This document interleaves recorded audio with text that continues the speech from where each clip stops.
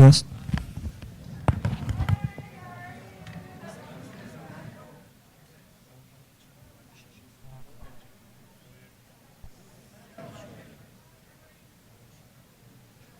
Hello, hello, mic test.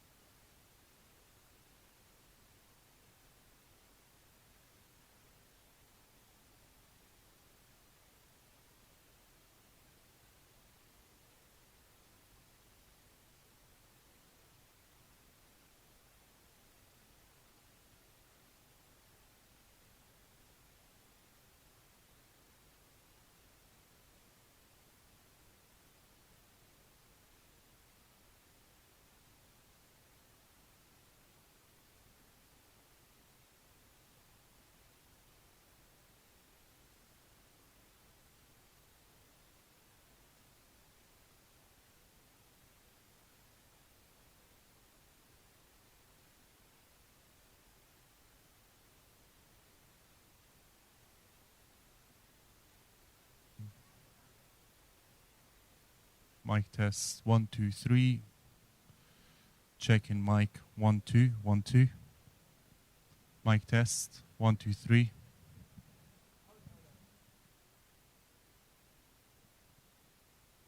Mic test 1 2 3. Mic test.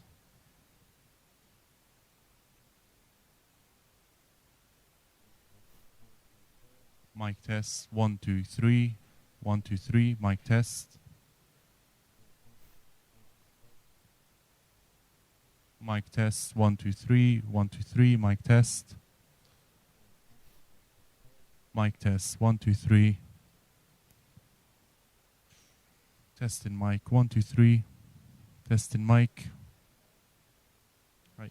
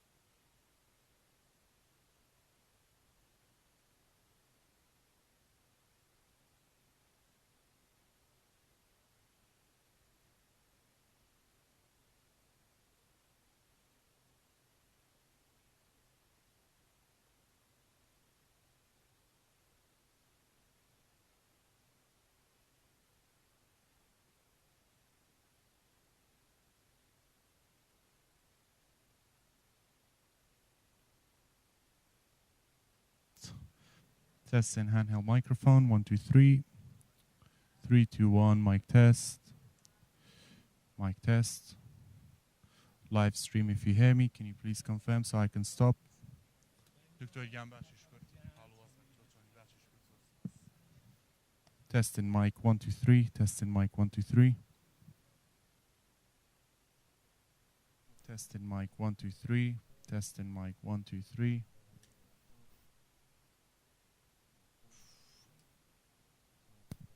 Ranch, do you hear me? Ranch, do you hear me? Mic test 1 2 3. Mic test 1 2 3.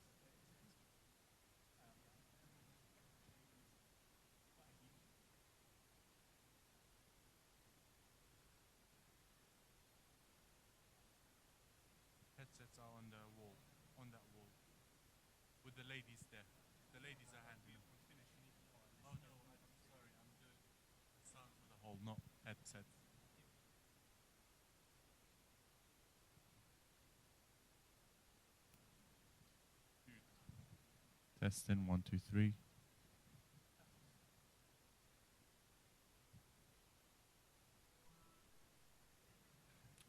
Testing 1, 2, 3. Testing 1, 2, 3. Mic test.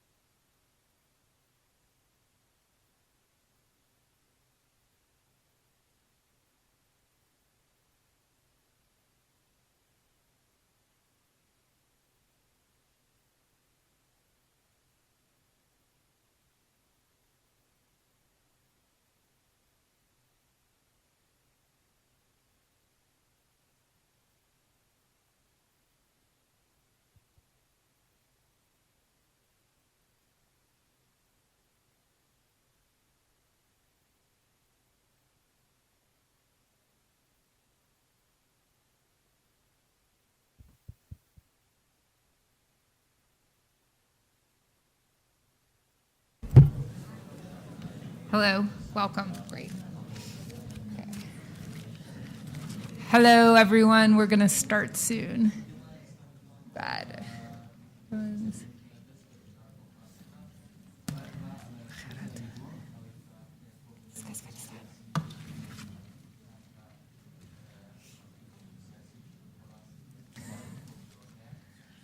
هون بخيرتون بيانيتان باش بخير بن بريزان أهلا وسهلا ومرحبا بكم في الجامعة الأمريكية في العراق سليمانية. I forgot one thing. Sayyadati wa Sadati. Welcome to all of you. We're really glad to have you all here. Welcome. Thank you for coming from Shingal, Sinjar, from Dohuk, from Sheikhan, from Bashika, from Erbil. These trips are harder and harder these days. So we really welcome all of you. And it's a great group here. I see a lot of familiar faces from previous work and a lot of new faces. So it's really wonderful to have you all here. I just wanted to mention a couple things with the translation. We have a small shortage of translation devices, but more are coming. So if there's a possibility to, with your neighbors, just for now, if you don't have a device and someone else does and you don't need it, if you could share, but more are coming now. So just bear with us, and we will have more devices on the way. And channel 2 for Kurdish, and channel 3 for Arabic. Say ثلاثة بالعربي دو اثنين للكردي. So that's for the translation. So my name is Christine Vanden Toorn. I'm the director of the Institute of Regional and International Studies here at the American University of Iraq, Sulaimani, AUIS. And so very welcome to all of you. This conference is a joint event between IRIS, the Institute of Regional and International Studies, and the Center of Gender and Development Studies, run by Dr. Choman Hardy. And this event was really to bring together survivors, people from Sinjar, from Bashika, from Sheikhan, Manatak, Zidia, together with those leading the on-the-ground efforts in the community, as well as international experts, people from the UN, from governments. Because of the situation, we've unfortunately had some cancellations, but still like a wonderful crowd, so thank you all for making it. And the vision and the mission of this conference is to bring all these people together to generate collaborative efforts and projects between survivors, people leading on-the-ground efforts, and international experts for progress and collaborative efforts in the community, in the Yazidi community. And there are 4 focus areas. One is the genocide case, thinking about justice for Sehesht, for what happened on August 3rd. Also to document what happened in Sehesht and August 3rd and the weeks after that. So that's the first focus, justice and documentation. The second focus is on women and Yazidi women who were abducted by Daesh, by ISIS, and thinking about trauma and recovery. So not about victimhood, but about moving beyond the victimhood for women. The third focus is reconstruction, thinking about education, livelihood, initiatives to, again, move beyond the victimhood that are going on in Dohuk and Nainawa and in Sinjar, in Bashika and Sheikhan, in these areas. Then the fourth focus is thinking about a political resolution, again, beyond what is currently the situation, a political resolution, and also social reconciliation. So again, thinking about under what circumstances people will go back to their communities, thinking about solutions. So those are the 4 focuses. And I'm now going to introduce Dr. Choman Hardy, who is the director of the Center of Gender and Development Studies. Dr. Choman is an experienced poet, author, academic with great work on Anfal and on gender and genocide, and her recent work, Remembering the Women. So we are so lucky to have her here at AUIS and to have her leading this center. So without further ado, here is Dr. Choman, and welcome. Thank you, Christine. And good morning. Welcome, everyone. Bakher ben, bakher hatin sarchava. I'm going to talk briefly about the conference, the concept of this conference, why we think it's important, but also I want to say a little bit about the Center for Gender and Development Studies, which is being formally launched in this conference today. This is our first major event. So first of all, the Yazidi genocide was very much gendered. What I mean by this is that Yazidi men and women victims were treated differently by ISIS. The men were selected for immediate destruction, while the women were kept alive to face sexual enslavement and forced marriages and forced conversion to Islam. All of these acts are in line with the UN definition of genocide, which not only includes murdering members of the group, but it also includes preventing birth within that particular group, i.e. transferring the women from their own community to the ISIS community and forcing them to have children from ISIS believers, and also forcibly removing children from one group to the other. All of these things have happened during the Yazidi genocide. We also know that when genocide happens in a community, efforts to document that genocide and to bring a case of genocide to court, as well as the media coverage that follows, is usually insensitive to the survivor's needs and ordeal.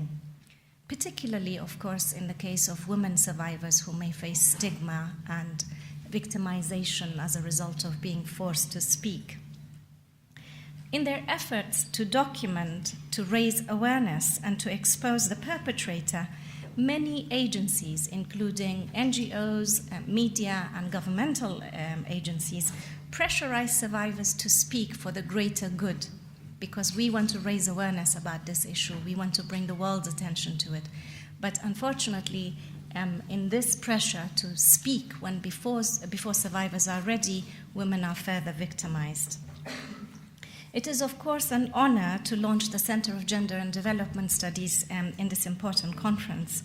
We firmly believe that knowledge that's produced in academic institutions needs to be disseminated via different strategies in the community it addresses. There's no point having academic institutions research and teach courses about gender when they are in isolation of the community they are happening in. We therefore believe that a holistic approach to change is necessary, in particular in the case of gender inequality. And the holistic approach must include conducting gender-related research, so we are hoping to increase and enhance research related to gender in the American University of Iraq Soleimani, but also promoting gender in the curricula by offering more academic courses to students, as well as disseminating knowledge in the community, and supporting development, governance, and economic empowerment for women. What do I mean by feminist knowledge that needs to be produced via research? What I mean by it is the kind of knowledge that's acutely aware of the way gender hierarchies work. It is hidden mechanisms, how it works without us knowing about it, and how it portrays itself as normal and right, because most of the time inequality becomes invisible and we think it's normal. We don't see it as injustice anymore. Feminist knowledge also includes learning how to challenge these assumptions that we have about normality. Activism is, of course, most effective when it's informed by feminist knowledge, and it tries to tackle the roots of the problem rather than picking up the pieces when a problem happens and things fall apart.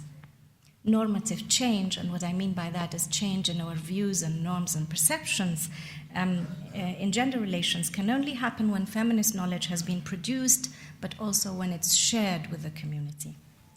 This is why we believe that academic work and activism, which are usually quite separate things, need to be more firmly connected. We believe that activists, women activists in the region, need to know more about theoretical issues, and we also believe that academics in the field of gender should be more involved in activism. I regularly tell my students that you do not need to be a woman to be a feminist. There are plenty of good men in this world who are aware of gender oppression and who fight it and who identify themselves as feminist. Feminist is not against men, it is fighting for equality of men and women. A survey we conducted recently amongst our students in AUIS shows that despite common perceptions and expectations, there is interest in gender-related courses. 62% of the students in the survey said they were interested in taking courses about gender. And more interestingly, 32% of them said they would be interested in taking a minor in gender studies, which is not what we're offering at the moment, but we're hoping to do that in the future. This is really hopeful finding because we believe that in the importance of education, especially when it comes to bringing about normative change. At the moment, AUIS offers one course in gender studies, and that's the one I teach, which is Gender, Media and Society. And I regularly meet ex-students who stop me in the courtyard and say, "You know what, Professor? You've ruined it for me. I now see sexist videos, I now see sexism in songs, in movies, in stories." And when they say that, I feel very happy. Even though I've ruined their happiness, I feel that I've done my job, because now they see the problem which they didn't before. Systems of oppression are hegemonic.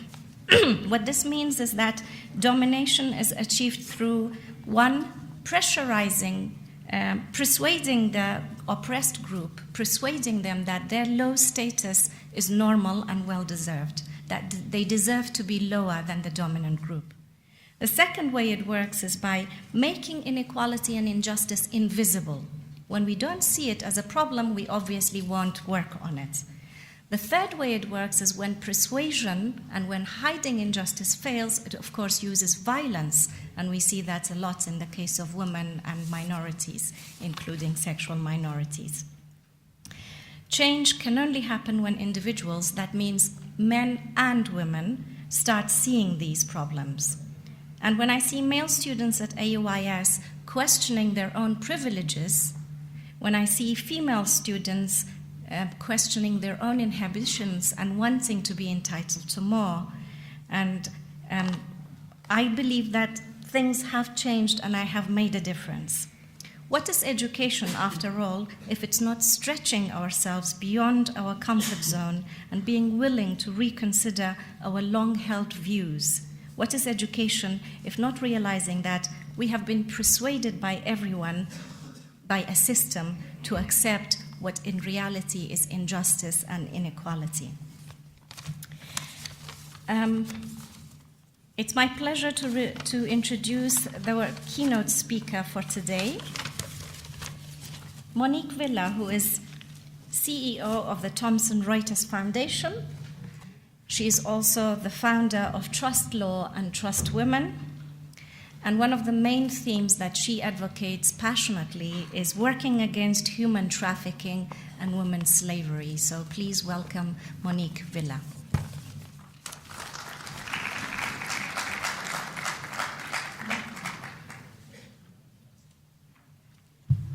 Thank you very much, Shaman, and it's difficult to follow a poet. I am extremely proud to be here. It's a great honor for me, and I congratulate the American University of Iraq for gathering such a formidable group of participants. Those leading the efforts on the ground, international experts, prosecutors and survivors, you all have a lot to share, and I am very much looking forward to hearing you and your different perspectives on this unfolding drama.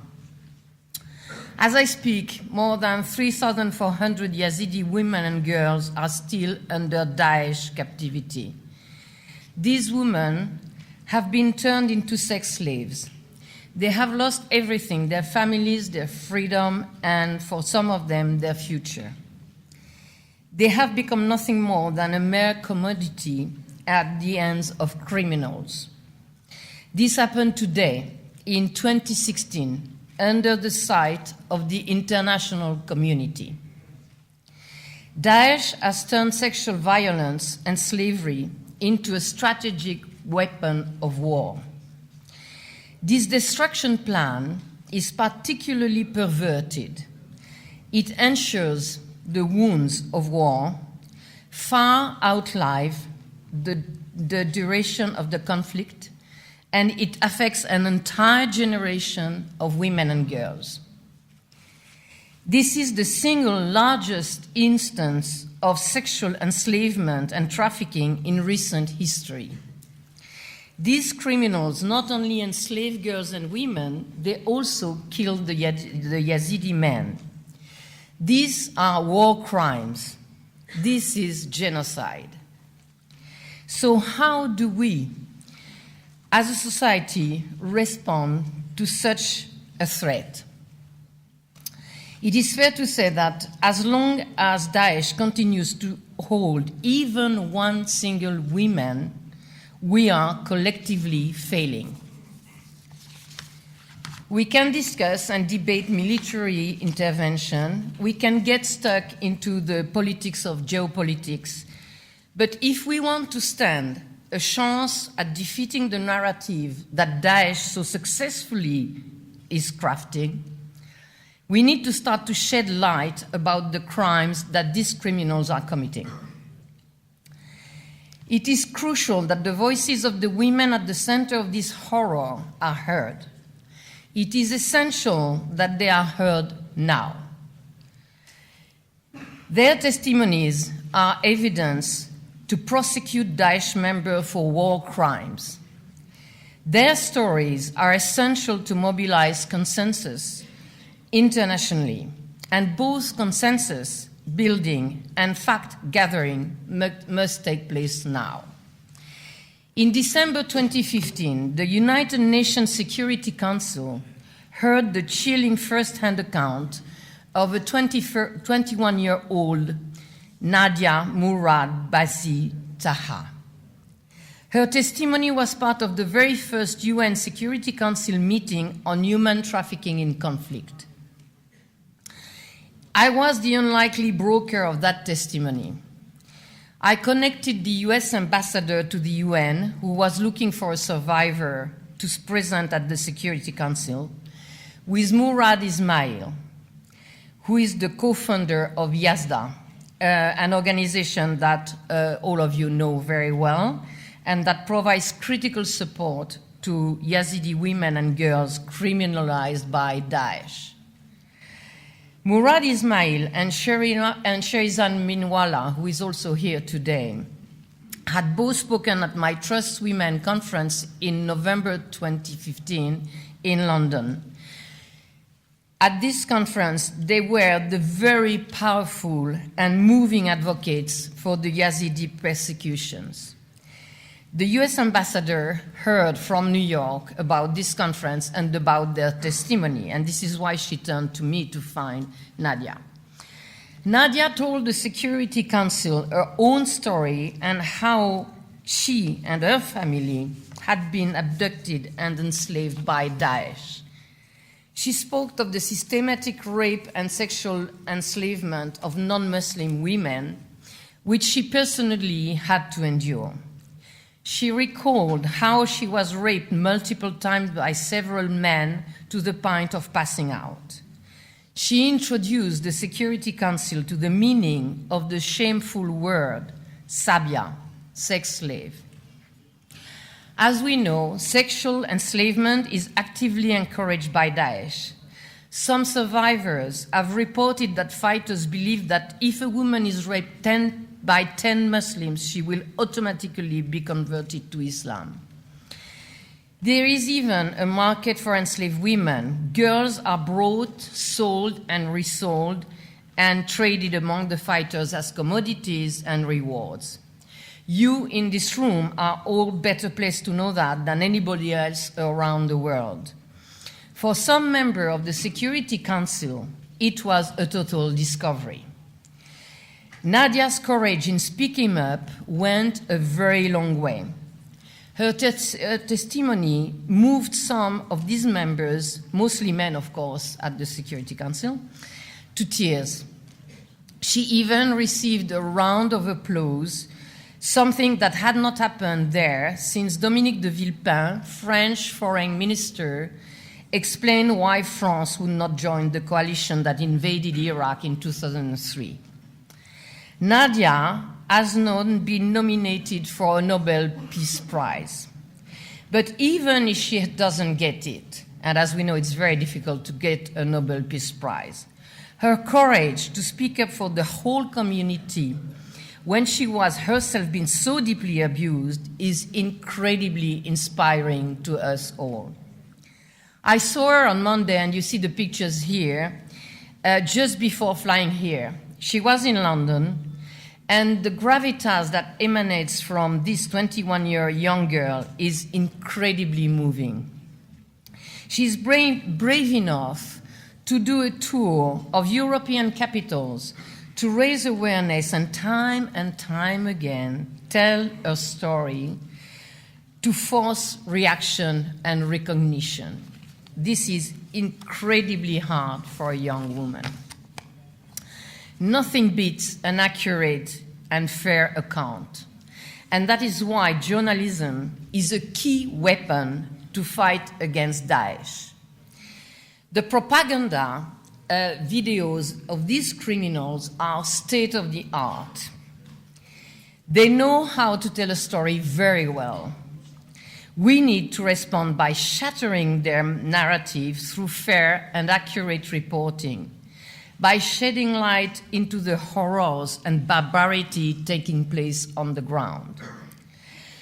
The Muslims and the freshly around the world need to see that Daesh is not creating a dream caliphate for the believers, it's just vilifying Islam and creating a feudal system which contradicts every basic human rights in the world.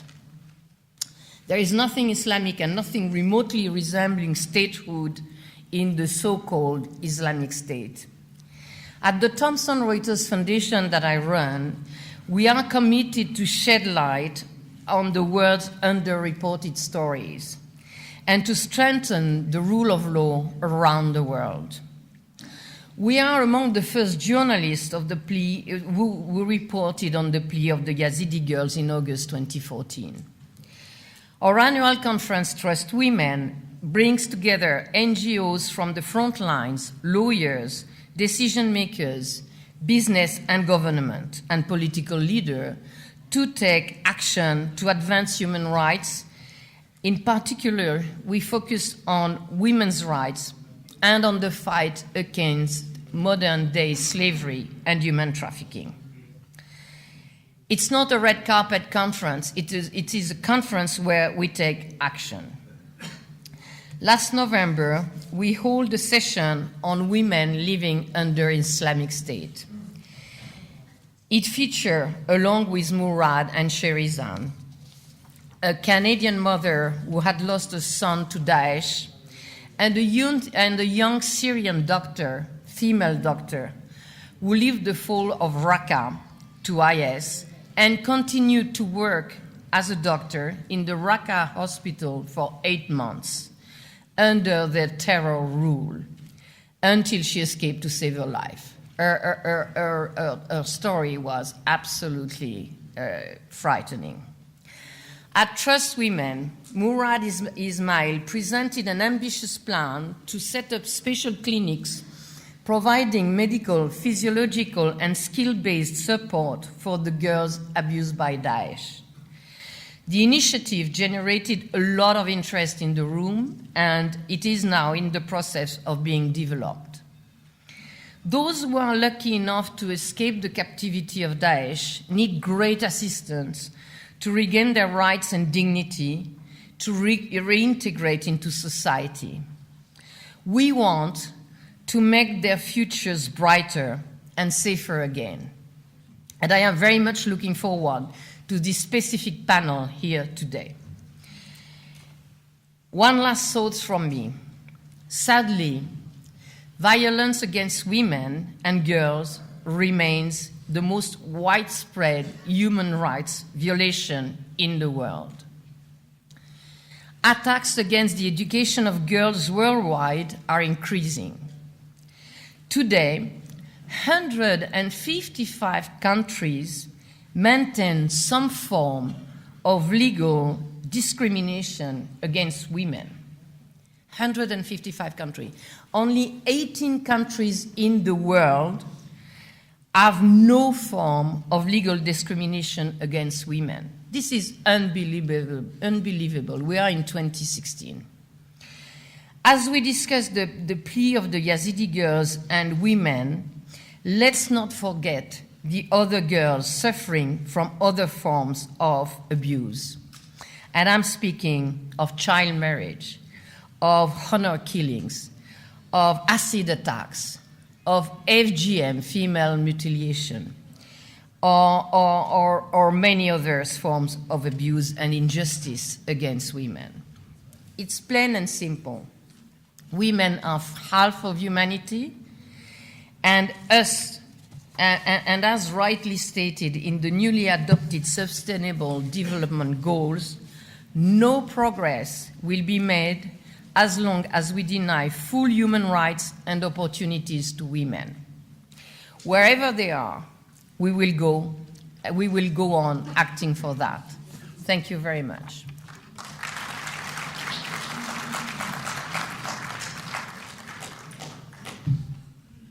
Thank you, Monique, for that powerful speech that, really reminds us that, whenever I talk to anyone from the Yazidi community, we start talking about politics or any topic, and it always comes back to the main demand, and the focus should be on returning the girls that are still under ISIS captivity and helping those that are back. So without further ado, we're going to have our first panel now, which is genocide case and documentation. If you were on that panel, if I could ask you to please come forward to the stage, that would be great. And please, if you could all turn off your phones, that would be wonderful. And the more headphones are coming soon for the translation devices, so bear with us. So again, if you were on the first panel, if you could please come to the front of the stage. Mr. Khatari and Mr. Dito, where else are we? Okay, thank you.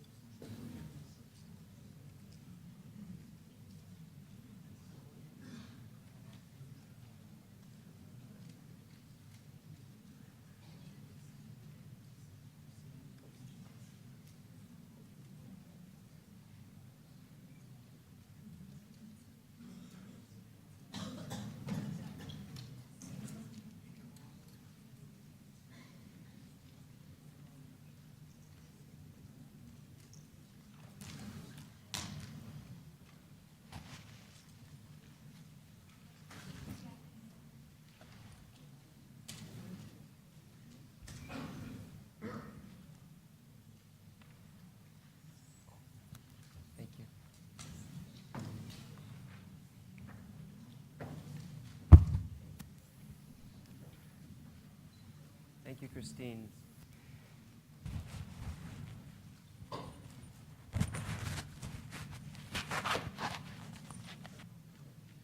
Genocide is not a spontaneous event.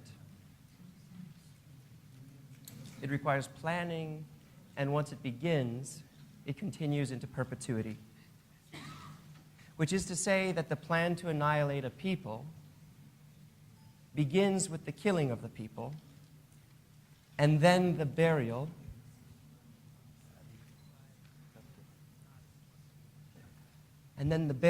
or the removal of the evidence, or the burning of the evidence, the erasure of the evidence.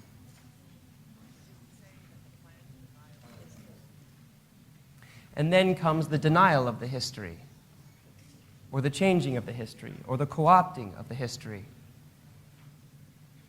And then eventually comes the forgetting. As such, once a genocide begins, it continues until there is forgetting.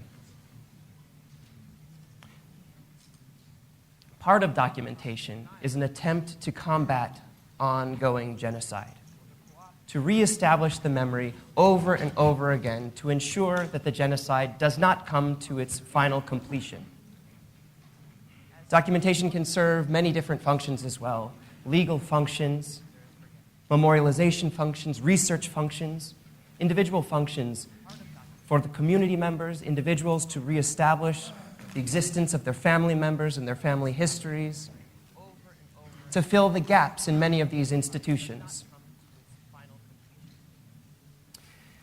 We know that the 2014 genocide against the Yazidi is ongoing right now.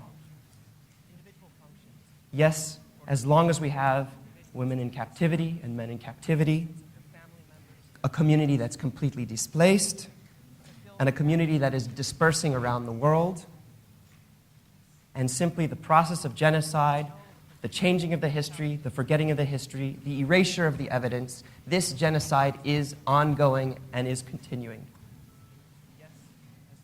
Today, we have a panel of esteemed individuals who have been engaging in the process of documentation for multiple purposes. Some of them legal, some of them for memorialization, some of them for history. And I think it's important at this time, when we have this panel, to always remember that we are serving the community and what their needs are. Sometimes on a community level, and sometimes on an individual level. So, because we are short on time right now, I'd like to keep some of these comments to about 8 minutes long, and I will give everybody a sign, a 2-minute sign before we complete your section, and then we'll move on. And then we will open up this panel for questions so we can respond to it. We have an hour and a half, so I'll try to keep this moving forward. I wanted to begin with Mr. Khatari. Your work precedes you. Everybody in this room knows of your research and your work, your writing. If you would kind of open up the window on how you go about your work, on what you've been doing, and ultimately your intentions and why you do your work.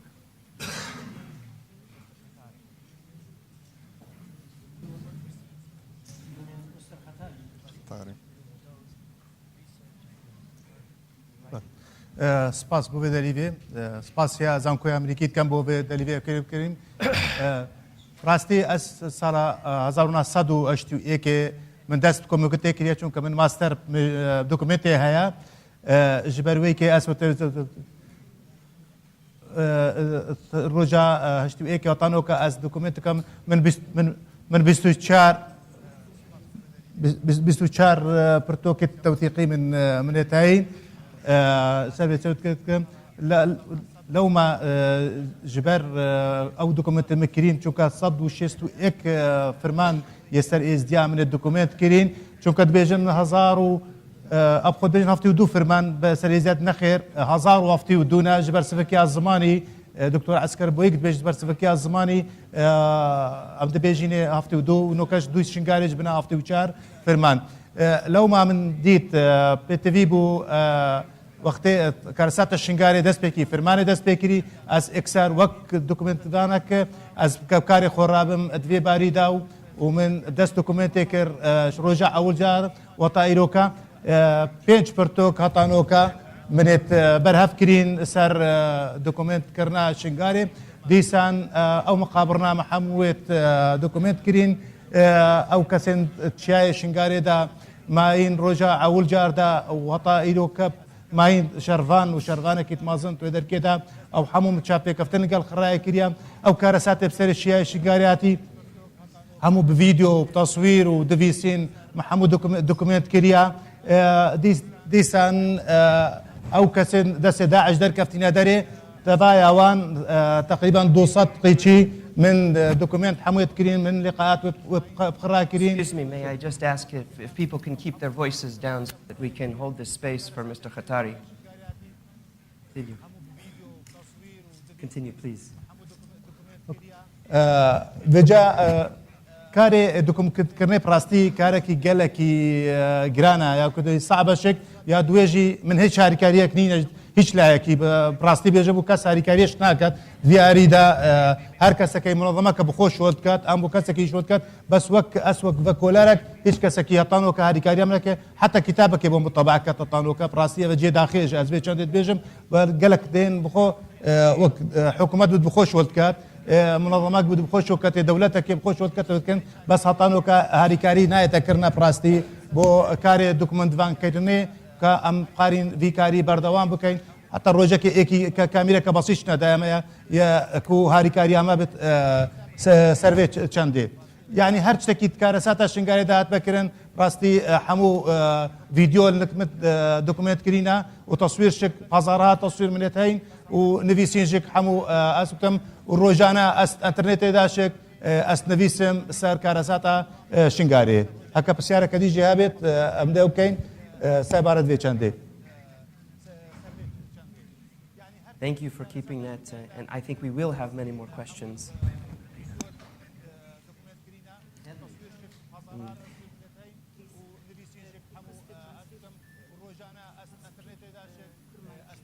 Okay. Yes. Thank you. If it's possible to speak in Arabic instead of Kurmanji today, the translators have an easier time with Arabic instead of Kurmanji.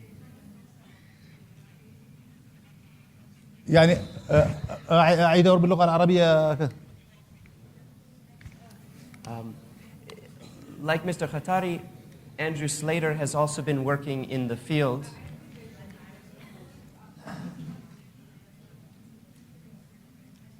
Andrew Slater is running the documentation project in the field with Yazda.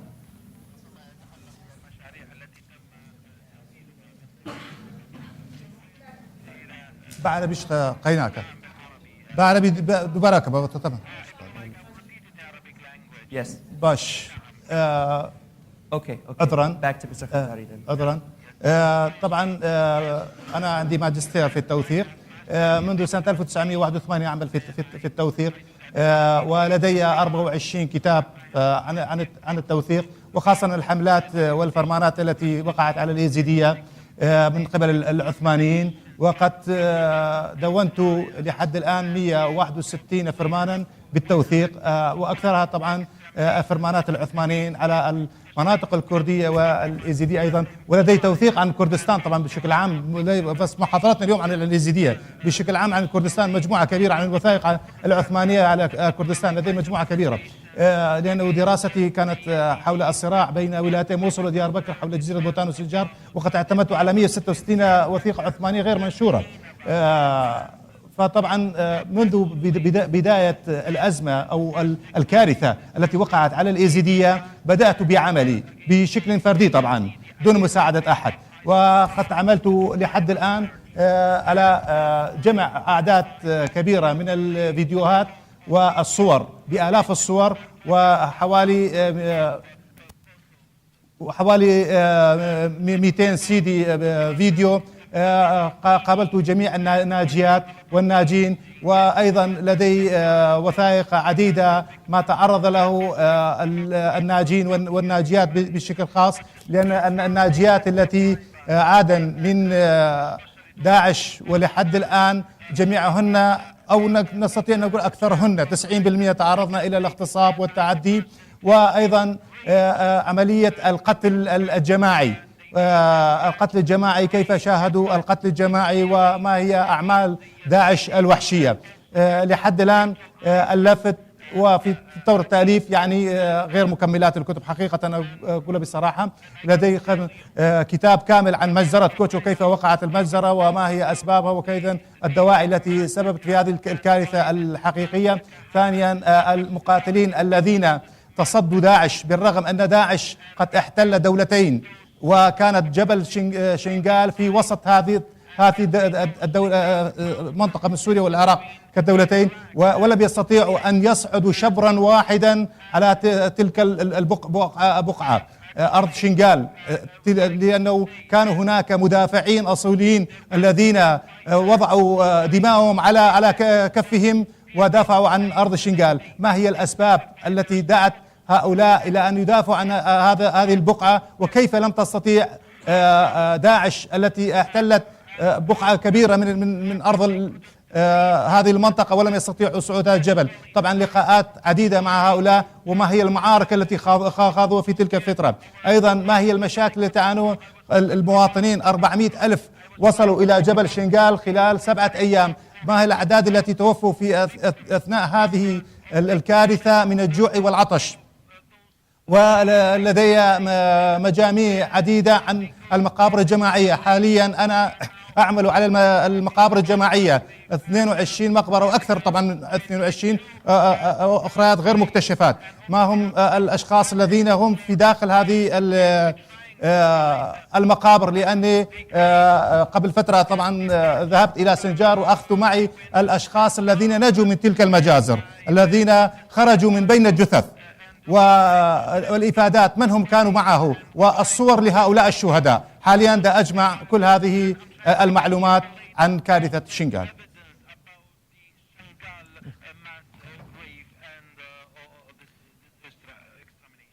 Thank you, Mr. Khatari.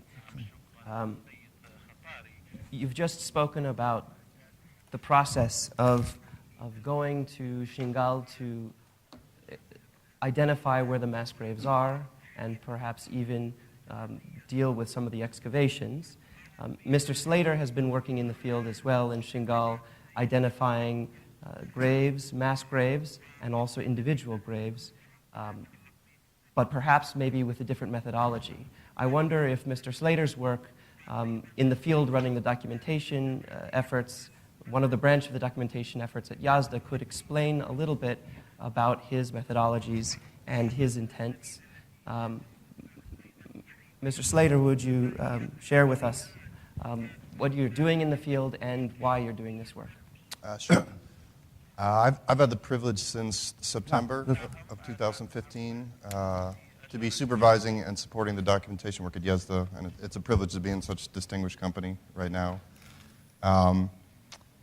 Our documentation approach at Yazda, which is a local Yazidi NGO that is graciously supported by the Yazidi diaspora in the United States and elsewhere, we have 2 main tracks that we focus on in our documentation. The first of which is studio recording of survivor testimony. We've developed a studio in Duhok where members of the community can interview survivors in a respectful way so that their testimony can be preserved in perpetuity.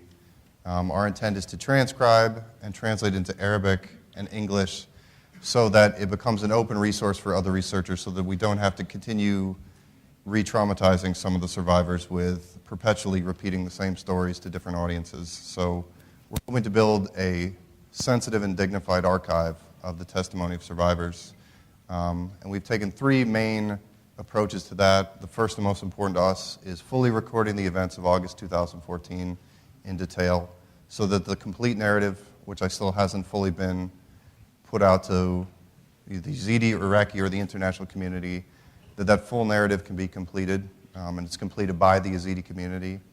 So our second track is to detail the full narrative of what's happened to Yazidis in captivity across Iraq and Syria. That narrative continues to today, and that is another extremely important focus of ours. And finally, testimony that preserves some of the heritage and culture of the Yazidi community so that the effects of the genocide don't lead to the loss of Yazidi culture. The other track is our field research out at Sinjar to sites of the genocide. And I thought I would share a particular location that I think kind of crystallizes some of the obstacles that we as documentarians face in recording what's happened at Sinjar, and some of the obstacles for the future. So an area called Solag, which is east of Sinjar city, south of the highway there's a mass grave, which was, I say discovered, but it was known that it was there, but it was finally accessed after the liberation of the south side of Sinjar in November 2015. This location is very close to what is still an active front line, so documentation work there is still extremely difficult. And the victims of that mass grave near the Technical Institute come from the town of Kojo, which remains unliberated. And I should mention that so many of the sites where actually the Yazidi genocide took place have not been liberated in Tel Banat, Tel Qasab, Kojo, Tel Azer, Siba Sheikh Khadri. These remain under ISIS control, and some of the most important stories remain behind those front lines. So we have the difficulty of the 76 possible victims that are located at the Solag site. We have to bring in international forensic experts that can properly remove those remains, properly document them with dignity, and properly account for what's happened there. And with the resources and strains on the Kurdish government right now, it's been very slow moving to make that process happen. So with the mass graves, we face the difficulty of bringing in the kind of expertise and dignity to that process that it deserves. And then north of Solag, there's an area called Gully Haji, which I visited last week. And Gully Haji presents a very different set of problems from the mass graves. Gully Haji is an area where thousands of Yazidis on August 3rd and afterwards fled from the southern collective villages south of the highway in an attempt to get to the mountain. Thousands of people were surrounded a single well at a single farm. And I think it should be mentioned, this wasn't only a genocide of bullets, this was a genocide of the conditions of the flight. This was in the middle of some of the worst heat in Iraq. People were attempting to flee without food, water, access to medical assistance. So many of the victims succumbed to the ordeal of exodus. So when we go to a place like Gully Haji, the individual there who can take us to the sites to identify where people died does not know who they were. And some families have come back to bury remains. Some families were separated from their loved ones during the flight. So there are innumerable individual tragedies all over Sinjar that have yet to be recorded. And in some instances, we're still trying to match up a person that we know was killed during the exodus and the location where a body was found so that we can return them to their loved ones with dignity. So Gully Haji presents a very different set of problems, and some people may say that it's too soon to be trying to attempt this kind of documentation effort because the conflict isn't finished. Men, women, and children are still in captivity. Many documentation efforts take place decades later. But our problem now is that so much of the documentation work is rapidly disappearing. We have to find these remains before they disappear, from weather to animals having access to the site. And if we don't move quickly, we're going to lose the story of what happened to a lot of these people. So we're trying very quickly with the work of many of the other distinguished gentlemen that are doing work on, as part of this effort, to build a complete record of what's happened across the mountain, because I don't think any of us is able to do the complete work by ourselves. So it's really a collective community effort to kind of organize all these materials together, and to highlight some of the biggest problems that if we look at Bosnia, we look at Cambodia, we look at Rwanda, one of the issues we're facing is that this is still a nation in conflict. The war isn't over. So it is one of our chief constraints when we're out at Sinjar, we hear fighting in the front line just a few kilometers away.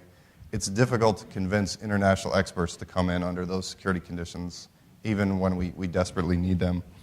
Not only that, but the entire community is displaced. It's hard to find a centered to the Yazidi community in terms of resources, in terms of the material support that we need to do this kind of work, and we're very dependent on external access because so much of the Yazidi community has been displaced and impoverished by what's happened. And we also don't want to provide any false sense that we have a full accounting for of everyone, and I think this is very much a work in progress. So when we talk about the number of victims we found, the number of mass graves that have been found, this is just where we're at now, and we're still trying to develop a full tally of what's happened to the Yazidi people. So I think while there's many obstacles, I think I would add to what others are probably going to say, that it's urgent that more effort be put into the documentation effort, and that more access to external resources is brought to bear on the issue. Thank you. Mr. Jito, I understand as a member of the Nineveh Provincial Council that you are also engaging in documentation work with a particular focus or with an intent to push forward perhaps legal cases, I don't know, at the local level or national level. Could you talk about perhaps how you're working together with other partners, how you're going about your work, and if the fact that it is disputed territories poses problems with some of your goals of this work? Okay, thank you. صباح الخير جميعا. سيد وشتو الشنغالي رئيس كتلة التآخي والتعايش في مجلس محافظة نينوى. بصراحة لأهمية التوثيق قمت وصار عندنا عبرة ومن الإبادات التي حدثت قبل كارثة سنجار، ومنها كثير من الدول ومنها ما حدث في حلبجة. فقمت من يوم 3/8 حدث ما حدث في سنجار، قمت من يوم 4/8 بتوثيق ما حدث من جسر فيش خابور وبين النازحين، ولحد اليوم مستمر بالتوثيق، لأن التوثيق مهم ويعتبر من العلوم الشرعية منزلة وأشرفها مكانة. وهناك علم الوثائق يسمى بأهم من العلوم المهمة، لأنه يبين كافة العناصر بين أطراف العقود ما له وما عليه من واجبات. ولأهمية التوثيق ما رأيته قمت من أول يوم بالتوثيق. وهناك 3 أنواع من التوثيق، ما يسمى بالتوثيق العرفي والتوثيق العصري والتوثيق العدلي. وأدقها أنواع هو التوثيق العدلي، لأنه يتم تحت إشراف القضاة ومن خلال الشهود والأدلة الإثباتية والإثباتات القانونية.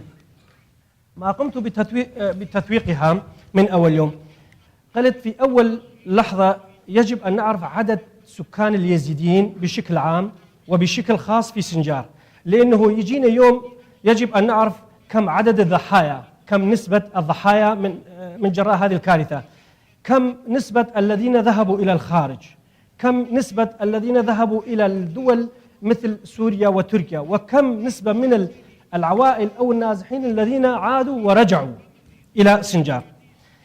طبعا عدد سكان اليزيدية جمعت من 3 مصادر، وقارنت بين هذه ال3 مصادر إلى أن وصلت من النسبة الحقيقية 99% تقريبا.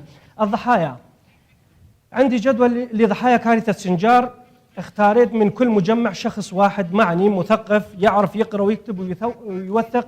كل أسبوعين نجتمع لتحديث البيانات، عدد الشهداء، عدد الأسرى، عدد المفقودين، عدد الذين تم تحريرهم من يد داعش.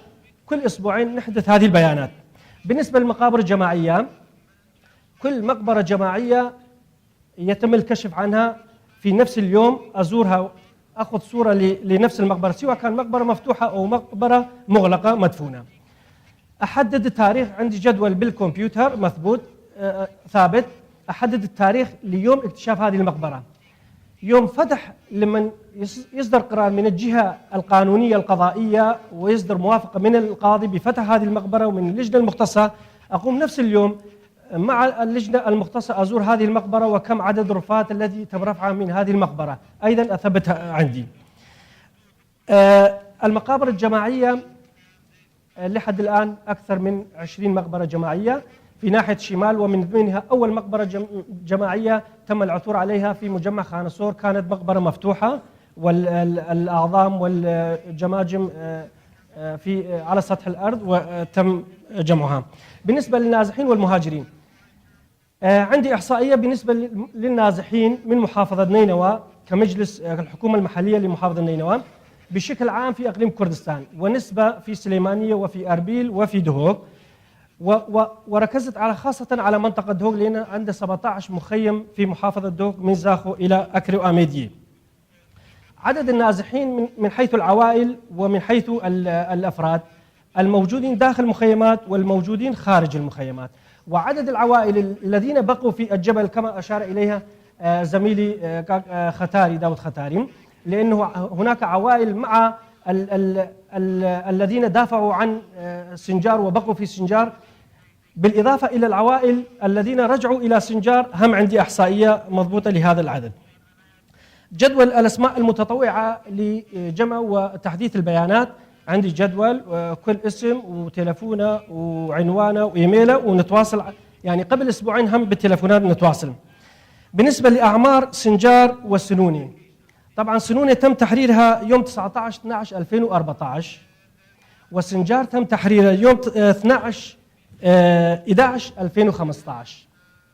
المفروض بعد سنة من مرور على ناحية الشمال الذي يعتبر أكبر ناحية على مستوى العراق من حيث المساحة ومن حيث عدد السكان، 148,000 نسمة ناحية سنوني ناحية الشمال. بعد مرور سنة لحد الآن الخدمات ما متوفر بها، الخدمات الأساسية التي هي الأمن والكهرباء والماء. اللي استفادينا من تحرير مركز سنجار هو توفير الأمن في ناحية الشمال. لحد تحرير سنجار ما كان هناك موجود الأمن في ناحية سنوني ناحية الشمال، من ناحية الشرق من ناحية قولات وحردان، ومن ناحية الغرب من ناحية البارة.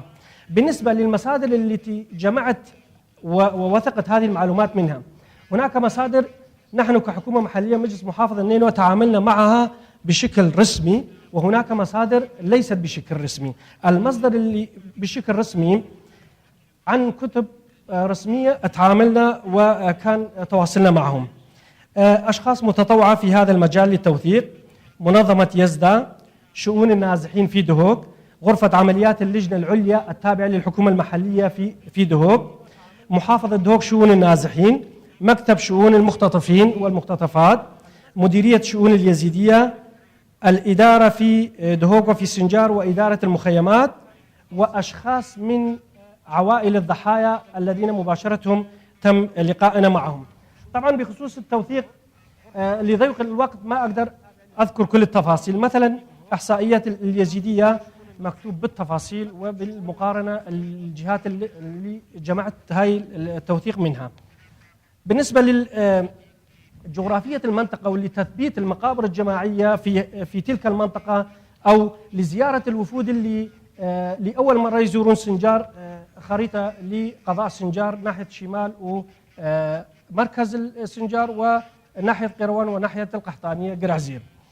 طبعا هذه الخريطة أفضل من هذاك لأنه أنا سويتها بيدي، اشتغلت بها أكثر من 3 أيام واتصلت به، لأن كل المعالم المتعلقة باليزيدية موجودة في هذه الخريطة من حيث المعالم الدينية، الجغرافية، القرى القديمة، المجمعات القسرية في 75 الذي صار لليزيدية. بالنسبة للمخطوفات والمخطوفين والناجيات، 6255 مفقود من هذه الكارثة، منهم 2377 ناجية وناجي لحد يوم 7/2/2016 يعني قبل يومين 3. 3878 لحد الآن لا يزالوا بيد داعش، منهم 1999 إناث و1879 ذكور. In the last 30 seconds, if you could, just for translation, slowly repeat these numbers in the last 30 seconds. جدول عدد ضحايا كارثة سنجار، هذا الجدول مثبت عليه كل مجمع، ومن خلال هذا الجروب المتطوع كل مجمع، مثلا مجمع خانسور لحد يوم 7/2 كذا شهداء، كذا مفقودين، كذا ناجي وناجية من هذا المجمع، وكذا كل المجمعات. بالنسبة للمقابر الجماعية، جدول بالمقابر الجماعية يثبت الموقع وتاريخ اكتشافه وتاريخ فتح المقبرة. إحصائية المخيمات. I think we won't have time to go through all of the Okay, different okay, tables okay, and okay, no information, but we can return to some of these statistics in the Okay. question section. عدد أعمار سنجار مقسمة إلى قواطع، مثلا قواطع التربية، قاطع الصحة، قاطع البلدية، كلها في سبيل ماذا نعمل في أن نبني شنغال مستقبلا. مشروع العودة، ماذا المطلوب منا أن نعمل في سبيل أن يرجع النازحين ليس بشكل ضغط أو بشكل تهديد، يعني هم من ذاتهم من اختيارهم يختارون الرجوع إلى منطقتهم. الكتب الرسمية الصادرة من مجلس المحافظة الجهة الشرعية الممثلة لهذول النازحين لأنهم من أهالي نينوى يوم Thank you. I'm going to have to 21/8. stop you right now. We can return to this in questions. Just 2 minutes. I'm going to have to cede the table to Honorable Mohammed Amin. Yes.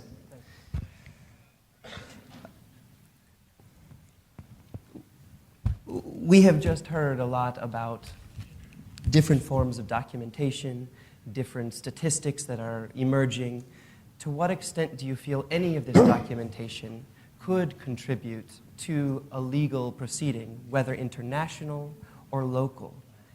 If yes, then could you explain what the road to get there would be like, how to get there, and how do you envision any sort of legal proceedings? Even if this documentation has nothing to do with those legal proceedings, could you explain how you envision that road, whether at a national level, international level, or local level? What kinds of proceedings you could envision?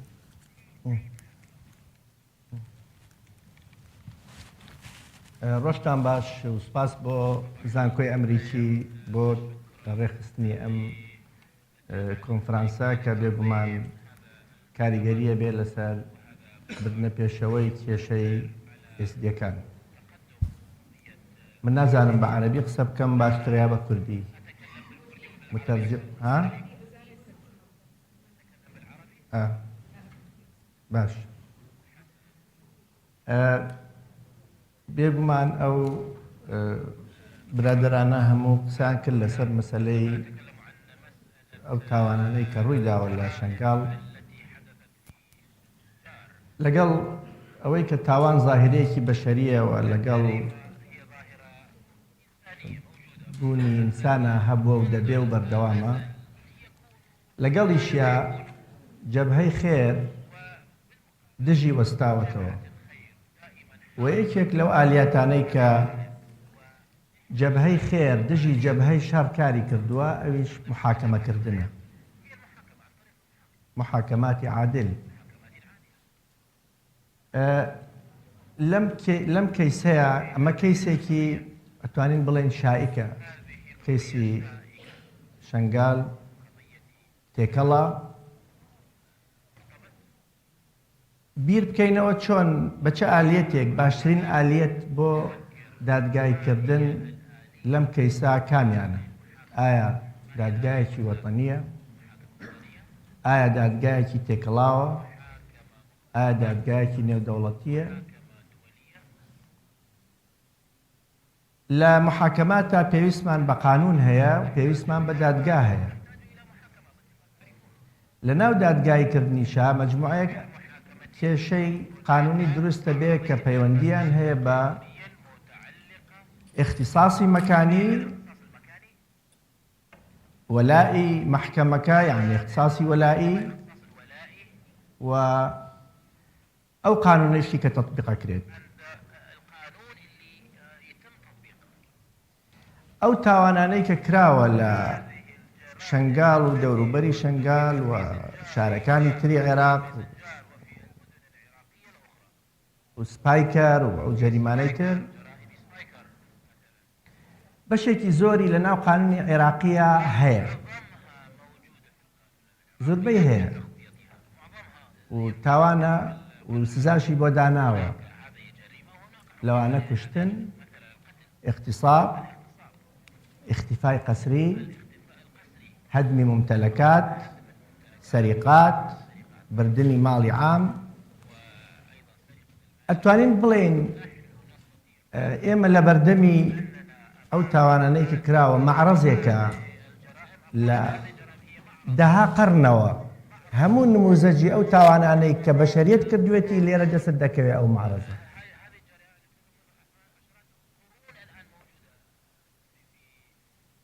ئەگەر بە قانونی وەتەنی بڕۆین چییە و قانونی نێودەوڵەتی بڕۆین چییە؟ قانونی نێودەوڵەتی گرنگترە طبعا، چونکە لە قانونی نێودەوڵەتی مەسلحەی نێودەوڵەتی مەسلحەی مجتەمع بە شێوەی گشتی مجتەمعی دەولی تایە زەرەرمەند بووە. ئەو تاوانانەیە کە مەسلحەتی کۆمەڵی نێودەوڵەتی تایە زەرەرمەند بووە.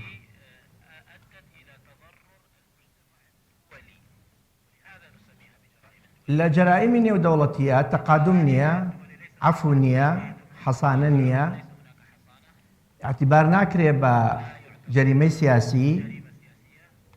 ئەمانە هەمووی ممەیزاتی ئەوەن کە ئەگەر بە اعتیبارمان کرد بە تاوانی نێودەوڵەتی، لە ناویانە تاوانی ئیبادەی جەماعی.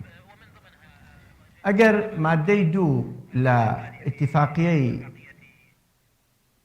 منع ومعاقبة إبادة الجنس البشري كالنوي كاني دومي كانوني يكمي صالي 1948 لأمم المتحدة درشو كتعريف إبادة جماعي كردوا ومادة 6 لقانوني نظامي روما الأساس أيش كتعريف إبادة جماعي كردوا أو تاوانانا أتوانين بلين تطبيق بيه لم حالته.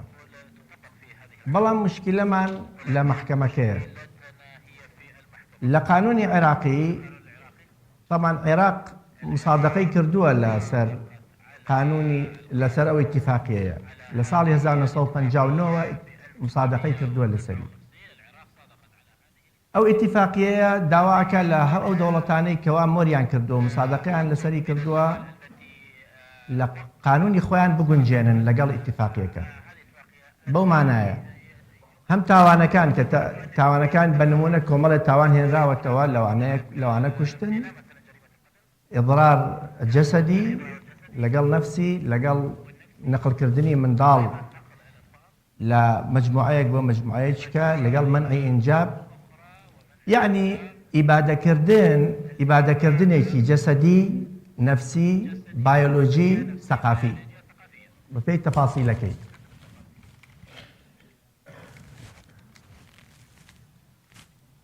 لا باش ئەو کەمە ئەو 2 دقە شتە تۆزێککە زیادی کەم بە 2 دقە تەواو ناکەم. سەبرم لێ بکە نەختی.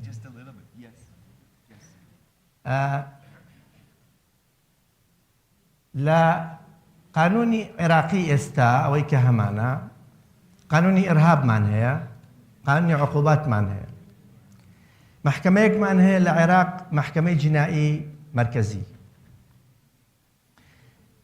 بەپێی اختصاصی مەکانی سنجار لەو شوێنە متەنازعانەیە کە لا يزال تابعة بۆ حکوومەتی اتحادی بەپێی اختصاصی مەکانی. بۆیە بە بۆچوونی من مەسئولیەتی یەکەم بەپێی تشکیلی بۆ تشکیلکردنی محکەمەیەک یان کە خۆی هەیە ئەوەیە کە لە حکوومەتی اتحادی تەحملی بکات. بەڵام اختصاصیش بۆ هەرێمی کوردستان هەیە، چونکە کۆمەڵێکی زۆر لە مەجنی عەلەیهیم لە ناو هەرێمی کوردستانە ناتوونەتە ئێرە. بۆیە شائکە ئایا لە قانونی عێراقی باس لە نەسێکمان نییە عیقاب دانێ بۆ جەریمەی ئیبادە، بۆ نمونە یا جەریمەی دژی ئینسانی. ئەرکانی جەریمەکانی دەولی هەمووی لەم حاڵەتانە هەیە، هەر یەک بە نەوعێک، چ جەریمەی ضدی ئینسانی بێت، چ جەریمەی ئیبادە بێت، چ تاوانی حرب بێت، چ بەپێی قانونی وەتەنی بێت. بەڵام ئێمە ناتوانین ئەو تاوانانە ئەرکانەکانی هەیە، بەڵام لە قانونی عێراقیان نییە. جەریمەی ئیرهاب هەیە، جەریمەی ئیرهابیش ڕاستیەکەی محکەمەی جینایی مرکزی مختصە پێی کە لە بەغدایە. دەبێ ئەمە لایەنێکیان. لایەنی دووهەم ئەگەر بچێ بۆ محکەمەی جینایی دەولی لاهای کە ئەوە بەڕێی من اختیارێکی بەکەڵکە ڕاستە محکەمەی جنایی دەولی تەکمیلەی خلاص finished I'm giving you an extra minute because of our challenges. محکەمەی جنایی دەولی عێراق مسادقەی لەسەر نەکردووە ئەندام نییە تێیدا بەڵام بۆ ئەم کێشەیە وا بەکەڵکە بچێ بۆ محکەمەی جنایی دەولی لەبەرەوە بە بڕوای من و واقع واڵێ کە قەزای عێراقی قەزایەکی لاواز و ئەتوانم بڵێم ڕووخاوە ڕەنگە لە مستەوای محاکەمەکردنی ئەم جۆرە تاوانانە نییە لاوازە لە هەموو عێراقا بە هەرێمی کوردستانیشەوە بەڵام ئەو حەجمە گەورەی یا ئەو وەقع گەورەی کە محکەمەی جنایی دەولی دەیدا بە قەزیەکە باعتیبار ئینتیهاکاتی حقوقی ئینسانە شکاندنی مەبادیئی ئومەمی متحیدە و مەقاسیدی ئومەمی متحیدەیە کە لە ئیتیفاقیەکە بینای لەسەر کراوە و شکاندنی مەبادیئی دەوڵەتە متەمەدینەکانە ئەمە ئەم کێشەیە زیاتر گرنگە بەس ئیشکالی قانونیمان هەیە لەسەر ئەوەی چۆن بچێ بۆ محکەمەی جنایی دەولی عێراق مسادقەی لەسەر نەکردووە سێ طریقە هەیە یا ئەوەتە مەجلیسی ئەمن داوا لە مدعی عامەکات بڵێ تحقیق بکە یا ئەوەتە دەوڵەتێکی تر طرف داواکات یاوەتە عێراق بۆ خۆی داواکات ئەمەش خیارێکی کراوەیە لە بەردەمی عێراق خۆیان بڵێ من داواکەم ئەم لەعین تەنازل لە ئیخساسی خۆی بکە هەرچەند تەکاملیە جا عێراق بڕوان داوا بۆ بکات ئەگەر داوای کرد یعنی اعترافەکە بە لاوازی لە قەزای خۆی ئەمێنێتەوە سەر محاکەمەکردنەکە ئەم خیارەتانە کراوەیە و لە هەر لایەک بێ مهم ئەوەیە تاوانباران بە سزای خۆیان بگێنن چ لە محکەمەی جنایی مرکزی بێ چ لە محاکمی ئیقلیم بێت و چ ئیحالە بێ بۆ محکەمەی جنایی دەولی یان خیارێکی تریشەیە کە ئەویش محکەمەیەکی تایبەت لە بەقەرارێک لە مەجلیسی ئەمنەوە دروست بکرێت کە ئەوە خیارێکی قورسە بە بۆچوونی من و ڕەنگە قازانجی نەبێ بۆ قەزیەکە چونکە ئەوە بە ئاسانی نایەتە دەست زۆر سپاس. Thank you. Professor Waters, we've just heard Honorable Amin discuss some of the possible roads to pursue international justice or local justice. In your estimation, what are the prospects for any of that? And does any of this documentation, as your understanding of some of these international court proceedings is, and how they go about their fact-finding mission, does any of this documentation have anything to do with some of those prospects? How do you envision this? Okay, thanks. Is this on? Thanks. Well, so Taylor, as you mentioned at the very start, genocide is... I'm not hearing you. Am I... Oh, there you are. Okay. Is that all right? Yes. All right. So, as you said before, genocide is a planned event. It's not spontaneous. I think it's true that the response also is. This is not something that simply happens organically. It also has plan and... Can you hold your microphone and we'll reset the time. How's that? Yes. Better? Thank you. Okay. So I said something brilliant, but you couldn't hear it. So genocide is a planned event, and so is the response. And I want to talk about that today. That the events in Sinjar, and I would refer to them as events, and I want to signal by this something I hope not to be misunderstood. We're here to discuss genocide, but also to consider how these set of events will be perceived. I personally have no problem with describing them in those terms. I don't wish to be misunderstood about the moral nature of these events or their seriousness. But as a professional matter, I am quite skeptical that there will be or likely be an authoritative description of these as genocide in legal terms. So we can all agree upon the moral seriousness, but if we're thinking about a response to these events, we have to think about strategy, we have to think about the usefulness of different techniques, and we have to predict likely outcomes. It's not enough to simply think about the moral consequences or outrage. We have to think about realistic possibilities and limits to what we can do. So we just heard from Judge Rizgar some quite eloquent discussion of why a trial in Iraq is difficult, both jurisdictionally and I suppose politically. One thing I would say to start, I agree that it would be best to do it here, and also that it is probably impossible to imagine a trial in Iraq anytime soon. I don't think that it follows from that just because it is impossible here, that it has to happen in The Hague. It is also difficult to imagine it in The Hague. It's not impossible, but unlikely. And it doesn't tell us whether it is actually advisable or necessary that we pursue a case as pursue our response as an international criminal law response as opposed to something else. So in my remaining, 7 minutes, I want to consider why exactly the ICC and why is this to be framed as genocide as opposed to something else. So there are, as Judge Risgaard already began to discuss, there are a number of very practical obstacles, the first of which have to do with jurisdiction. As you mentioned, there are a number of possible ways that this case could come before the ICC, but all of them are quite difficult to imagine practically happening. Right? The Security Council could refer this, Iraq could join the court, but I think, as we already heard Judge Risgaard suggest, there are very legitimate, compelling reasons why we would expect Iraq not to do this. If you join the court, you do not expose only ISIS to the jurisdiction of the court, but everyone else in Iraq as well, and I think we can understand that there are many actors in the KRG in Baghdad who would rationally be concerned that they might also be the targets of prosecution. So this seems very unlikely. There are other paths, like pursuing individuals in ISIS who are the nationals of states that do belong to the court. This has never been done at the court. We can at least note that as a fact. This has not been a strategy that has been used. And there might be good reasons why the court and other nations would be reticent to pursue this. It also would, of course, only produce a very patchwork response because most of the actors doing the killing and the raping are not from countries that are parties to the statute, to the Rome Statute. So you could only pursue some people and not others. You would have a very anomalous situation in which you are prosecuting one individual for a massacre and not the person who was literally standing right next to him committing the same acts or even ordering those acts. So that would be a very unsatisfying approach, and again, unlikely as well.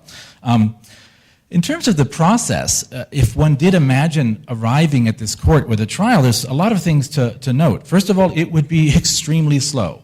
It is possible for this court to move quickly, as we saw in the Libyan case, bringing charges in relatively short order, but the normal default mode of international criminal law is glacial slowness. And I note here, as was mentioned, this set of events, this genocide or set of massacres is ongoing and has been for, the better part of 2 years. As a matter of strategy or prediction, this is not a promising fact. This suggests that we are not in the urgent response stage, but rather we have already missed that moment, and we would expect the response of other actors who might bring pressure on the court to be relatively minimal. Just as an example, just last week or the week before, the court authorized an investigation into possible war crimes in the Russian-Georgian War of 2008. Right? That's how long this process can take, so years might pass. As for the documents, I think it's important to note that there are real limits to the usefulness for the court of documents gathered in the way that has been discussed here. So I'd like to stress, I think the work that Andrew and others have described is tremendously valuable in its own right, should be pursued. But to pursue it as an instrument for the court is actually very problematic. We have very good evidence from other places, like the former Yugoslavia and Rwanda, that outside actors gathering information actually is perceived by the court as useless or less than useless, actually tainting the evidence for legal purposes.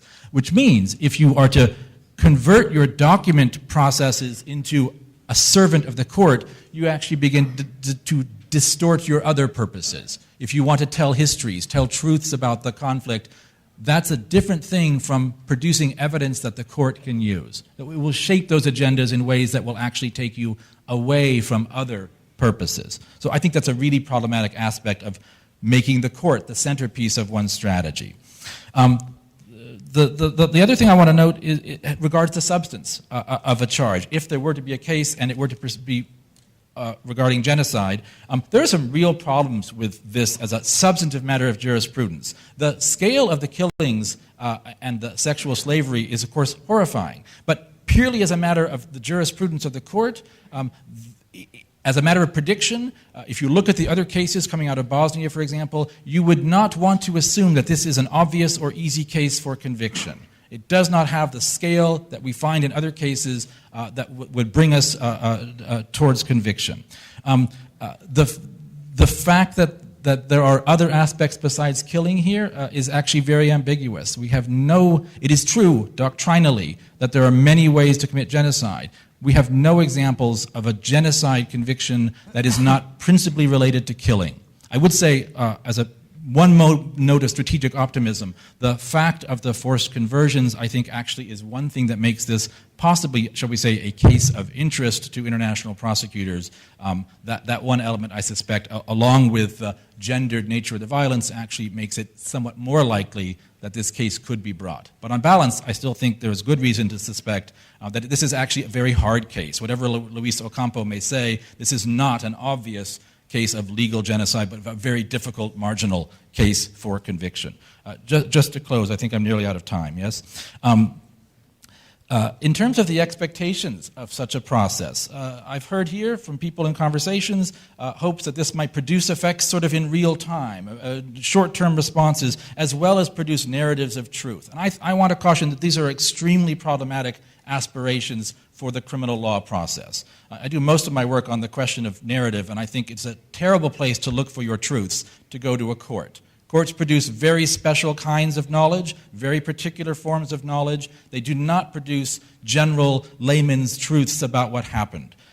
Also, for real time, there's lots of evidence, as I say, that these processes are so slow that they will not produce any effects in the short term. And I've heard several people discuss the idea that the genocide case will help mobilize international attention to the other real problems of the Yazidis, for return, for security. I think this has the equation backwards. Right? International trials do not mobilize the international community. The community becomes mobilized, and then it has a trial. I think this is how it works.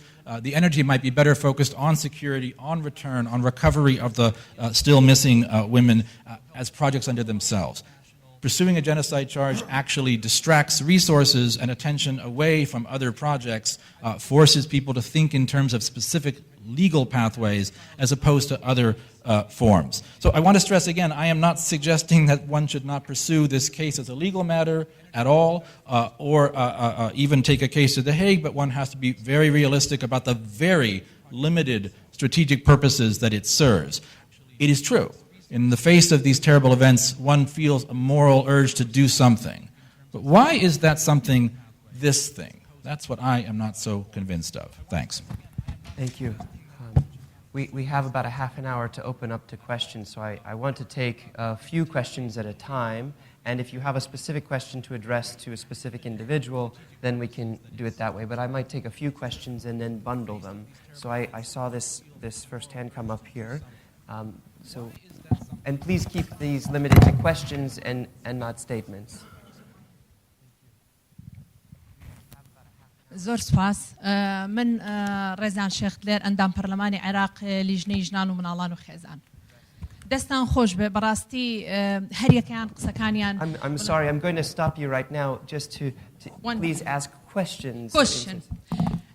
هەمومان ئەزانین لە کاتی ئێستا ئەوە نەماوە کە بڵێن ئەزانین کە لە کاتی ئێستا ژنانی یەزیدی یاخود یەزیدیەکان جەریمەی جینۆساید بە تەواوەتی بەسەریانە تەطبیق بێ بەڵام ئیشکردن لە دوایەمە تەنها ئەم قسەکردانە و ئەمانەی کە دۆکومنتمان چۆن کۆ کردوتەوە لە هەر جێگایەکا بێ هەمومان جارێکی تریژەوە تەکی دەکەینەوە کە ئەمریکا بۆ ساڵی 2014 لە کۆتاییە کە ئەعلانی کرد بۆ تیجارەتکردنواتە هومان ترافیکین بە ژنانی یەزیدیەوە دژی ئینسانیە دواتە بە قورسترین تاوانی دانا بەرامبەر بە ژنانی یەزیدی ئەمە یەکێکە لەوانەی کە دۆکومنتێکی ئەساسیە لە لای ئەمریکا ئێمە هەتا ئێستا ئایا ئەوان ئەو دۆکومنتانەیان بە یاسایی بە قانونی لە لای خۆیان کۆ کردوتەوە کە بتوانێت ئێمە بە هیچ وەکو بەڕێز حاکم ڕزگار وتی بڕوا ناکەین لە کاتی ئێستا هیچ دادگایەک بتوانێت لە ناو عێراقا دادگای یەزیدیەکان بکات مەسەلەیەکی تریشەیە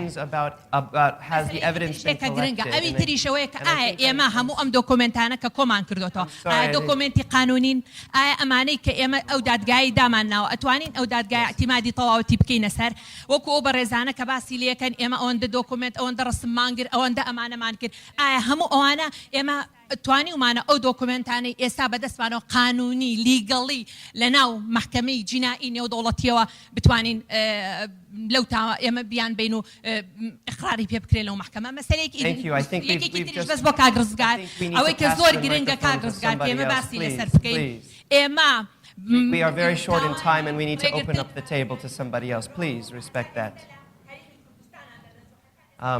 And I think we've also just heard that the response to this whole panel is that this documentation may or may not serve. So before we have Honorable Amin answer this question, I'm going to ask two more questions. If one question here and a question, please. And if you go on, I need to stop the microphone. بواری دوکیمنت کردن دەبێت گشتگیرتر بێت ئایا ئێوە پرسیار بۆ کاک داود و بۆ کاک سەیدۆ ئایا ئێوە کە دۆکیمنتاری ئەو ڕووداوانەی شنگالتان کرد ژمارەی ئەو پێشمەرگانە کە لە لیوا و فەسیل و جیاجیاکان بوون دۆکیمنتان کردووە کە شنگالیان And this is a statement. Can I ask for a question here? بە سفر فیشک تەقاندن بە سفر بریندار بە سفر شەهید ئایا ژمارەی ئەو چەک و تەقەمەنیانە سەیارەی دژی گولا کە پێشمەرگە لەوێ بەجێهشت و دژی ئێزیدیەکان بەکاری هێنا دۆکیمنتان کردووە؟ Okay.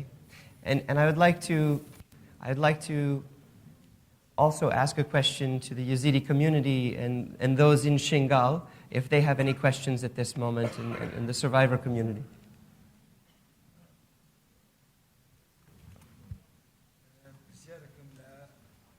Wait for the microphone, please.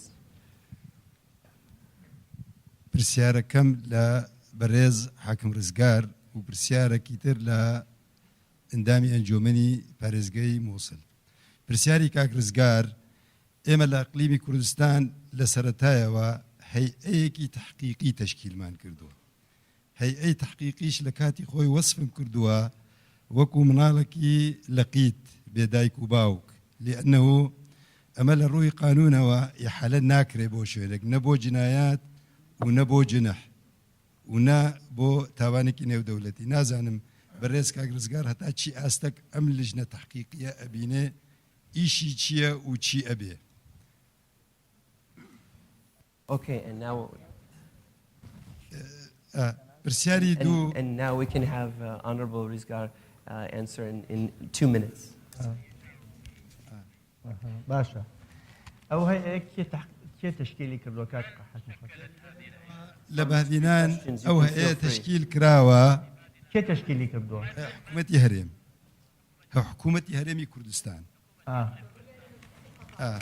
ئەزانی هەموو کۆکردنەوەی دەلیلێک ئیسفادەی خۆی هەیە لە کاتی خۆیان ئەو لیژنەیەش ئەگەر لیژنەیەکی قەزایی بێت قازی تێدا بێت و نایمەندەی عامی تێدا بێت باشترە بەڵام تۆ پێویستە محاکمی دهۆک و شێخان و ئەو محکەمانەی کە هاتوون محاکمی بەدیل پێویستە ئەو قازی و نایمەندەی عام ئەوانە هەموو وەساکانت کۆیکەنەوە ئیفادەی مشتەکیەکان وەربگرن و دەلیلەکان کۆ بکەنەوە ئەوانە مەلەفن لە سپەینی هەمووی قازان جێدێت کاک حاکم مەبەستم لە ڕووی قانونیەوە ئەم شتانەی کە ئەمە کۆم ئەکا ئەبێ یارمەتی محکەمەی پێ بدات مامۆستا ئەبێ یارمەتی محکەمەی پێ بدات ئەو وردەکاریانە دەبێ بێت دەست قازی محکەمەی تحقیق مختصە بەوە چکە لە ئەخیرا محکەمەی تحقیقە ئیحالاکات محکەمەی تحقیق ئەکرێ استفادە بکات لەو وەسایقانەی کە ئەو هەیئەتە کۆیەکاتەوە هەر یەکە بەقەدەر خۆی نرخی خۆی هەیە و دوایی خۆتە زانی مەتروکە بۆ محکەمەی مەوزوع تەقدیرکردنی ئەدیلە هەموو ناوعەکانی ئەمە پرسیارێکی تریش دروستە کاک حاکم. We have to move on to maybe one quick question, one very short question. یەک پرسیارەکە ئەوەیە ڕووداوی شنگال لە شنگال بووە شنگال 180 کیلومتر دوورە لە شوێنی ئەو محکەمەیە لە ڕووی اختصاسی مکانیەوە ئایا ئەمە چۆن دەست پێەکە تەبعیەتی ئیداری گرنگە لێرە تەبعیەتی ئیداری گرنگە لە ناو شنگالە خۆی محکەمە هەبووە محکەمەی تحقیق هەبوو محکەمەکان ئێستا بەدیل چۆنی بەدیلیان نییە ئەم محکەمەیە ترین طریقە بۆ ئەوە پێویستە ئێستا لە شوێنی بەدیلەوان تحقیقاتی خۆیان بکەن ئەم محکەمەیە محکەمەی شنگال نییە محکەمەیەکی تشکیل کراوە بەم بارودۆخە لراسية محكمة تحقيقانية كتابعي محكمة جنائي مركزية نبي أوانت التحقيق كان بلام إيوه خوتان أصلي سؤالك بلا محكمة جنائي مركزية ساري دوام Okay, thank you so much. لو برزك اندامي انجومني محافظي موصلة بحسي كومالك تشتي حساسي كر لسر ديكومنت ولا سر تعمير ولا سر دنيا كرد بشامي شريف بس نازنم آية أوشتانا كي كردوا وكي أكا وشون قانونية رأيي كي لواني أوي ورقي راوا خاصة كردناوي قوري بكومل زور اشتكي آسان نية هەگەر شوێنێکی مختص نەبێ DNI شتەکانی بەدەستی نەبێ تیمەکی تایبەتی ناودەوڵەتی نەبێ هەتا ئێستش تیمەکی ناودەوڵەتی مختص نەڕۆشتۆ ئەوێ وابزانم لە ئەخیرەوە نیازە بۆ یەکە بڕۆ. We understand that question as a question of jurisdiction, but before we continue with that question, I would like to have a few more questions. One right here, one right here. And then we will also address that question about jurisdiction. Yes. Thank you very much. پرسیارەکەم بەڕاستی بۆ حاکم ڕزگارە لە ڕووی قانونیەوە دەتوان لە هەرێمی کوردستان محکەمەکی جینایی تایبەت دروستکەن کە بۆ ئەو تاوانە لەبەر محاکمە و جەنابش گوتی لە هەموو عێراق سەقەتە ناتوانانی شەک بکەیت دەتوان محکەمەکی جینایی لە ڕووی قانونی لە کوردستان دامەزرین کە تەنها بۆ ئەوە بکە ئیستیفادە لێ دەکەن یانە. I wanted to ask only if it is possible to make a local criminal court, special local criminal court for this issue. We will address that in a moment. One more question here and then.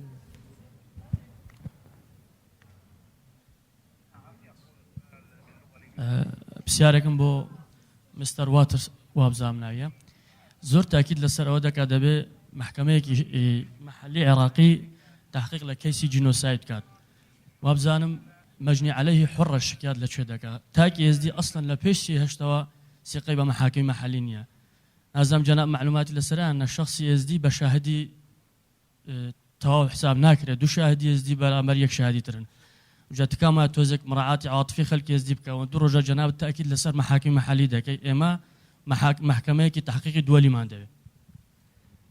Thank you. And a few more questions.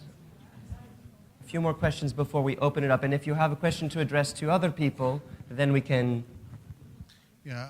أنا وليام وردة من منظمة حمورابي حقوق إنسان من تحالف الأقليات العراقية. كل أركان التي اتفق عليها في تعريف الإبادة الجماعية موجودة في شنغال تقريبا أغلبها لكن هناك تحديات في المحاكمة نحن نعرف أن الأمر سيكون بطيئا لكن نحن يجب أن نستمر المهم يجب أن لا يفلت المجرمون من العقاب يجب أن نطرق كل أبواب سواء كانت محكمة وطنية أم دولية أعتقد يجب أن نشتغل على نظرية الاحتمالات إذا كان القضاء العراقي غير مؤهل إذن ليس أمامنا خيار آخر سوى التوجه إلى الخيارات الأخرى أن نطلب ونضغط على الحكومة العراقية الطلب من مجلس الأمن لتشكيل محكمة خاصة مثلا السؤال هل هناك مثل هذا الطلب قدم إلى الحكومة المركزية أو الضغط إلى الحكومة المركزية لتقديم مثل هذا الطلب شكرا A few more questions.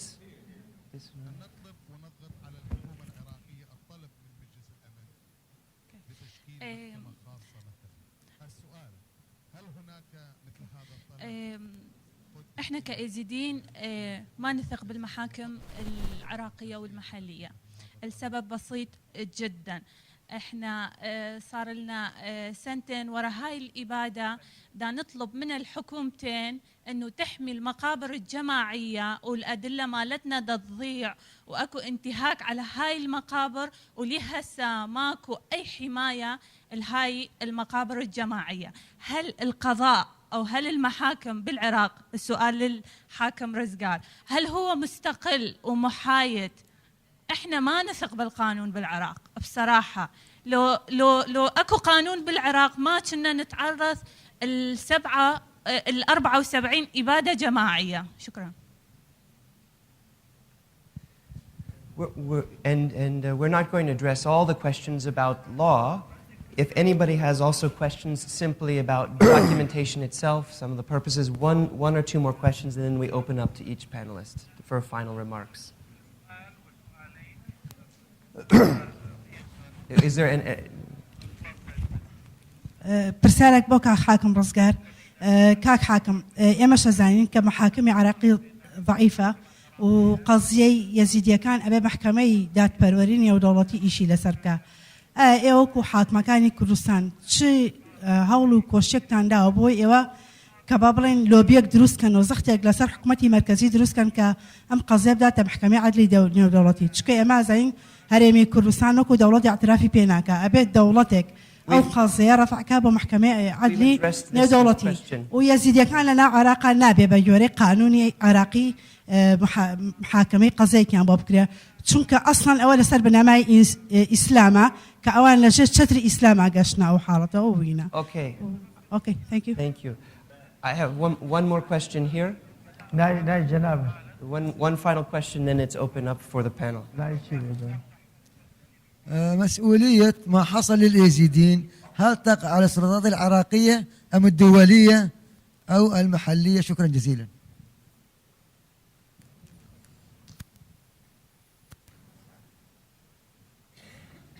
Okay, and let's start, since many questions were addressed to you, Honorable, we'll start with you. If you could just limit to 1 minute.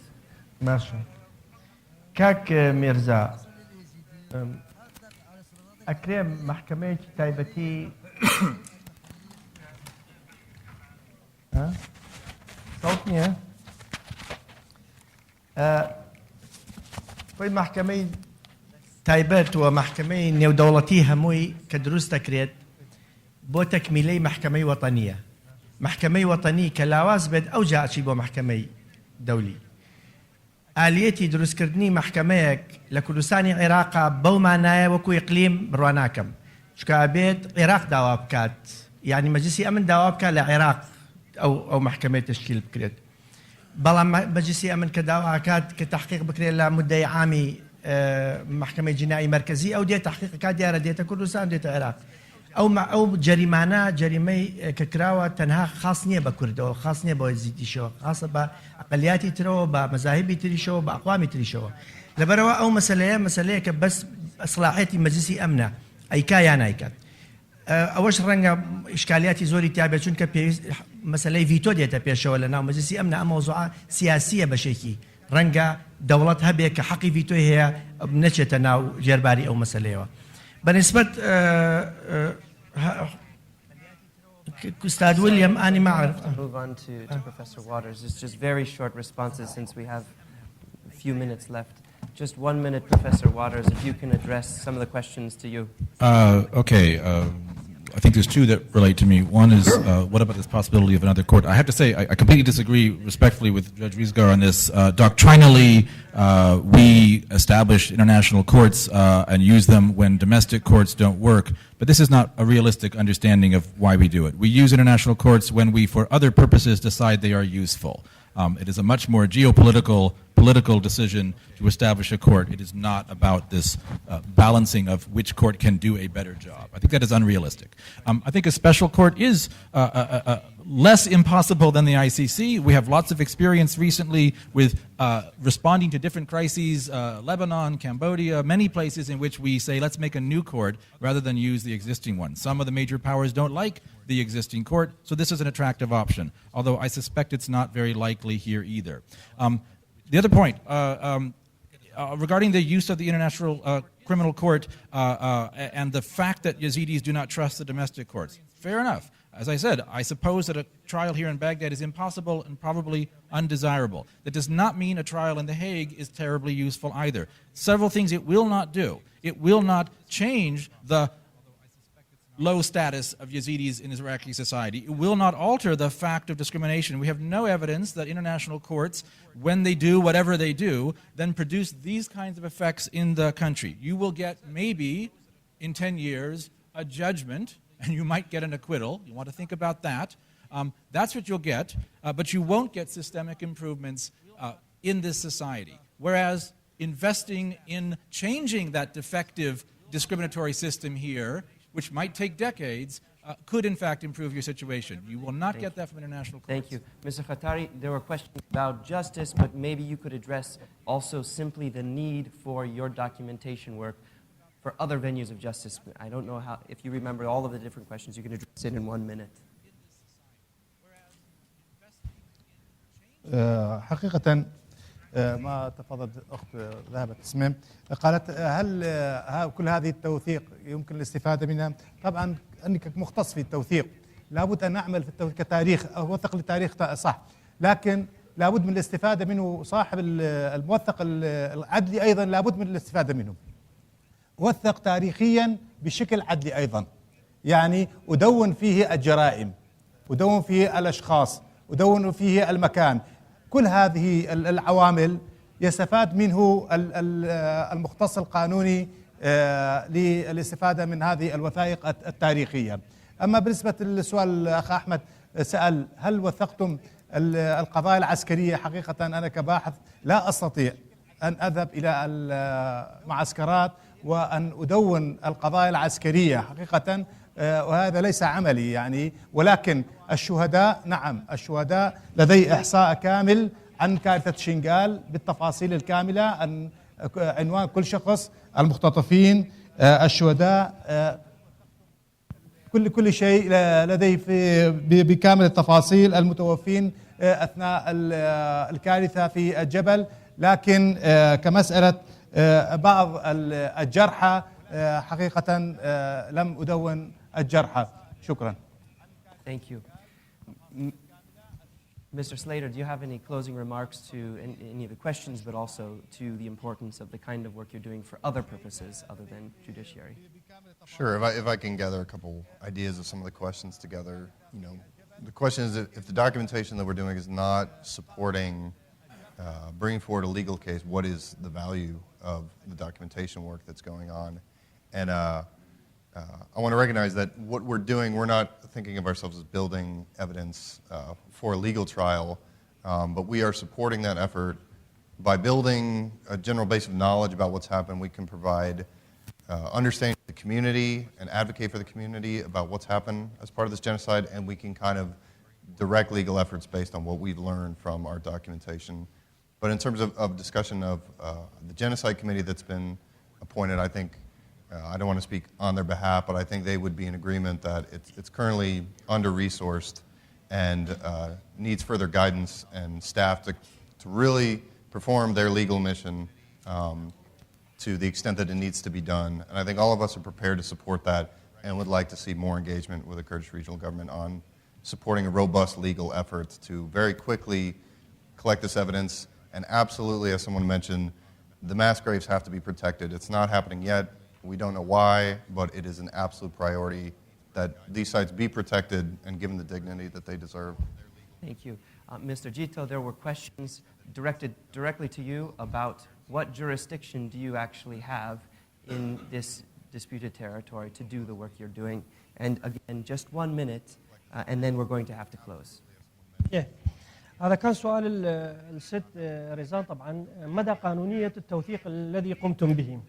طبعا مثل ما أشار إليه زميلي وحاكم رزقار بأنه يجب أن يكون التوثيق والأدلة والشهود وإثباتات لدى جهة مختصة قضائية، والدليل عندنا في دهوك هيئة جمع الأدلة والإثباتات للتعريف بالجينوسايد.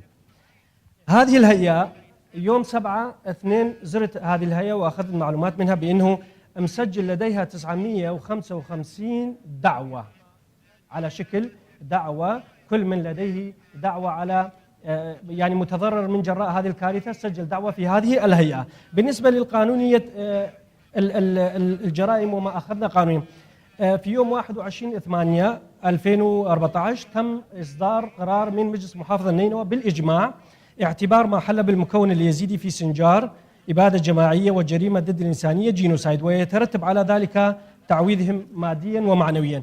إقرار آخر رقم 100 يوم 28. Mr. Jito, I'm sorry, I'm going to have to stop you. I think there are many questions that still remain, and a lot of these conversations can happen in the halls during the conference today. And one final outstanding question is that all these actors and workers in this field What does the Yazidi community want? Do they want this kind of documentation effort? And how do they want these efforts to proceed? How are they consulted? And how do all of these organizations and entities and individuals work with the community to do the kind of documentation and storytelling and memory creation that they want? And I think that remains the outstanding question as to how all of us work together within the community that we're talking about. Thank you so much. We're going to have to close right now just because we are late with time, but we are going to take a 10-minute break. So if you'd like to use a minute in this 10-minute break, people will be walking out and you can conclude your remarks in 1 minute, but 10-minute break.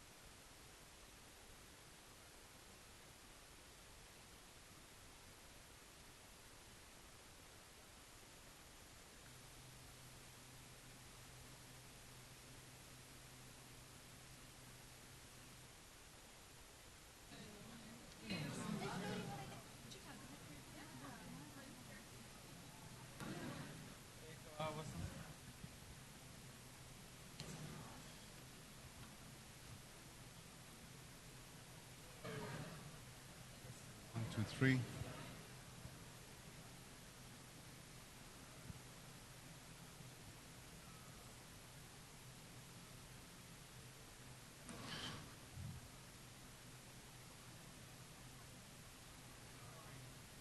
Testing 1, 2, 3.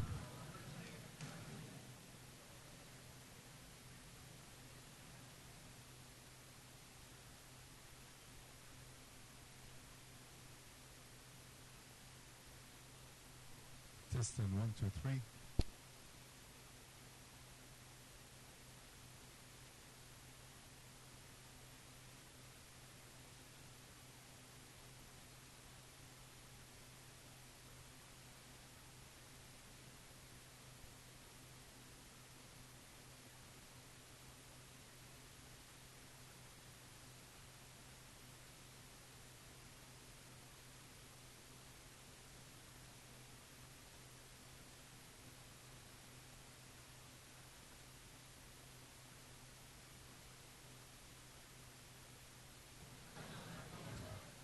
Testing 1, 2, 3.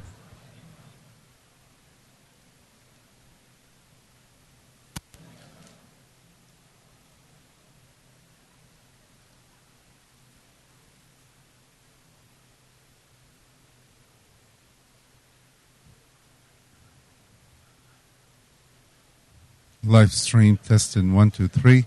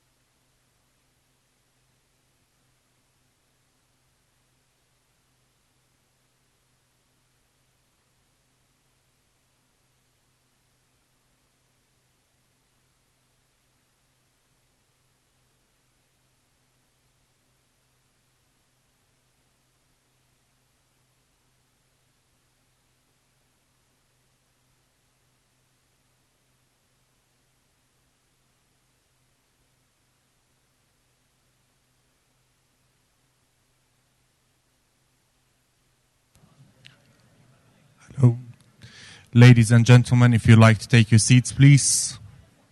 We would like to reconvene. Thank you very much.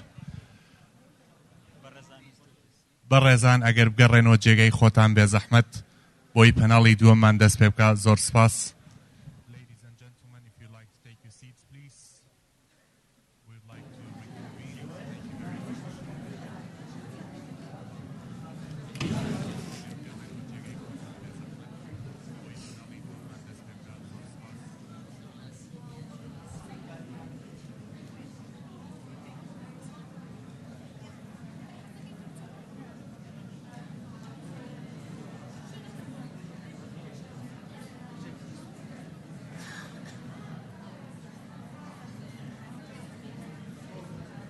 Ladies and gentlemen, if you'd like to please take your seats. Thank you very much.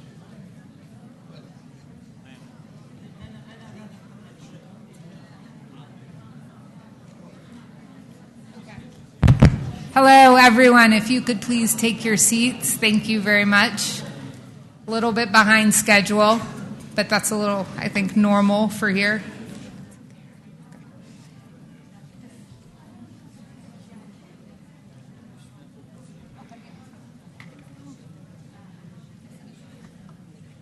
We are going to start.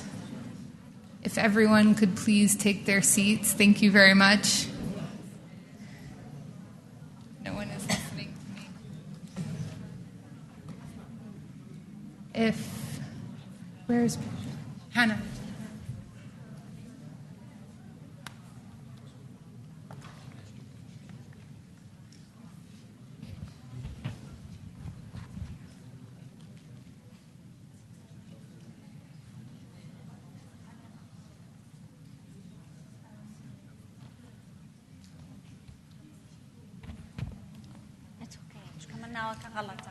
Okay. Oh, sorry. If everyone could please take their seats, we are going to start.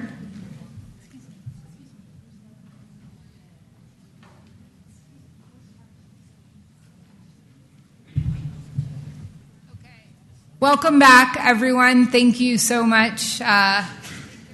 Glad it still looks like a full house, so that's great. We have another excellent segment.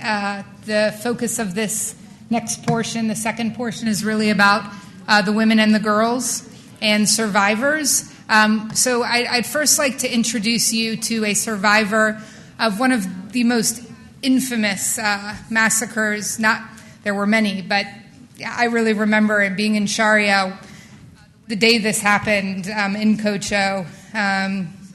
And not being able to help was when we were receiving calls from people in Kocho was very difficult, not to compare that to anything that people went through there. But I'd like to introduce you to Kitcha Amo, who is from Kocho and was their survivor of the massacre.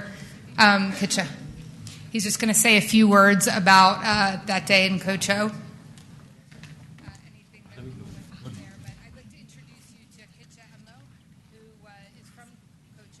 السلام عليكم. أنا كيتشي عمو سلو من قرية كوتشو، أحد الناجين من 1200 شخص من مجزرة كوتشو. في اليوم الأول لبعد المسافة بين قرية كوتشو وسنجار ما يقارب 30 كيلومتر انحسرنا بالقرية لكون القرية مجاورة للقرى العربية الداعمة للدواعش. انحسرنا بالقرية، طلبوا منا رفع راية بيضاء على السطوح وتسليم الأسلحة. قمنا بذلك في خلال فترة العصر. زارنا الأمير أبو حمزة وطلبوا منا إما الإسلام أو القتل، لأن الدولة الإسلامية لا يقبل غير الإسلام دين. وزارونا بعد ذلك عدة مرات ومن نفس الحكي، ومددوا المدة إلى من يومين إلى 3 أيام وبعدين إلى 4 أيام، وشددوا الحراسة علينا حتى يوم 15/8. يوم 15/8 تقريبا من 70 إلى 80 عجلة اجوا على القرية مسلحين بكامل الأسلحة وخلوا حراسة على القرية. في تمام الساعة 11 تقريبا جمعونا بالمدرسة رجال ونساء وأطفال، وللمرة الأخيرة بعد ما أخذوا من عندنا الموبايلات والفلوس والذهب، الشيء الموجود عندنا أخذوه. طلبوا من عندنا اللي يريد يبقى بالقرية ويسلم يبقى على أملاكه وعلى أرضه خليه يبقى، ما عندنا مانع، وما حد قبل يبقى بالقرية ويستسلم. بعدها جابوا سيارات على باب المدرسة وخلونا بالسيارات الرجال على شكل وجبات. أنا كنت الوجبة الأولى 4 سيارات، احنا كنا عددنا تقريبا تقريبا 50 شخص، واخذونا الى البساتين الموجوده عند القريه. بعدها مددونا على القاع ورموا علينا بالرشاشات والبيكيسيات. اني كنت بنسل المجزره ورموا علينا، والحمد لله اني نجوت من الحادث وجماعتي من فتحت عيوني لقيت أخوي هنا مقتول وأخوي الأخ هنا مقتول وولد عمامي مقتولين وأصدقائي كلهم وياي مقتولين. ما يعني وعندنا يعني بوجبتي كان أكو هناك تقريبا 12 إلى 13 متسوبين. كانوا متسوبين، طلبوا من عندي أنطيهم المي، أنطيتهم المي، ووراها حرقوا المزرعة حوالينا حرق، وضربوا علينا هم بالرشاشات. واجت بوقتها طيارة علينا، طيارة اجت فوقنا يعني بالضبط، ورا ما راحت يعني من سمعوا الطيارة موجودة هم راحوا استعجلوا، ما كملوا يعني احنا كلتنا ما قتلونا. اني ظليت الحمد لله اني و19 واحد نجونا من الحادث بفضل الله والحمد لله. بعدها اني الحمد لله ما تسوبت بطلقة، بس عندي جماعة ابن اخويا كان متسوب ب4 طلقات، وابن عمي هم متسوب ب4 طلقات. عفتهم ومشيت لان ما حد يقدر ياخذ، لان الشفل هم كان موجود، كان يدفنون يعني اذا اني بقيت واني حي هم راح يدفنوني بالشفل. الجماعة اللي سووا المجزرة والكارثة علينا هم نفس أهل المنطقة، لأن الدواعش ما كانوا موجودين، عددهم لا يتجاوز 10 من يعني الغير دول والغريبين. أكو قسم يقول أكو من غير دول جايين، هم من أهل المنطقة ونعرفهم، وأصدقائنا كانوا على أساس ويومية كانوا عندنا ونعرفهم حق المعرفة، هم اللي سووا علينا هاي الكارثة. والحمد لله هاي قصتي طويلة بس قصرتها على مود الوقت، لأن هم رادوا قالوا الوقت. بالمجزرة كان عددنا تقريبا 50، واللي رموا علينا تقريبا ما يقارب 20 واحد و4 سيارات كان، وأكو واحد كان يصورنا على الساتر من يرمون علينا بالموبايل. الأعمار جماعتنا من 10 سنوات وفوق لي 50 سنة 60 سنة، يعني كل الرجال من 10 سنوات وفوق كلهم يعني وياي. نجوا 2 من الحادث، فارس وسفوان، أعمارهم من 10 إلى 12 سنة، كانوا جو الجثث. العدد تقريبا عدد الكلي لقرية كوتشو قبل المجزرة كان 1737. اللي كانوا بالجرية يوم الحادث 1200 شخص، احنا نجونا من بس 19 واحد من 1200 شخص. العوائل ورا ما كملوا الرجال وقتلونا كلتنا على شكل مجموعات، يعني كل مكان بالقرية أخذوا مجموعة، يعني هسه بالقرية يمكن فوق 10 مقابر موجودة بالقرية، ورا ما كملوا الرجال أخذوا النساء والأطفال وودوهم على سولاخ، على معهد سولاخ. بسولاخ النساء الكبار بالعمر من 50 سنة واللي فوق هم عزلوهم، هذول هاي ما نستفاد من عندهم. هسه موجودة المقبرة بسولاخ قتلوهم كلهم، عددهم 77 واحد، 77 امرأة كبيرة بالعمر. هسه في قرية كوتشو تقريبا بال20 إلى 30 عائلة ما نجا ولا واحد من عندهم. عندنا بكوتشو تقريبا ما يقارب 20 عائلة نجا من عندهم طفل أو طفلين أو طفل صغير. والأوضاع المعيشية صعبة. وبالنسبة للناجيات يعني ماكو أي اهتمام بالناجيات. بفضل أبو شجاع وجماعة الخيرين تم إنقاذ تقريبا 450 فتاة وطفل وامرأة، وبس ماكو أي دعم وماكو أي اهتمام بالناجيات. قسم من عندهم يعني عبر الجسر الجوي مكتب دكتور ميرزا سافروهم على الخارج على مود العلاج، والقسم الباقي موجود بالكامب حاليا دون رعاية واهتمام. أنا من عائلتي احنا 10 أخوة، أنا ذليت من 10 أخوة.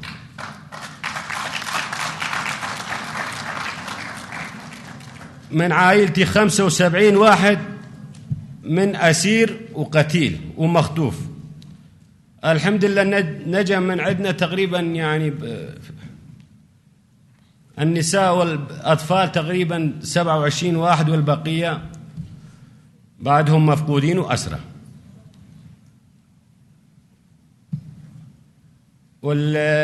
حاليا عدد المفقودين بقرية كوتشو حسب الإحصائية الموجودة عندي هسه 700 واحد.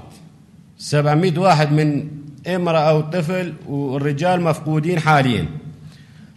اللي تم إنقاذهم من الدواعش 470 واحد.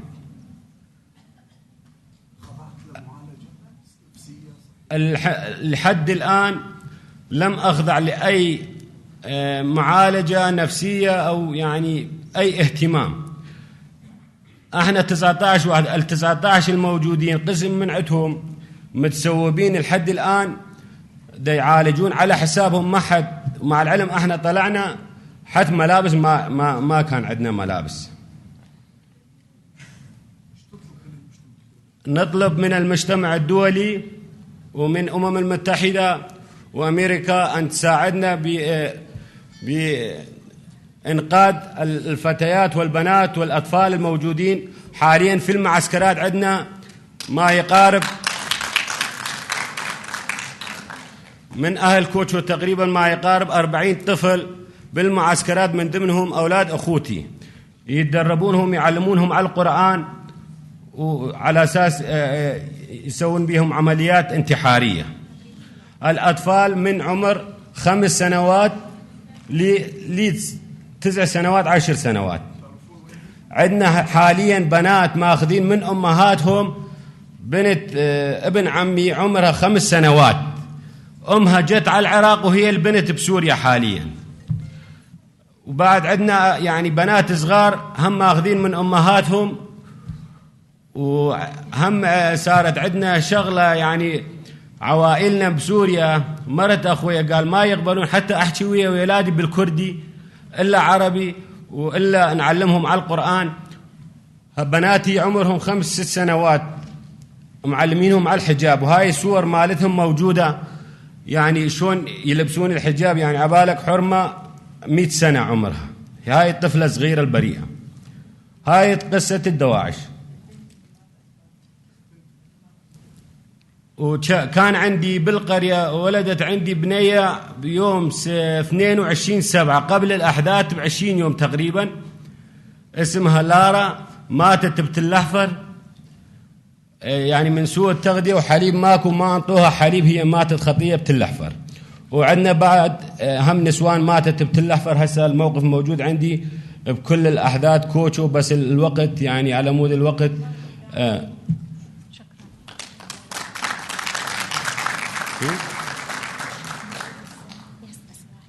أكو ناجية هم أعتقد هي تحكي. شكرا. Hello. Thank you all. I don't know if we. I just want to clarify. We've had a young woman that has requested to speak. So. Okay. نسيت أقول لكم أكو حرمة هم من جريتنا، عندها 3 أطفال، واحد يعني مرضع صغير والآخر هم عمره 2 سنتين 3. هم 3 أطفال سمموهم بسوريا، وحاليا الفيديوهات موجودة والصور موجودة. أمهم جد والأطفال 3 قتلوهم الدواعش. حاليا موجودة عندي بالكامب، يعني الصور موجودة وأمهم موجودة. قال قتلوهم 3 ودفنوهم غادي بسوريا.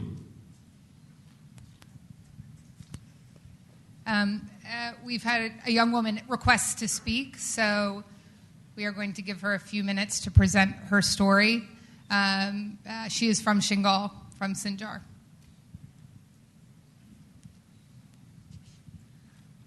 مرحبا شكرا. أثناء جي ما جدست داعش رزقار بويما تشتغنها نما كنها تسريما و مالا ما هموكا قرتيا نوزدك تش مالا مد قرتي ناس تشتكي جي نزانم بس تشوان فلتي ما تشتغنا ما كداعش نانيا سريما برشي كرين أم ظلم المكرن تعذيب المكرن تجارة المكرن تشتغنا ما هكا ما نكرن كفار بون بأخلاق بون بشرف بون شرف ما برن عرضي ما برن تشتغنا ما هكا ناني نسريما داری جاوین مات کشتن داری جاوین ما کچ که حسالیت برن اختصابت کرن چون زوج جاندن جنا 45 سالی و سرات کشتن 45 سالی و بنده برنش زوج جاندنش کچ که حسالیت برن تابع 45 ساله برن زوج جاندن أصنه محل دست داعش دمان تشتكنا ما هكا ما ندي تشتكنا ما هكا ما نكرن قال لك يتبيز بون كفار بون تشتكنا ما هكا ناني نسريما قلنا ما هون كفارن قلنا ما مسلم ببن قدت تشتكنا ما هكا ما ندي دست واندا قرآن قلنا ما قرآن بخوندن قرآن بيشي ما تكرن زلامن ما داري چاوين ما كشتن كچين ما داري چاوين ما برن قال لك كچا خوانتي حار داري چاوين ما بس في سبيل نوان نبن نزوج نشوان تشتكنا ما هكا داعش نانيا سريمة نوزدك تشمال الدستوان ديناس تشتكي جي نزان مش سيمها هشدا 2014 دان مفقود تشتكي جي نزانم أس نزانم نتساغنا خودي نكرين مرينا تشتكي جي نزانم قال لك سباس دستة خوش بك أس قال لك إنه هذا مقايدم راس أسحرر عندي ما أس دركتي ما أبو شجاع أسحرر عندي ما بس إنه هذا مقايدم أس قال لك أسف هتان وهف ما أفصالك وهفت ما هن يكي تشتكش مرة نكريا يكي قانونك نطبق يا جونوسايد مرة نهاتيا مدفع هون تشتكيش مرة بكن هون تاريخك بينما هون بيشنا ما أمي فلان روجي يخسر دوينن كاتو جنين إت واش دستوان دريخن شرفا ماش دستوان دريخن هر ساعتك كيف أفصالك في دريا بنت عديد بنت ظلم وزوري دينا قال لك روشانا خرابة باداعش زور سباس خانم دستة خوش بيت قال لك ممنون أصل النوز دايما تشار هاتم معالجة نفسية كيما هاي بس كيما يعني يكي اهتمامك ما نكر يكي تشتكش مرة نكر يكي يسكريم يكي سفروت ما يكي زيد دوا سفروت ما يك وهردوكش تونس بون وما تفي ما تشتكيش مرة بكن آكا كردستان كري تيغا كردستانش مرة كمساعدة ما دولتك أوروبي تشتكيش مرة ناكريا أمريكا الخلال 6 ساعات هذا كاري داعش خلاص كتشتكيش مرة ناكريا يكي تشتكيش مرة ناكريا حقي ما يوندايا ما دفي ما حقي خود فيه تا كنجي حقي كتا إزدي ويوندابي تا كنجي شرفا كتا إزدي والدست داعش دبي.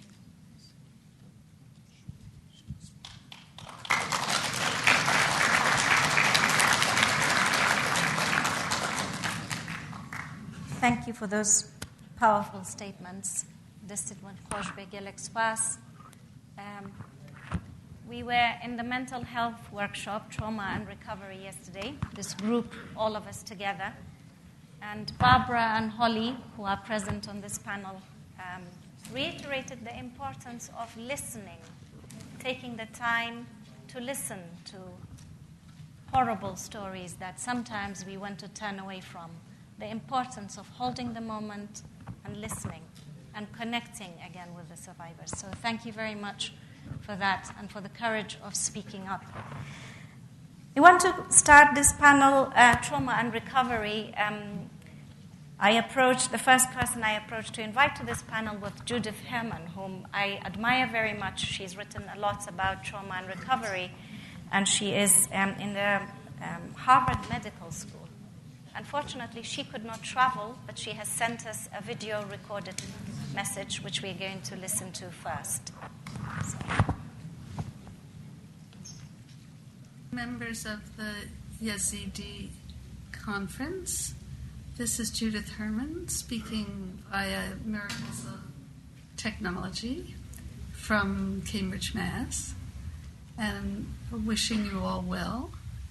My topic today is about the recovery process, and I did want to give just a very schematic outline of what we think of as the stages of recovery, so that caregivers can have a sense of the trajectory of survivors.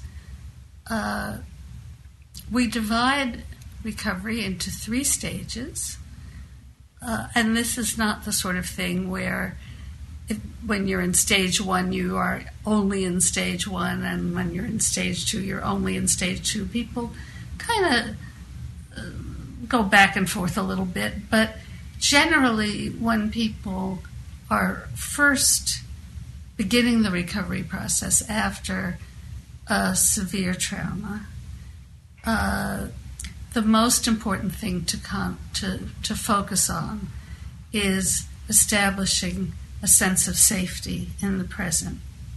Because if one doesn't feel safe in the present, then there's no way to look back on the trauma with a sense of perspective. So stage 1 is about safety. Stage 2, when people feel safe enough, that's the time when they can really go more deeply into telling the trauma story. And most people in the trauma field seem to agree that some kind of coming to terms with the trauma, telling the story and having the story witnessed is a big part of the recovery. So in stage 2, the focus shifts to the past and making meaning of the past. And then finally in stage 3,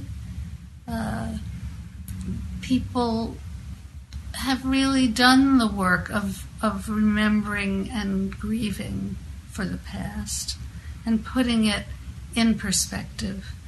Then they are freed up to think more about the present and future. But whereas in the first stage of recovery, people think of the present in a defensive way, if you will, trying to create boundaries within which the person feels a little bit more protected. Contrasting this with the third stage of recovery, when people feel more able to reach out, to be proactive, to build, and to think about the future. People who've been traumatized generally have a sense of timelessness. Time has stopped. And there's only the experience of trauma, which condemns them to endlessly living in the past. When that has been processed and grieved, people feel enlivened and can really reach out to build and to create a new meaning and new life. Often in that third stage of recovery, survivors develop what's called a survivor mission, which means making sense of the trauma by getting involved in social action with the hope that that this kind of violence can be prevented in the future. And often survivors will say things like, if I can help one other survivor, or if I can prevent this from happening to one other victim, then my experience will not have been entirely in vain. So those are the three stages. Let me say something additional about the complications of traumas that are based on sexual violence, and especially mass sexual violence in patriarchal cultures. Because this kind of violence is an attack not just on the individual victim, but on the victim in her community and on the community itself. Because victims of sexual assault are often shamed, blamed, and ostracized, and considered defiled or dirty, the attack is not just a matter of physical violation, but it also destroys the victim's bonds with all the people who are dearest to her, and isolates her from her community, which is like a death sentence. And so, in this particular kind of violence, it is most important to approach the recovery process, first of all, with the understanding that violence against women is not the fault of the victims. It's the fault of the perpetrators and the cruelty of the perpetrators. And to build a social support that validates victims, to rebuild not only the hurt victim herself, but the community that embraces her. And so safety in this kind of situation is an even more complicated project, because it's not just safety of the body or physical safety in an environment, but it's also rebuilding social supports enough so that the victim is not shamed, blamed, and isolated. And that is really the primary task, if you will, for early stages of recovery. It's only when the victim feels reconnected to some degree with a caring community that she is able to move on into the grieving process and then finally into the reconnection or the building of a future, the third stage and most creative stage, if you will, of recovery. Maybe that's a good place to stop. And I hear from my colleague Barbara Ham that I have 2 more minutes. Is that correct? 2.5. 2.5. Let me then say that the other important thing to say about creating a recovery environment is that trauma is contagious, and even the most dedicated and well-meaning caregivers can suffer from secondary trauma, where the symptoms of post-traumatic stress begin to invade the caregiver's life. And having heard about atrocities, the nightmares and the terror begin to invade the caregiver's sleep and dreams, and the distrust and tendency to withdraw can damage the caregiver's own social connections. So we consider it most important for caregivers also to be safe, and that means building social supports for caregivers where caregivers can feel supported and understood, to grieve and to take care of themselves so that they don't burn out. So I share this with all of you who are caregivers with the message from our Victims of Violence program that one reason we have survived as long as we have is because we have been able to create a caring community amongst ourselves, for which I give a great deal of credit to our former director, Barbara Ham. And at this point, I think we'll turn the podium over to her and also to my colleague, Holly Aldrich. Thank you so much.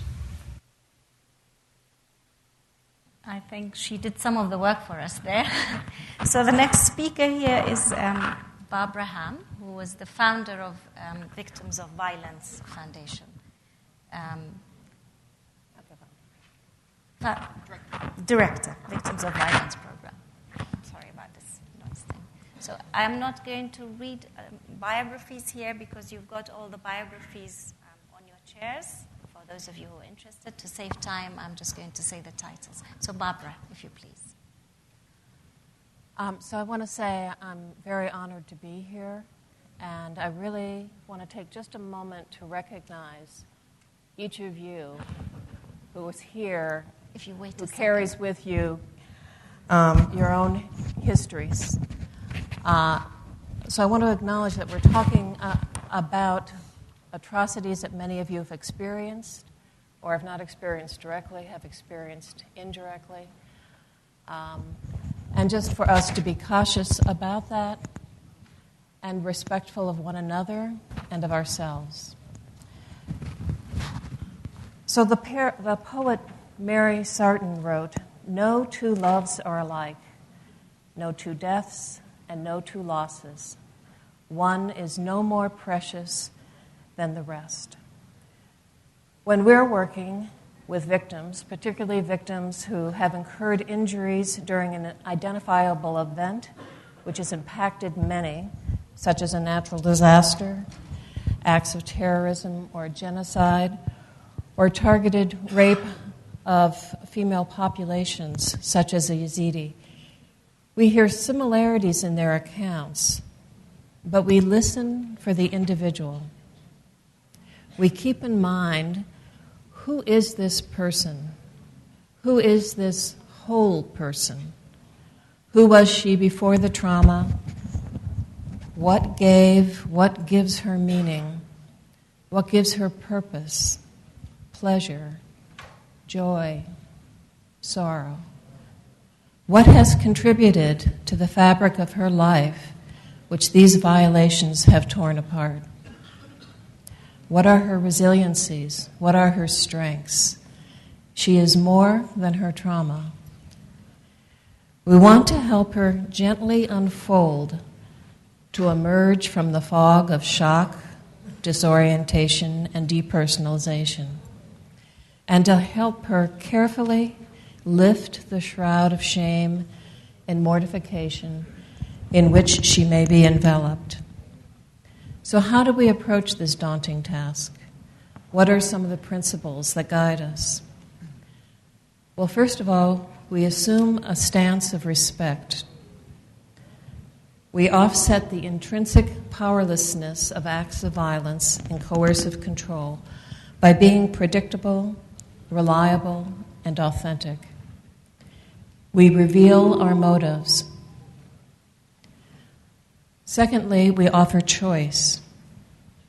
From the very simple act of where do you want to sit? Many people who've been victimized need to be able to see an exit. They need to know they can leave. They need to know time. How long will we be here? And to ensure that decisions are made by mutual respect and mutual consent. We offer information, psychoeducation about what we know about trauma, how it can affect how we think, how we feel both emotionally and in our bodies, how we relate to one another, how it affects our capacity to trust, to breathe freely, and perhaps to maintain our faith. And this is an hour. It's not just it affects you. This is how trauma affects us. We assess safety. Is this person safe from harm from others? Does she have balance of privacy and community that allows her to meaningfully reconnect not only with others, but within herself?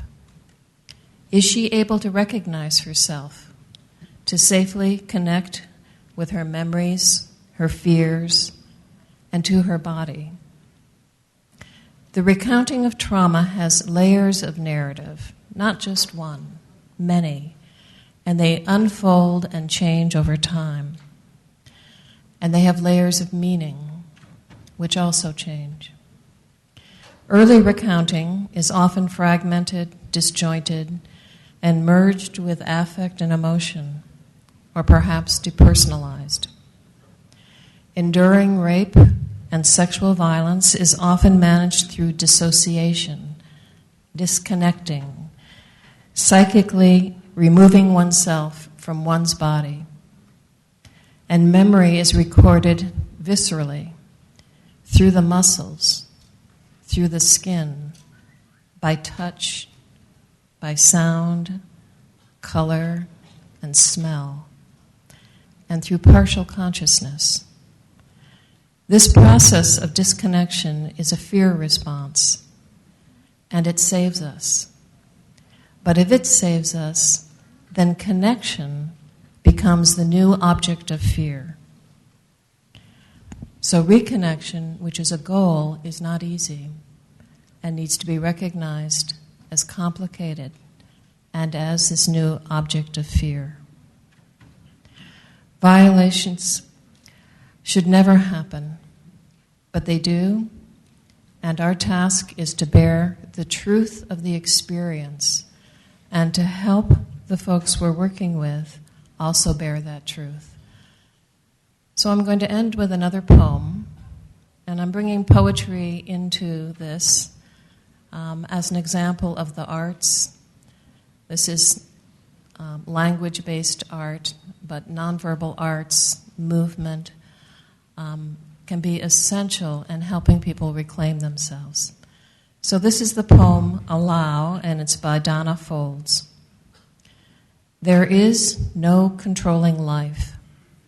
Try corralling a lightning bolt containing a tornado. Dam a stream and it will create a new channel.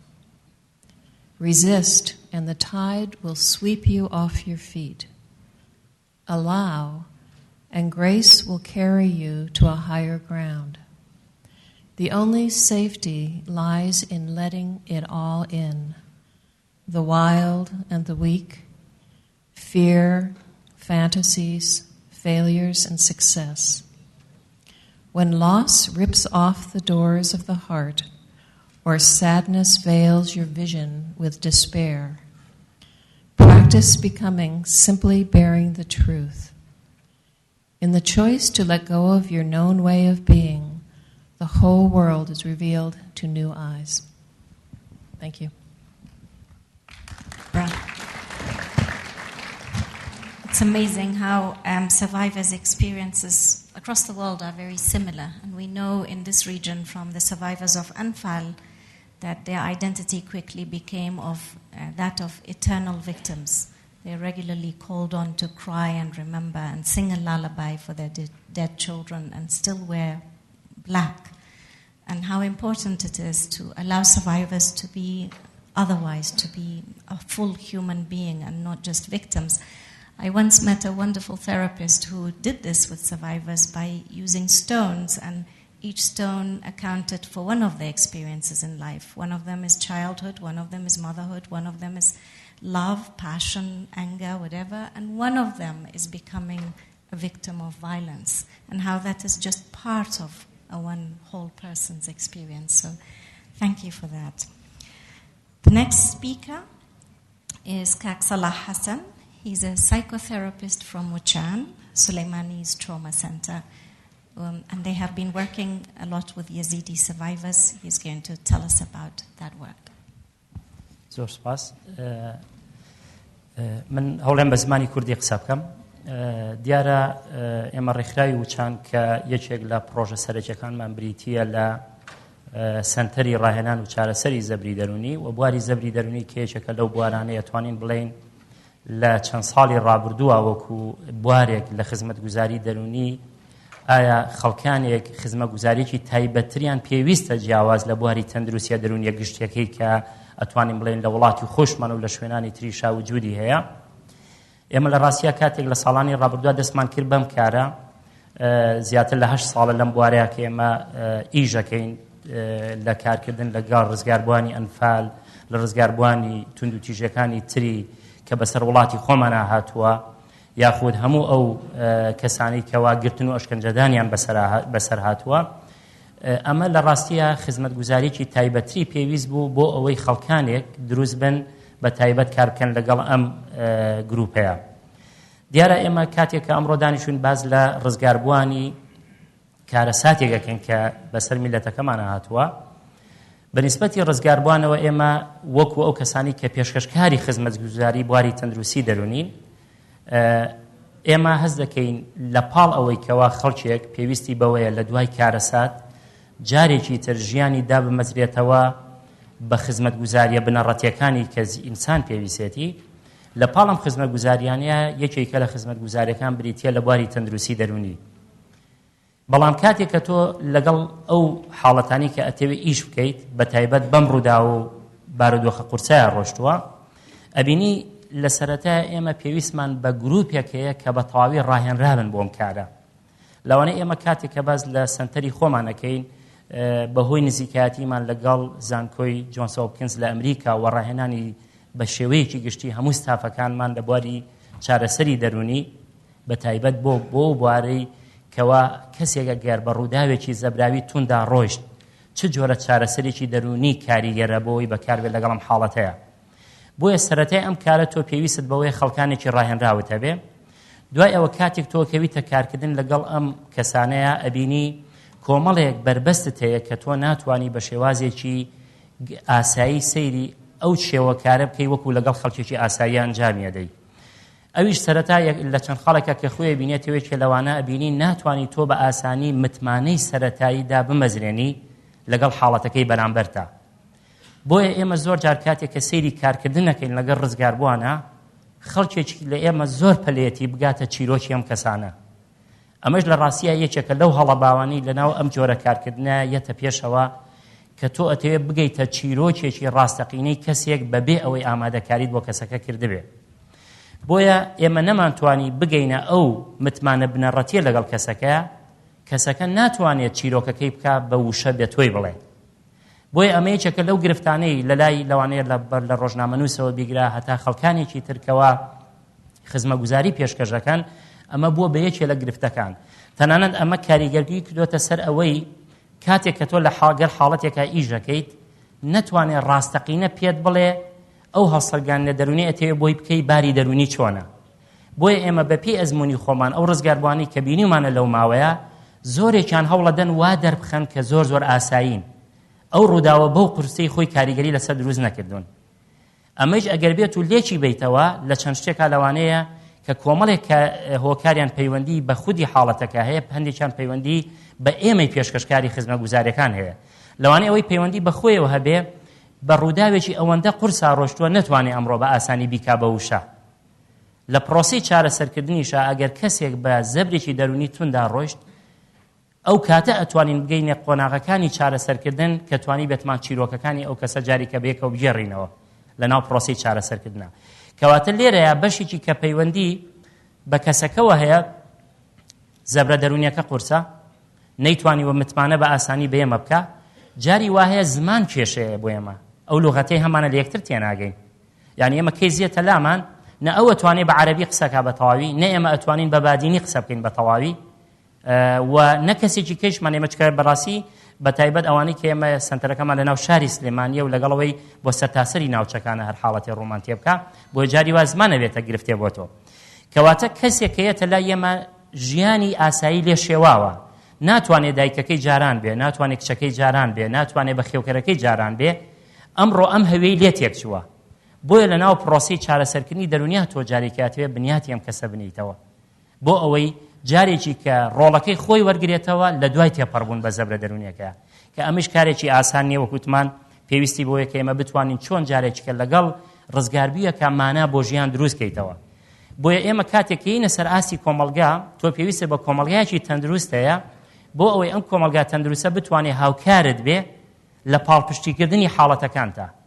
کاتێک کۆمەلگاکە خۆی بە کشتی زەبری دەرونی بەسەرهاتووە، زۆرێکی لەدەست چووە، کەسێکت بۆ هاتووە ڕزگار بووە، زۆربەی ئەندامانی خێزانەکەی لەدەست چووە، کەواتە تۆ نیتە ئەو کۆمەلگا تەندروستەی ببێتە پاڵپشتێکی گەورە بۆ حاڵەتەکەت. کەواتە ئەمەش خۆی بۆ خۆی یەکێکەیە لە گرفتەکان، چونکە ئەگەر کۆمەلگا تەندروستەکە دروستکەینەوە جارێکێکن ئێمە بۆ ڕزگاربووان ئەتوانین دابڕان کەم کەینەوە لە لایەمانە، ئەتوانین جارێکی کەم کەسە فێرکەیتەوە بگەڕێتەوە بۆ ژیان، ئەتوانێت ئەم کەسە بتوانێت ئەوەی کە بەسەری هاتووە وردە وردە لەگەڵ ژیانی دوای ئەو تێپەڕبوونەیە چۆن جارێککە بنیاتی خوێنێتەوە. بۆیە لە کاتێکا کە ئێمە باز لە ڕیکەڤەریەکەین چاکبوونەوە ساڕێژبوونی برین لایەنی دەرونی لە بەشەرە کە ڕووداوێکی بەسەرایە شتێک نییە لە مژکا بسڕێتەوە جارێکی تر. لە پرۆسەی چارەسەری دەرونیا ئێمە حاڵەتێک فێرەکەین چۆن بتوانێت مامەڵە لەگەڵ ئەو زەبرە دەرونیە بکات کە بەسەری هاتووە. بۆیە کە تۆ ئەڵێ کەسێکە بێت چاک بێتەوە تەنها فیزیکی نییە، چێ ئێمە لە ناو حاڵەتەکانمانە خۆمان نەزانین ئافرەت شتێکی بەسەر هاتووە لەم ڕزگاربووانە کە کاتی قسە بۆ تۆ کاڵەمە قەت دەسم ناکەوێتەوە شتێی بەسەرم هاتووە لە دەسم ماوە. بۆیە کاتێک کە ئەوە لە ڕووی فیزیکیەوە لەوانەیە شتێک ئاماژە پێ بکە، ئەی ئەگەر بچینە لای بارە دەرونیەکەی ئەم کەسە ئەبێت چی بەسەر هاتبێ.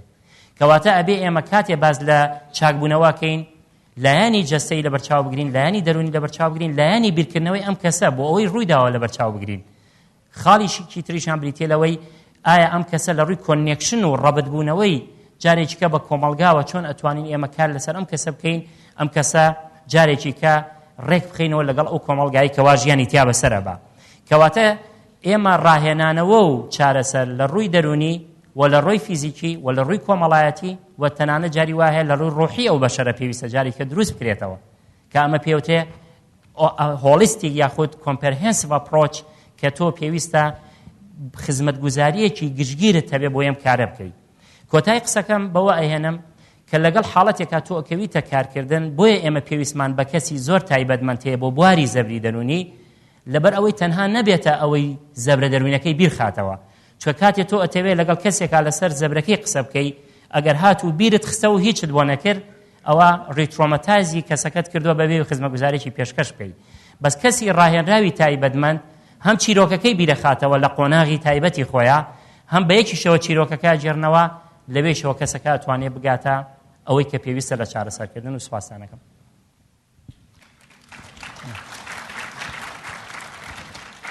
Thank you, Kak Salah.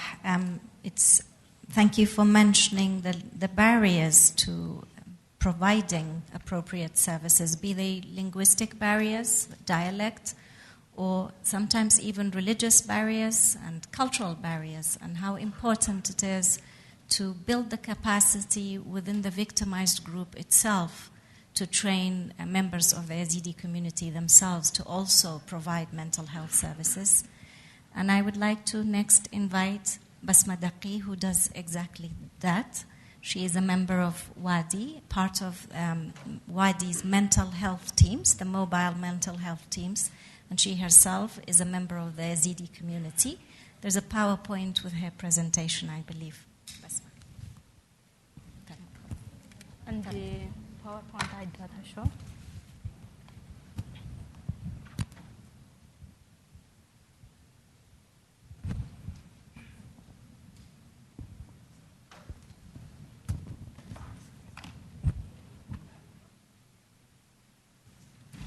في البداية أقدم لكم خالص الشكر والامتنان لإتاحة لنا هذه الفرصة. أنا بسمة حجي خضر، نازحة أيزيدية من شنغال، حاليا أعيش في محافظة دهوك، وأعمل مع وادي منذ بداية الأحداث لحد الآن.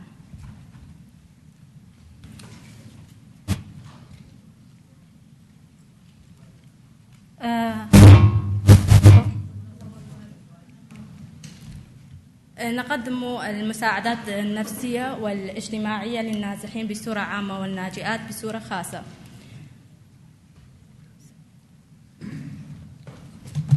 عندما نتحدث عن الحالة النفسية والاجتماعية للنازحين لابد أن نذكر أرقام أو إحصائيات، وهناك ما يقارب 90% من أهالي شنغال و100% من أهالي بحشيقة وبعزان نازحين، ومن ضمنهم أنا وعائلتي وجميع اليزيديين التي كانوا يعيشوا في شنغال.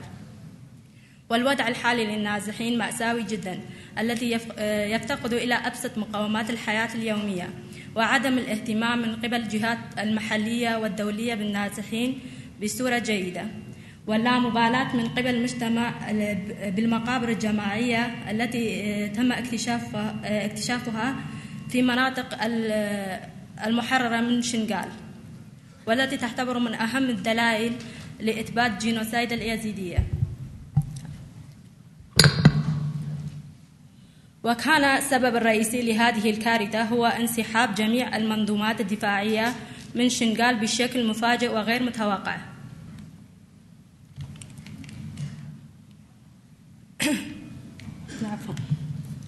هذا ليس المرة الأولى التي نتعرض فيها إلى حملة إبادة جماعية.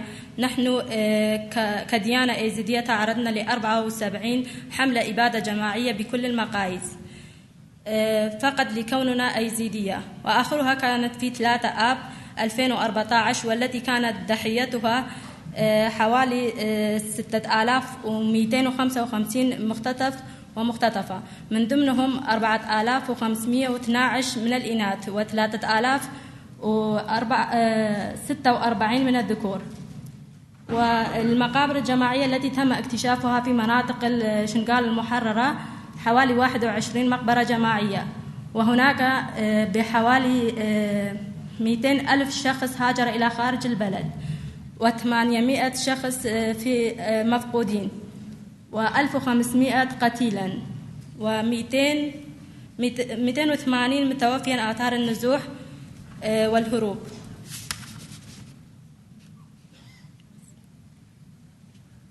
و890 جريحا. وهناك أيضا 42 مزار ديني تم تفجيره من قبل الدولة الإسلامية. وهذه الإحصائيات التي حصلت عليها معظمها من مكتب شؤون المخطوفين وجهات أخرى، وأعتذر إذا كانت غير دقيقة، لأن هذه الإحصائيات قابلة للتغيير لكبر حجم الكارثة. الناجئات لحد الآن من أيادي داعش بحوالي 2377 من بين الإناث والذكور والأطفال بمختلف الطرق والوسائل. وهذه الصورة لإحدى الفتيات التي قمنا بمساعدتها، وللحفاظ على سرية العمل لم نعرض صورها الواضحة للفتيات والأسماء. كيف كان عمل الوادي خلال هذه الفترة؟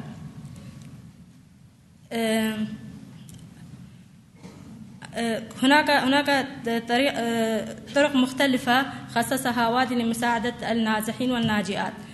3 فرق مساعدة سريعة، وأنا كنت من ضمن هذه الفرق. كل فريق يتكون من 3 أشخاص. وكان هناك الكثير من المنظمات تعمل، ولكن كان تركيز عملنا في النقاط الآتية. واستطعنا أن نساعد 130 عائلة خلال هذه الفترة، وتقديم لهم المواد الغذائية والصحيات وغيرها. فتح مركز جيندم، وكان هذا المكان مهم جدا بالنسبة للفتيات الأيزيديات، سواء كان المحررات من أيادي داعش أو غيرهم، لفترة معينة بالدعم من الحكومة الإيطالية ويونيسيف. مشكورا.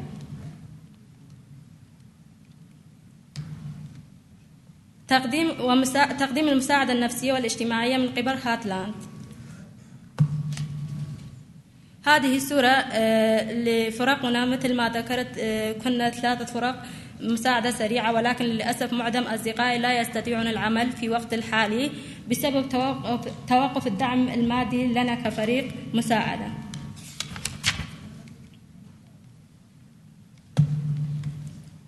هذا كان نتيجة عملنا الميداني، مساعدة 600 حالة من الناجئات بطرق نفسية واجتماعية وقانونية، تقارير مفصلة عن 150 ناجية لجهات محلية ودولية وصحافة عالمية، مساعدة 4000 شخص في 6 مخيمات، تنسيق مع 33 جهة رسمية،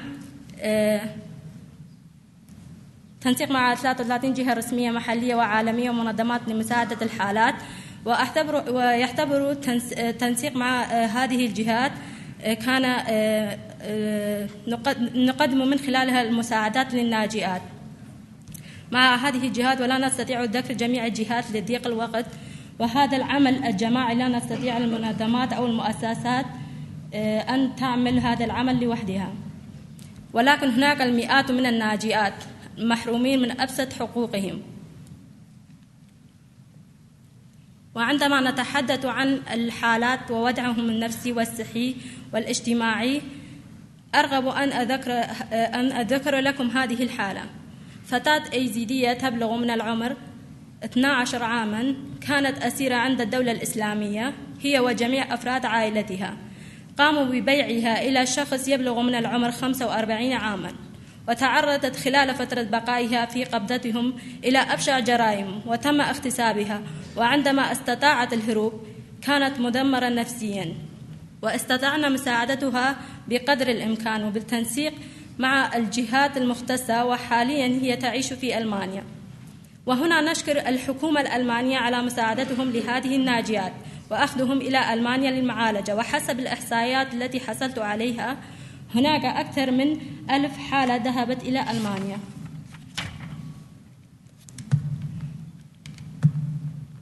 وفي النهاية أريد أن أقول لكم، كان لدي الكثير من المواضيع لأتحدث عنها، ولكن لم أستطيع لضيق الوقت، ولكن أريد أن أعبر من خلال هذه الصورة بأننا نستطيع أن نزرع لهذه الفتيات أمل جديد بالحياة. عندما قمنا باستخراج مستمسكات هذه الفتاة، لا أستطيع أن أعبر لكم أو أوصف لكم مدى سعادتها، وهي كانت تعاني من مرض وتحتاج إلى عملية خارج العراق، وحاليا هي في ألمانيا. وفي النهاية أشكر كل من يساعد اليزيديين. شكرا.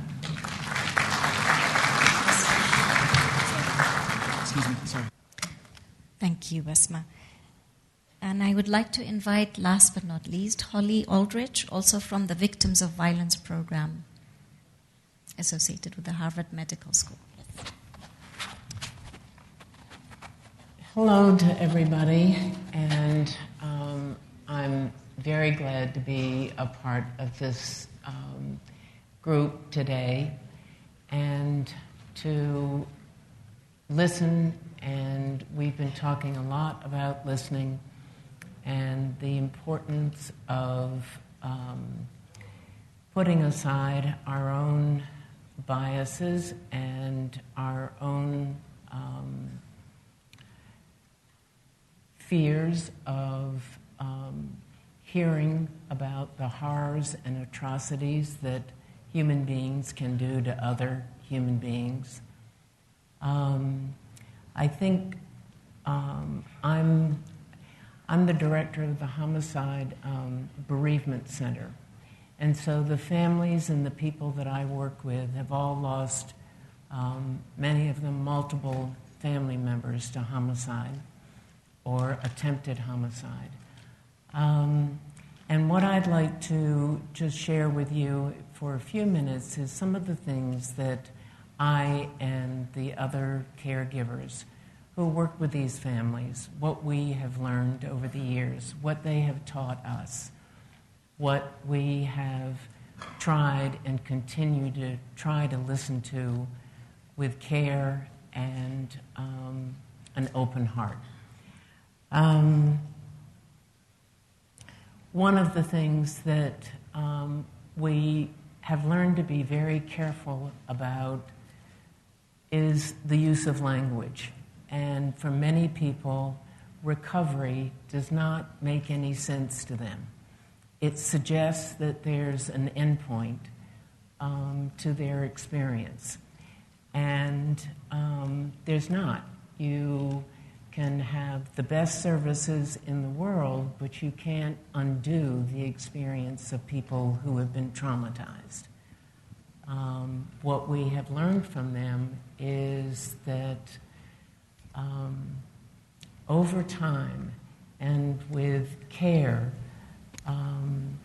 they can go from being completely consumed by the trauma and the experience of trauma to begin to expand and widen their lens. And that is not expunging the experience of being traumatized and the horror and the terror that they've experienced. But what it means is, with time, if you can widen the space, other things can begin to come in, other things that have value, other things that have meaning. So that's a true lesson that we have learned over and over from people we've worked with. When we think about, rather than recovery, we talk about movement, and what we see is people come to us or we go to them, to their homes, and we see people who present in very different ways. As you know, people who are traumatized, people who are grieving, don't all have the same presentation.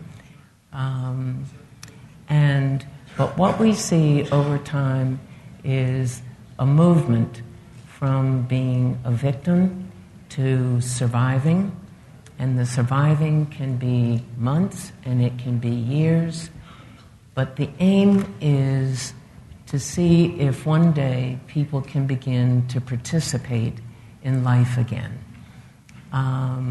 to participate, to find some meaning and possibility.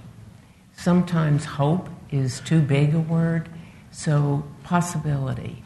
And I think the more nuanced our listening is, we can help them capture and articulate their experience.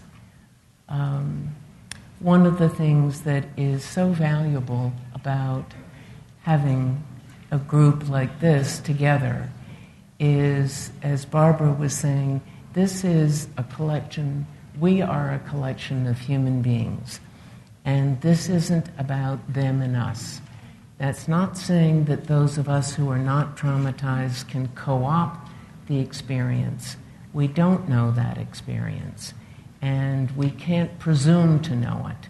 And we can't try to standardize the experience of being traumatized. But we can listen, we can hear.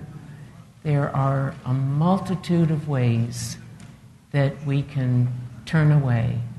There are a multitude of ways of standing by.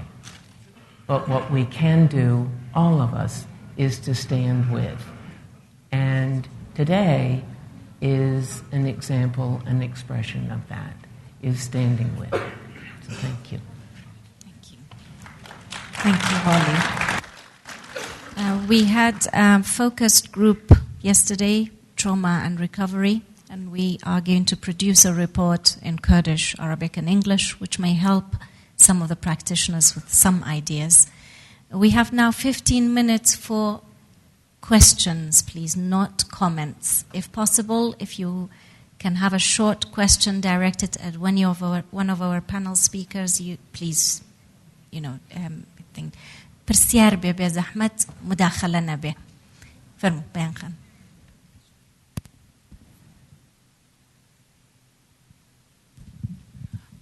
My question is that as we know that Yazidis community are all Kurdish community are traumatized, and we have ongoing war and violence in the region for the last 45 years. Also, if the parent have the traumatization, can have also go through to the children as secondary traumatization through raising the children. My question is that, what's the collective measure of the trauma healing? What kind of approach can be in the media or in the education system or in the, what's that measure? We did some of that, but we want no more than that. Thank you. I think if we take a couple of more questions, then we take answers. Kak Khalid?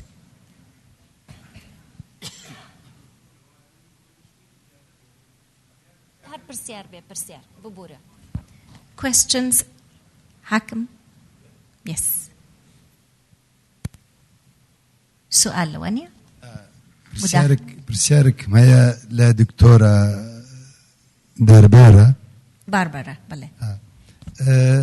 دستي خوش ببعسيكم مالك تشكرها مو يعني برسياركم آية أوانا لم مراكزاني مهم لا يشكردني خويانا تشلا يونسيف تشلا ومركزانا لأمريكا روجك يان ضغطك يان بيشنيارك يان بو حكومة كاني خويان بيشكيشيان كردوها بو رزقار كردني كتشي ازدي بعمليات نوعي وكو اوي ابو سياف يعني وكو اوي لا منطقة حويجة وانا رودا امكانيات هي لوا بلام كسا قايلينيا شكرا سباس برساري كتر دكتور حسن محمد حسن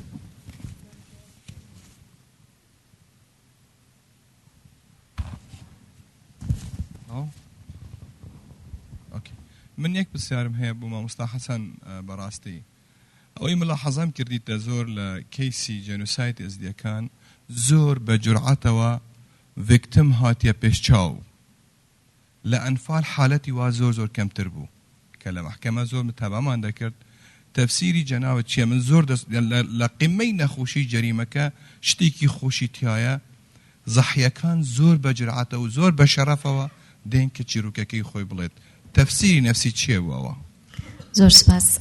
Drabi, we answer these three questions first. So the first one was about continuing trauma and how to have collective measures of healing. The second question was, have you made suggestions to your own governments about how to help a Yazidi woman, or would that be possible? And the third question was, even though during the Anfal campaign, women usually didn't talk about sexual violence, why do they do it now? And that was directed at Kak Salah.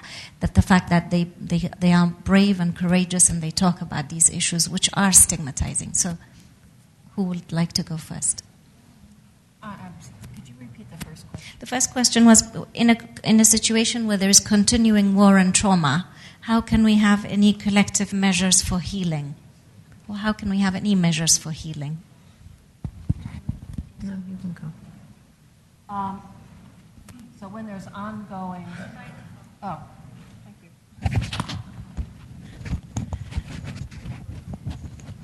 So when there's continuous and ongoing trauma, I just want to make sure I'm understanding the question. You're asking how to be helpful during that time?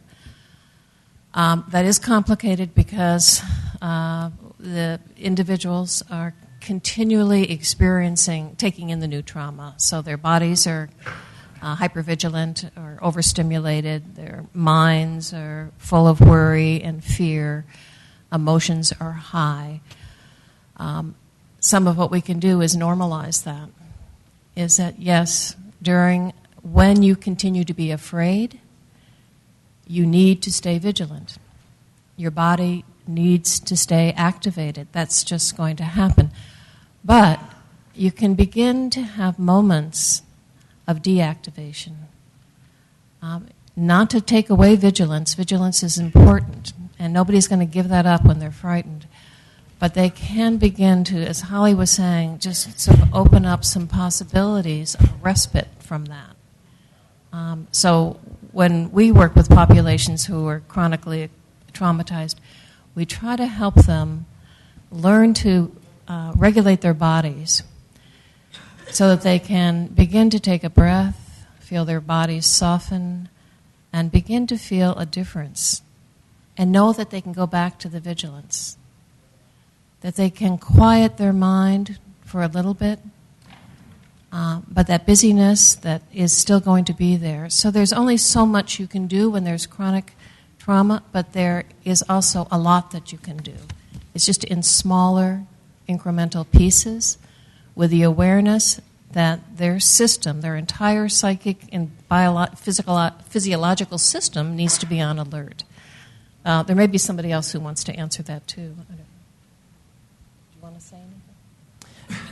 سبارت با أو بسياري دكتورة طبعا بالنسبة يوي كتو كاتيك أتوي بزاني بروسي تشاقبونه وشون الروا بريوا بتايبتي تو قياسي شي تايبت تبي بو أو إيشا دیارە ئەگەر ئێمە باز لە پرۆسەی چارەسەری دەرونی بکەی ئێمە بە پێی جۆری چارەسەرەکان تۆ بیر لە ئەو قیاسە ئەەکەیتەوە کە بۆ پرۆسەکە ڕابەڕێوە ئەمە لەسەر ئاسی تاک لەسەر ئاسی کۆمەلگا جەناوت مەبەسا لەسەر ئاسی کۆمەلگا ئەبێ ئێمە ئەگەر بێت و تۆ تاکەکان کاتێک کاریان لەگەڵاکەی بزانی پرۆسەکە چۆن ئەڕابەڕێوە تا چەند پرۆسەی ڕێهابیلیتیشن و ڕاهێنانەوەی ئەم کەسە تێکەڵ بە کۆمەلگاکەی خۆی سەرکەوتووە بێ ئەتوانی ئەمە لە قۆناغی ستەیبڵبوونەوەی خەڵکە کۆمەڵێک شتەیە بیبینی یعنی ئێستا لە یازال تۆ لەوانەی کەمپێکی کاتیت هەیە خەڵک ئەبێ ڕۆژانە بە دوای ئاوی خواردنەوەکەیە بگەڕێ ئێمە چۆن ئەتوانین قیاسی ئەوە بکەین بارە دەروونەکەی جارێکی لێهاتووە بەڵام کاتێک تۆ شوێنەکە جارێکەوە کۆڵەی ڕیسەتڵمێنتێکی تاوەتیەکەیتەوە بۆ کۆمیونیتیەکە دوایی ئەوەیش ئەو جایەمە گەر نمونە وەرگرین ئەنفال وەکو کاک دکتۆر پرسیارێکی کەی کرد سەبارەت بەوە ئەمە سەیرەکەی لە ناو کۆمەڵگای کوردەواریە گروپێکی ترت هەیە بە شێوازێکی تر و لە کۆنتێکسێکی ترە ڕووداوێکی قورسی بەسەر هاتووە پاش ئەوەی ئێمە لە ساڵی 1970 ئەمە ڕووی داوە ئێمە وەکو سنتەری و ڕێکخراوی خۆمان لە ساڵی 2007ەوە دەستمان کردەوە بە کارکردن لەگەڵ ئەم گروپە ئەوت ئەو ڕۆژەیە کە ئەمە زانیوێتی کەسەکانی لەدەست چووە لەبەرەوە فعلاً ئاسان نییە تۆ مقیاسە بزانی هەتاکو ئینتەرڤێنشن و تەداخلاتەکانی لەسەر ئاستی جیاواز نەبێت بۆ کۆمەڵگاکە. Barbara and Holly, do you want to say something about a concrete way that you could record to international NGOs, any of your connections, your government, about helping Yazidi women? Do you want to comment on that?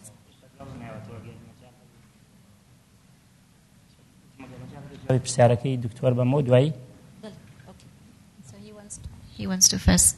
No. Yes, please. So the question is about.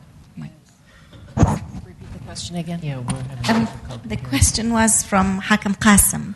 If you, in your position and your from your organization where you work and your connections, if you could recommend a project that would help the Yazidi women posed to international NGOs, your own government, wherever that you can. Is that possible? Well, I think our being here is a first step to better understanding what the situation is, what the dilemma is, and what the need is. So we will go back and we will talk to the people that we work with and be better informed and have a better idea of what might be helpful. So I think that's the first step, is just getting, for us having more information and for us to be listening and getting an understanding of the breadth and complexity and enduring crisis. I wish I had more political power than I have. I have very little. I'm a small person, but I do have a voice.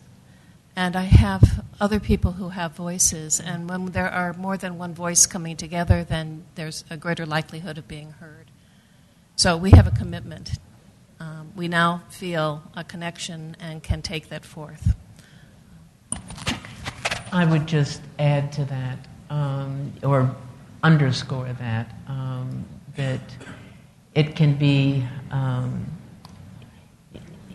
very overwhelming to the magnitude of the need and the magnitude of intervention. And I think even hearing the question, I could feel my own sense of powerlessness. And I think that's something that we all have to monitor, we all have to pay attention to, and then see where we can take action. And that it does matter with a person who connects with another person, who connects with another person, and who collectively can serve as a conduit and do what we can to affect change. And it does matter, and I think coming here is a step. It's a step for us. And we have a responsibility from being here, which is very different than hearing about it in the media, which is very different than, because there are individual faces. There's a face, every person in here, and it brings it down to a level that is very personal. So we will do what we can. I also want to go back to the keynote speaker and her emphasis on the media. We're not big media, but each of us is a voice, and so we become media in our own small but large ways. So I feel like I now have a voice that I didn't have before, and I have an audience that I didn't have before. So I'm viewing myself as media, which is key. كاك صلاح. بەنسبەت ئەو پرسیارەوە ئایا جیاوازی نێوان بڵین ڕزگاربووانی جۆری ڕووداوەکان کە ئێمە هەستی پێکەین لە چیە دیارە ئەو بڵین پێکاتەی کە تۆ جۆری ڕووداوەکەی تیا ڕووداوە مقارنەکە لە نێوان بۆ نمونە پرۆسەی ئەنفال و ئەم حاڵەتەی کەوا بەسەر یەزیدیەکان هاتووە طبعا لە پرۆسەی ئەنفال لە کاتێک کە تۆ سەیریەکەی ڕووداوێکە هەمومان ئەزانی ئیبادەیەکی جەماعیە و لەناو ئیبادە جەماعی بوونەکە تۆ گروپێک تێ ئەگیرێ بۆ فترەیەک چەند مانگێ ساڵ دوایی ئەگەڕێتەوە لە تێگەشتنی منە بۆ نمونە ئەم گروپە مۆرچێکی ئەوەی وەرگرتووە کە ئەم گروپە وەکو ئەوەی لەناو ببرێن بە ناوی کورد و لەگەڵەوەی شەعمانە بۆ فترێکی دیاریکرا و گیراون و ئەگەڕێنەوە کاتێک کە باز لە ئازارەکانی خۆیان نەکات چکە ئێمە بۆ چەند ساڵێ من ئیشمان لەگەڵ ئەنفالەکان کردووە ناچێتە سەرباسیەوەی ئەگەر لەناو جۆری ئەشکەنجەدانەکانە ئەگەر هات و دەستدرێژی سێکسی کرابێتە سەری زۆر دەگمەنە بچێتە سەرە و باسە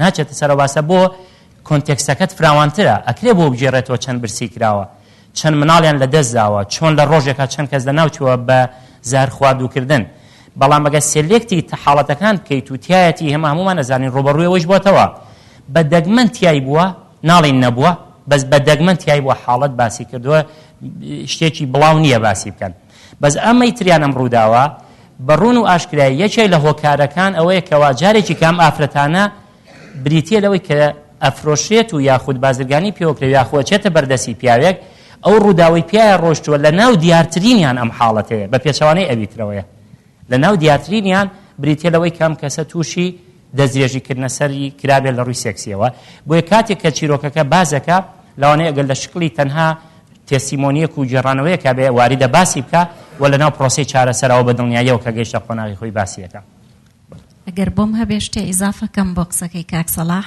بە بڕوای من گوتاری نەتەوەی زۆر گرنگە جگە لەوەی کە لە کوشتاری ئەزیدیەکانە دەستدرێژی سێکسی بە بەربڵاوی بەکارهات بەڵام گوتاری نەتەوەی ئەنفال دەنگی تەعادای لەکراوی ژن ئەکاتە دەرەوەی خۆی بە بەشێک لەو کارەساتەی نازانێ بەس گوتاری نەتەوەی ئێمە لەسەر جێنۆسایدی ئەزیدیەکان نەک هەر بە بەشێک لە خۆی زانێ بەڵکو جاری وایە ژن ناچارەکە قسە بکە کە 20 ساڵ لەمەوبەر شەرمێکی گەورە بوو بەڵام ئێستا هەر ئەو نەتەوەی کە پێی شەرم بوو ئێستا زۆر لە دەرباز بووە کە قسە بکە سێ پرسیاری تر وەرەگرین لەبەرەوەی وەختی نان خواردنە کاتمان نابێت چنوورخان میکرۆفۆنەکە یەکجار هەیە یەکجار ببوورە So I was just saying something about until the microphone comes, the national narrative and how sometimes some voices some voices are excluded, and in the Anfal genocide that was excluded, whereas in the Yazidi genocide women's rape is part of the discourse. That's why women can express. My question is to Barbara. As a founder of Victims of Violence Program, Harvard Medical School, your presentation, it was interesting for me, and it was clear that you have integrated deeply in the violence cases. So regarding the NGOs and service providers, they have been trained in a regularly dealing with the regular violence cases, which is almost domestic violence cases. So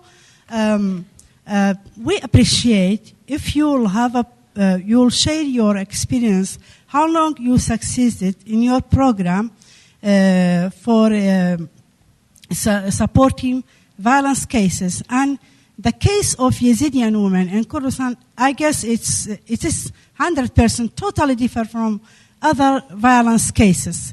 So we appreciate if you will have a program to train the staffs or service providers in this aspect. And thank you so much. My name was Chnur. Sorry, I forgot. We have one question over here, and Monique, and that's it. Unfortunately, we don't have time.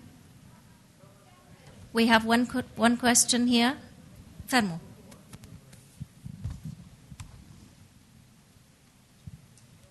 سؤالي أستاذ صلاح قال عندنا مشكلة بالتعامل مع الكيس بسبب اللغة. هذا ليس مشكلة. أكو باضيين موجودين وأكو إيزدين بمئات شباب وبنات الإيزدين يعيشون بالمخيم خارجات الكليات كنفسيين. هذا ليس مشكلة. والكيس لما تعاملون ويا الكيس أريد أسأل الأخ تجيبون هذا يعني هذا الكيس كإثبات من جهة رسمية أو هيك تروحون عليها؟ يعني عندكم مكانة تسألون عن هذا ناجئة وليس أو غير ناجئة لما تحكون عن الناجئة؟ وإذا أكو ناجئة بالعائلة عندها نفسية تعبانة، العائلة كاملة، يعني لا تعاملون العائلة الإيزيدية هسه اللي جايين من سنجار ومن بحشيق ومن بعزان كلهم عندهم حالة نفسية، ويمكن يصير بآلاف سنين الحرب العراق وإيران لحد الآن الأسيرة اللي جايين تفكيرهم مو يعني حتى العائلة كاملة. السؤال السؤال هذا السؤال أكو طرق يودفون كمنظمة البادين حتى يفهمون الطريق أسهل. ليش البادين معكم؟ شكرا. الإيزدين خاصة. شكرا. مونيك.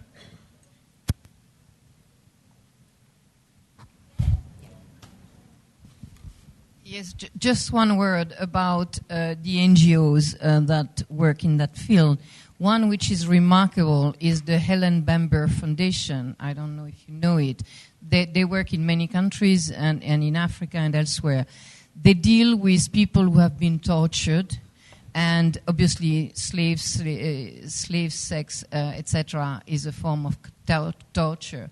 So I would recommend that you look into the Helen Bamber Foundation, and if you want, I can introduce you. Thank you. We will take one more question since that was a suggestion. یک سوال لره ورقرم به زحمت فرمو. او چاکتی سپی بله جنابت کی بو؟ من تقريبا همان برسياري او خانمم هبو برز كاك صلاح كو زماني كردو كغواي ابيت زور جار كيشا بوچی اوان سود ل اوارکان خوان زور سپاس مادام همان برسیاری کی تر ورقم توضیحاتی ام بس توضیحات کاتنیه ببوره لروی اوی که او اوارانه که سودمند بن ل کارکردن و دو او اواری که دوری تابعتی بودرکتو راینانی پدکرید اتوانی همو کات آماده ببو او کاری که پی دسپیره لبوری موجوده لناو کم با سپاس برسیاری که لپشتوا او هر یک برسیار بو it was the same question and that's the last one او آخر سؤاله بو امره الو برسيارم اوابو باسي انفالو مقارنه لنوان انفالو او كارثاتي شنغال يعني كرد توز جیاوازی هيا بلام او انفالا گروکو خوی چارەسەریان کردووە و وەختی خۆی بە جینۆساید ناسوان او کارەساتی شنگال دووبارە ناو هەمومان نەزانین ئێستای شنگال ئەگەر دەستساریان لێ کرد و خەمخۆریان لێ نەکرد عینی مەسەلەی ئەنفال بەسەر دێ و خەڵکێک لە بیریاکە و هەر چارەسەریش بۆ نابێ. Okay, so the questions were basically, one of them was about why not train Yazidi survivors themselves, and why not train Badini speakers from the region. then you don't have the linguistic barrier. And the other one was about, it was here, NGOs, yes. If you have in mind a training program for service providers in this region. Okay, so these. So maybe Kak Salah could answer the first one.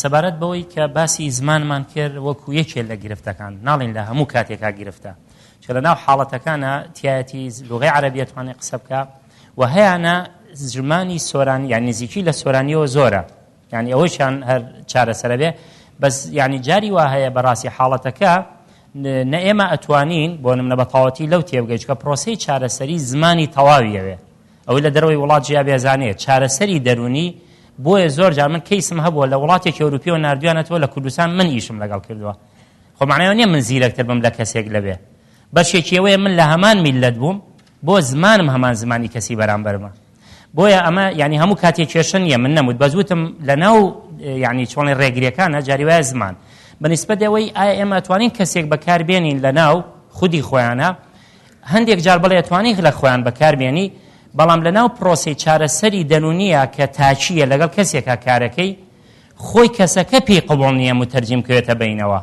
چیرۆکەکە وەنە حەساسە لە هەمان کۆمەڵگایە نایەوێت چیرۆکەکە کەسی دووەم سێهەم بیزانێ بۆیە ئەمە جاری وایە بێتە کێشە ئەجینا ئێمە لە ناو دەوراتمانە دەورات زۆر جارەکەینەوە بۆ خۆشان دەورەی سوودی لێبینن و جاری وایشە هەر خۆیان ئەبنەوە بەوەی کە خزمەت بە کۆمەڵگاکەی خۆیان بکەن. Thank you. If one of you could comment about possibility of training, I think that there are some experts here. Tanya, the question of training providers here seemed like that might be something you could answer. Can you come here? Microphone. Can we have the microphone, please?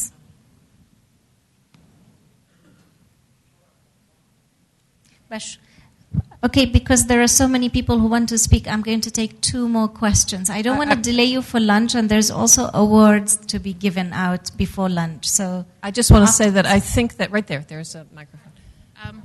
Yeah, thank you. Actually, the need is there. This is something that everybody knows. And if there are any programs for the service providers, I mean, it's something that we at Seed Foundation are working on. But also at the same time, I mean, some of the international NGOs, I think, are providing some kind of training, but it still is not enough, or it's not as broad as is required. That's all I'm going to say. Thank you. There was an urgent question on this side and one urgent question on that side. So let's go first here. Sorry, I have time for 2 only. Well, Arenabu, that side. Sorry, she's been putting her hand up for ages.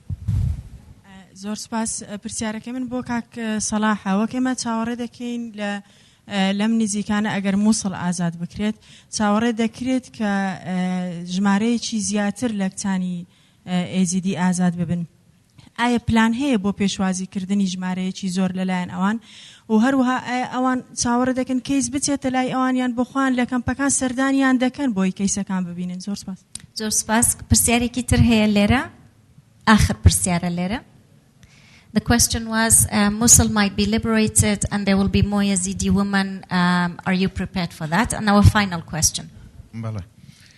من لا قسەکەی کاک سەلاحەوە دەست پێکەم کە باسی زمانی کرد گرفتەکە لێرە تەنها لە تێگەیشتنی زمانی بەرامبەر نییە بەڵکو تێگەیشتنە لە خودی کەیسەکە لە زمانی قوربانی. سوالتان هەیە؟ بەڵێ من ئەمە یەک تەوزیح بەم یەکێک لە دایکەکانی ئەنفال نەبراوە بۆ نوگرە سەلمان هەر لە ناوچەکەی خۆی لەبەرەوەی کە مناڵەکەی نەگری دەستی خستۆتە سەردەمی مناڵەکە کاتێک گەزانێ لە ترسی عسکەرەکان تەوان دەستی خستۆتە سەردەمی خنکاوە ئەم مناڵە بە ئەنفال حساب ناکرا کاک سەڵاوە بە قانونیەکان بیزانن تووشی کێشەیەکی ڕۆتینی بوو لەبەر چی لەبەر ئەوەی حاکم وا قەراریە کە ئەم دایکە قاتلە یعنی دایکەکە وەکو بکوژ معاملەی لەگەڵا کرا یعنی تێگەیشتن لە خودی کەیسەکە زۆر گرنگە. هیوادارم لە کەیسی جینۆسایدی یەزیدیەکان دووبارە نەبێتەوە. من پێرێ لەگەڵ ژنە مقابلەم کردووە، ئەفونکە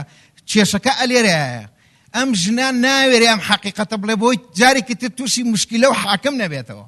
یعنی ناوێرێ حەقیقەتی چیرۆکەکەت بۆ باسکە. سپاس.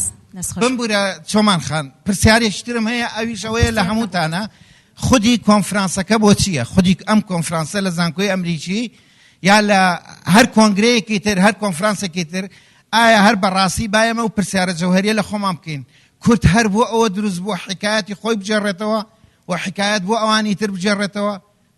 بە درێژایی مێژوو گوێ لە چیرۆکەکانی بگرن یا ئەبێ ئیتر یعنی کۆمەلگای نێودەوڵەتی حەلێک بۆ ئەم بەربەریەتە دابنێ و زۆر سپاس.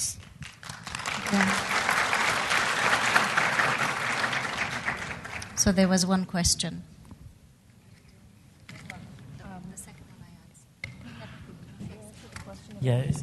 Are you ready for if more Yazidi women might be liberated and our services are all already overwhelmed? Do you have any plans for the future? That was the question.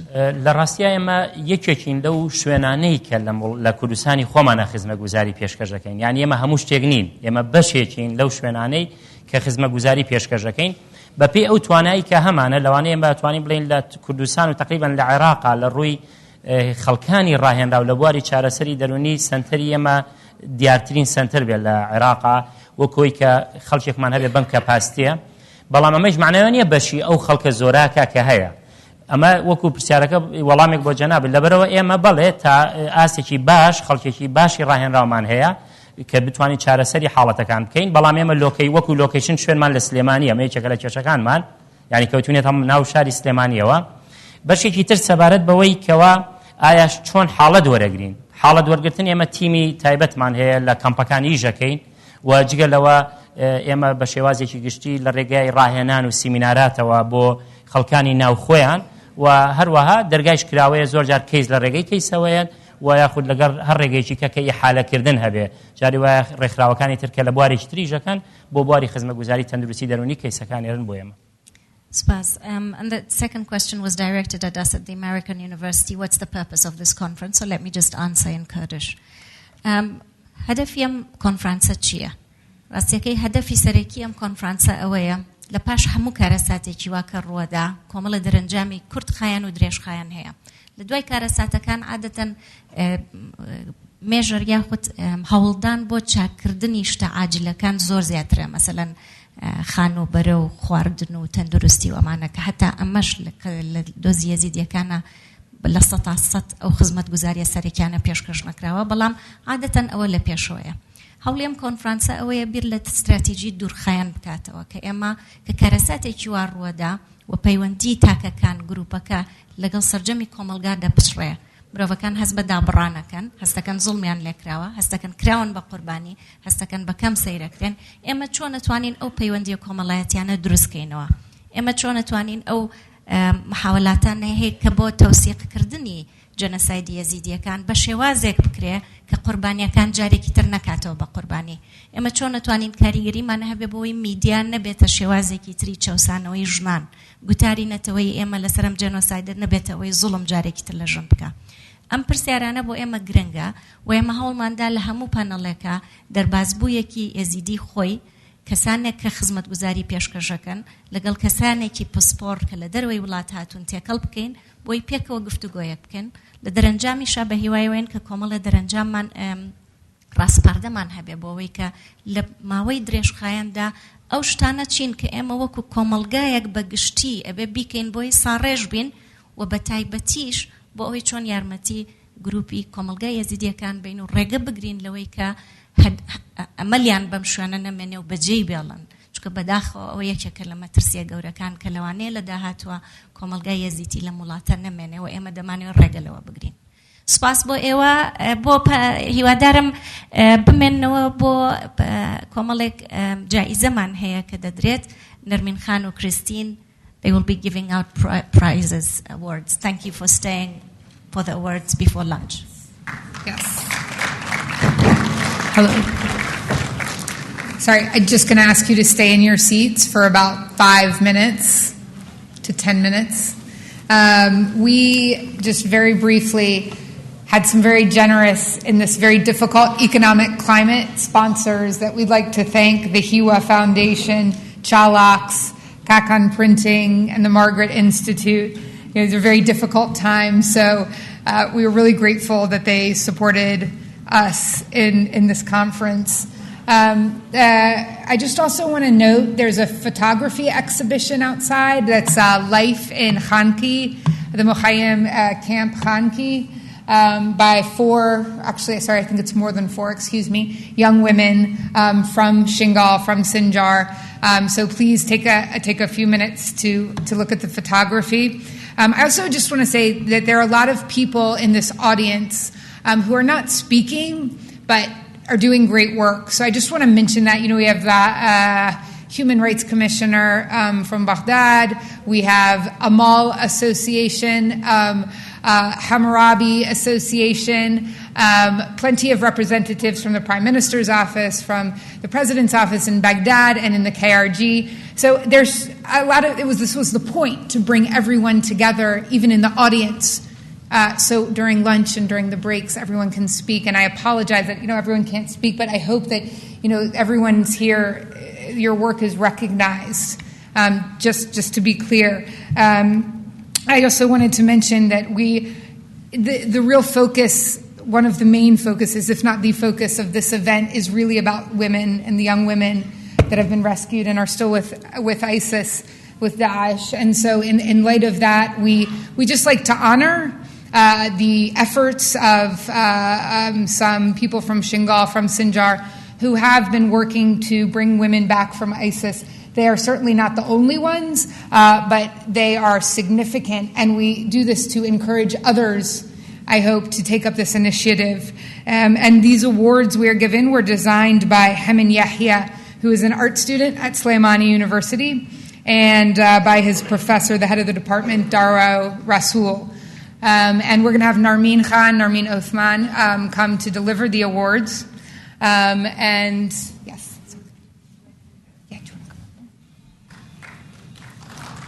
Narmeen Khan is on the board of the American University here, so she will. ام كاتتان باش هو سپاسی همولایگەکەین بەخێراتنی همولایەکیشەکەین ئێمە ڕێزلێنانمان هەیە سێ ڕێزلێنانمان هەیە بەس مانەوەی نییە تەنها هەر ئەو سێ کەسە مستحقی ئەو ڕێزلێنانانن بەلکو ژمارەیەکی یەکجار زۆر پێویستی بەوەیە کە ڕێزی لێبڕێ بەڵام ئێمە تەنها نمونە وەردەگرین یەکەم نمونەمان بەڕێز کاک عوسمان دەروێشە ئەویش لەبەرەوەی کچێکی ژنێکی زۆری ڕزگار کردووە لە دەستی داعش با فەرمێ بۆ وەرگرتنی ڕێزلێنانەکەی بەڵێ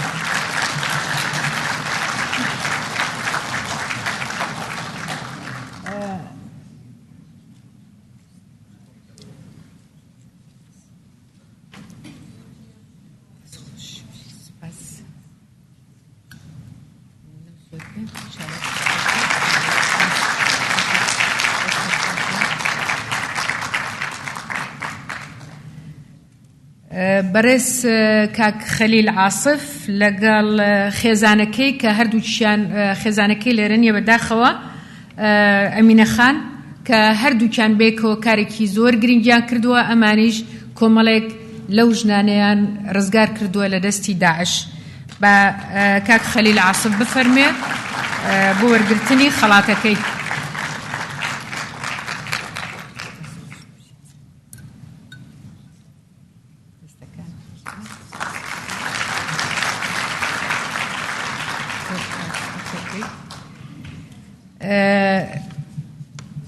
نادیە موراد ڕەنگە زۆر کەس هەبێ خۆی جەنابی لێرە نییە چەند هۆکارێک هەبوو کە ئامادە نەبوو ڕەنگە زۆر کەس هەبێ بپرسێ بڵێ بۆ نادیە موراد زۆر کەسی کەش هەیە نەجاتی بۆ وەکو نادیە موراد و نادیە موراد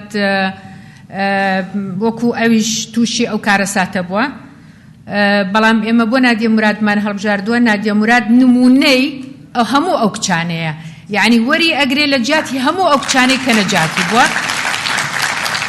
و جورئەتێکشی کردووە کە توانیوێتی بێشەرم وجبل جرأت هم كيسكي خويس بو همو دنيا باسكا كأم نقل بروي تنها جنو تعداي لكراوا بل كل بروي كرديكي يزيديو تعداي لكراوا جا لبروا بو هر اگاداریشتان نادیا مراد کمپینی بو رکری بو نوبل پرایس هیچی ل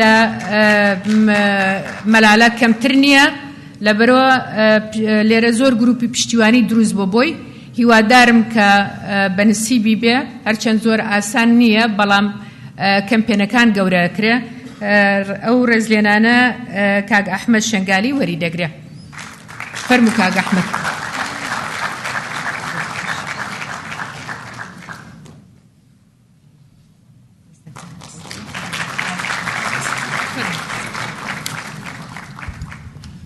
زۆر سپاس بە ناوی نادیاوە دوو بەیانی مەوعدمانە لە ئەڵمانیا یەکترە بینین ئینشاءڵڵا من و نادیا زۆر سوپاسی ئەو خەڵکانەکە کە پشتگیریەکەن بەڕاستی من ڕەخنەیەکی زۆر بچووکم لە ژنانی سلێمانی هەیە کە چالاکترین و ئاکتیڤترین ژنن لەسەر ئاستی عێراق و کوردستان کە تا ئێستا یەک خۆ پیشاندان یان گردبوونەوە بۆ ژنە ئێزدیەکانیان نەکردووە نەکردومانە نەکردمان والله نا أميال جيجي خوينا أوش جيجي خوينا قينا أتوانن كم ينام كم فينا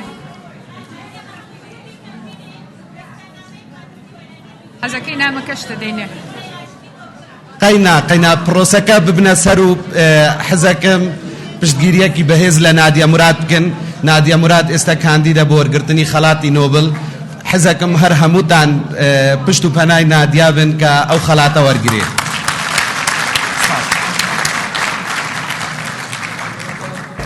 زۆر سپاس بۆ هەموو لایەک ئێستا کاتی ناخواردنەوە بزانم And everyone, the guests for today can join us for a great traditional Kurdish lunch. Just follow this over to the cafeteria. Lunch will be served. I'm sure you're all hungry.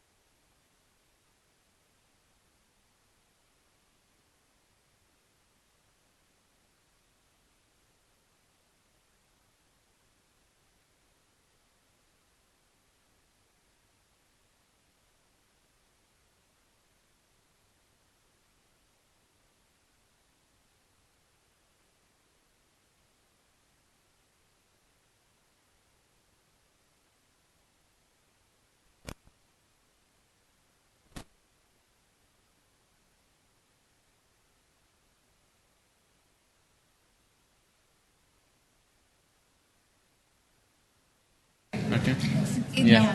So. You're good. Yeah. جماعة. Okay. ممكن ناخذ أماكننا جماعة؟ ممكن ناخذ أماكننا؟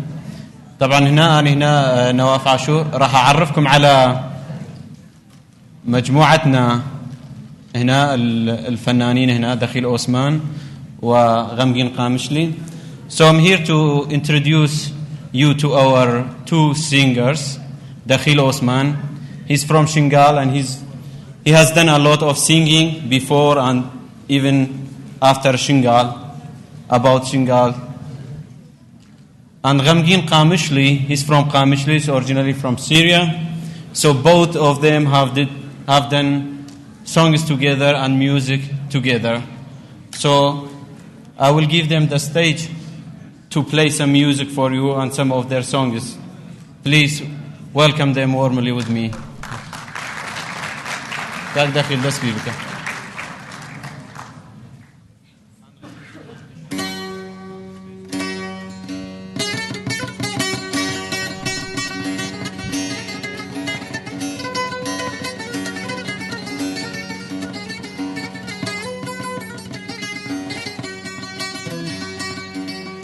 كم ذكر يا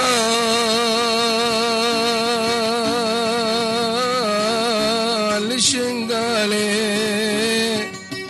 ندردكي برقيرانا كم ذكر يا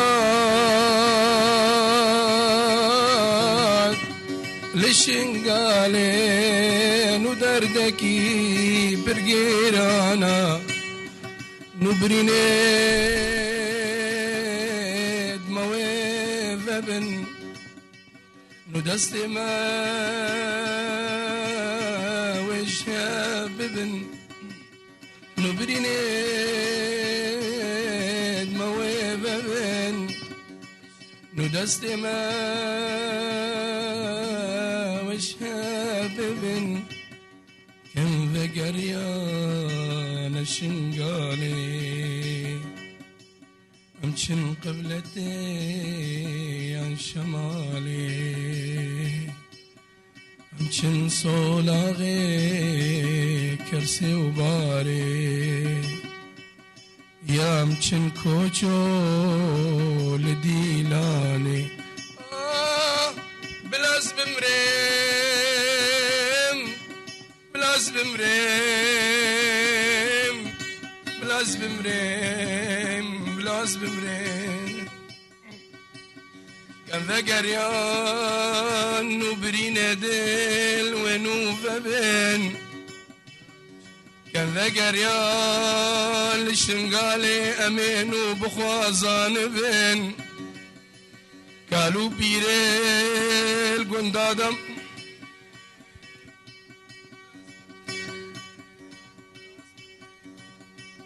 كشو زارو قل شايا دمعين بمرازا خوشان بن او اسيري دستي قاور ان شاء الله بخير وبقرن وإيشنا غريبين وبحسري شافا سرما بمرن كم بقريان كم بقريان كم بقريان كم بقريان ودردكي برقرانا هاي هاي هاي هاي هاي هاي هاي كم بقريان ودردكي برقرانا قالك زاروك البندا دايكو بابي خمين البرديوارا وقالك دايكو بابي البندا زاروك خمين البرسرما وبارانا بلاز بمريم بلاز بمريم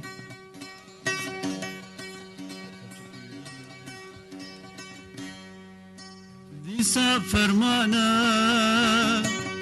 بابو فرمانا برا فرمانا خشكي فرمانا ضاي فرمانا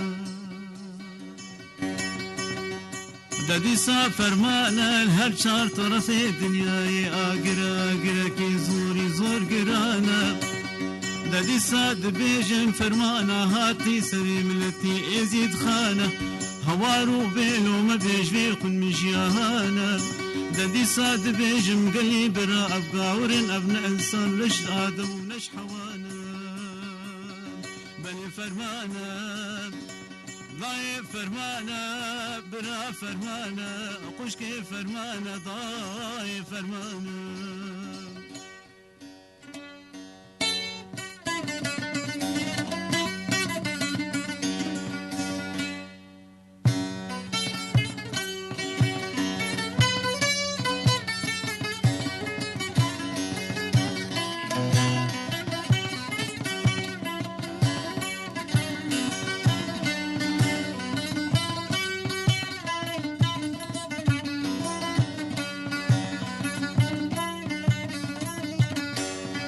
ای هوار ای خدان که سکنم ما جمع پیوه دوی جیهان ما بهراما مای کشتین و فرمان ازیدی ما جسر دین خنایی مخار ای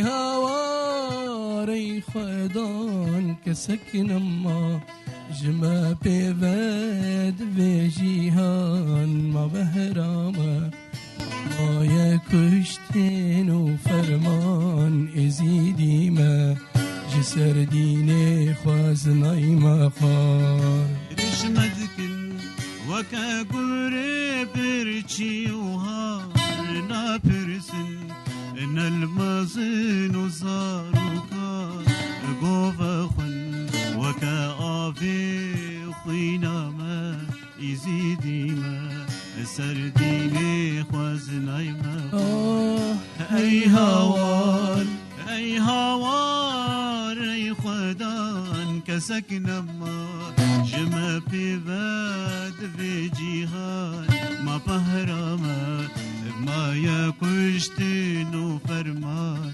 يزيدي ما سرديني خوازناي ما يزيدي ما وزم نبي وارش قال بالمرابون أبا حفتي وشر فرمان وزنا قرم قد بنا بمجي أولا خائزيدي ما جسر ديني خوازناي مخار أي هوار أي خدان كسكن الله جمع بباد بجيهان ما بهراما ما يكشتين وفرمان ازيدي ما جسر ديني خوازناي مخار ديدم بطاوس آلن إزيديا بشهيدا بعقيدي خينا خدا ببارزن لا للشول وإيمان يزيدي ما سرديني خوازناي مخار أي هوار أي خدان كسكن الله جمع بباد بجيهان ما بهراما ما يكشتن وفرمان ازيدي ما جسر ديني خوازناي مخار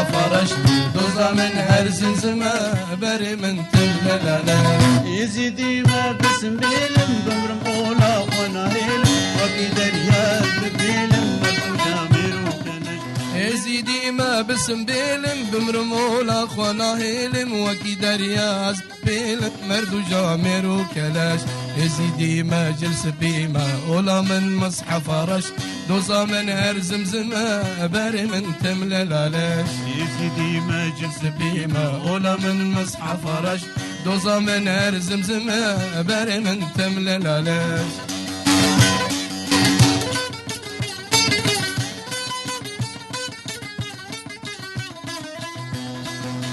اسم نبي والفرمانا سيرو جي دجنا يزدان شيخ فخي دستور ويدانا فرجك مجنورا طش اسم نبي والفرمانا سيرو جي دجنا يزدان شيخ فخي دستور ويدانا فرجك مجنورا طش أدنا بمجي أولا وجلس بيما بكاريخو مفتولو تقو برات خلق بيرو جنورا قش قد بنا بمشي أولا خوا جلس بيما بكاريخو مفتولو تقو برات خلق رش جنورا قش يزيدي ما جلس بيما أولا من مصحف رش دوزا من هر زمزمة باري من تملل علاش يزيدي ما جلس بيما أولا من مصحف رش دوزا من هر زمزمة باري من تملل علاش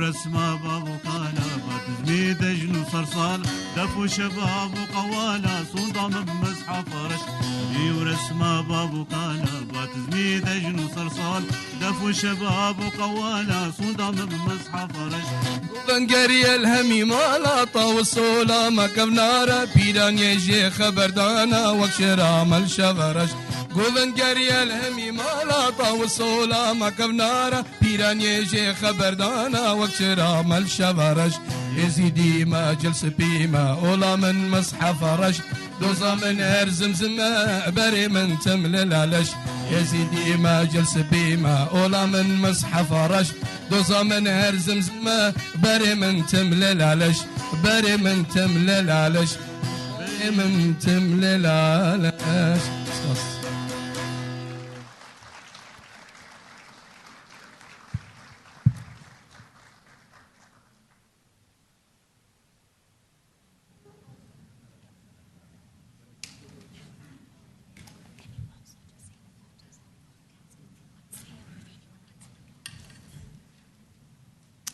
Thank you so much for that. I think I probably speak for all of us when I say that was very moving, and those songs about the Yazidis and about Shingal are very, very meaningful. So thank you all so much.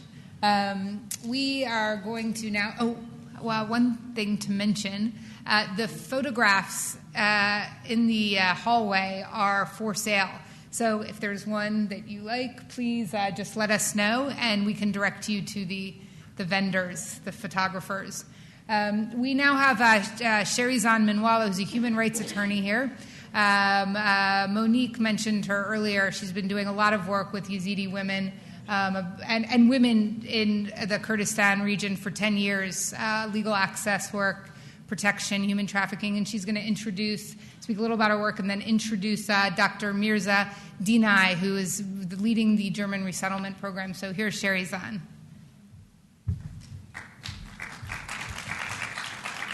Thank you.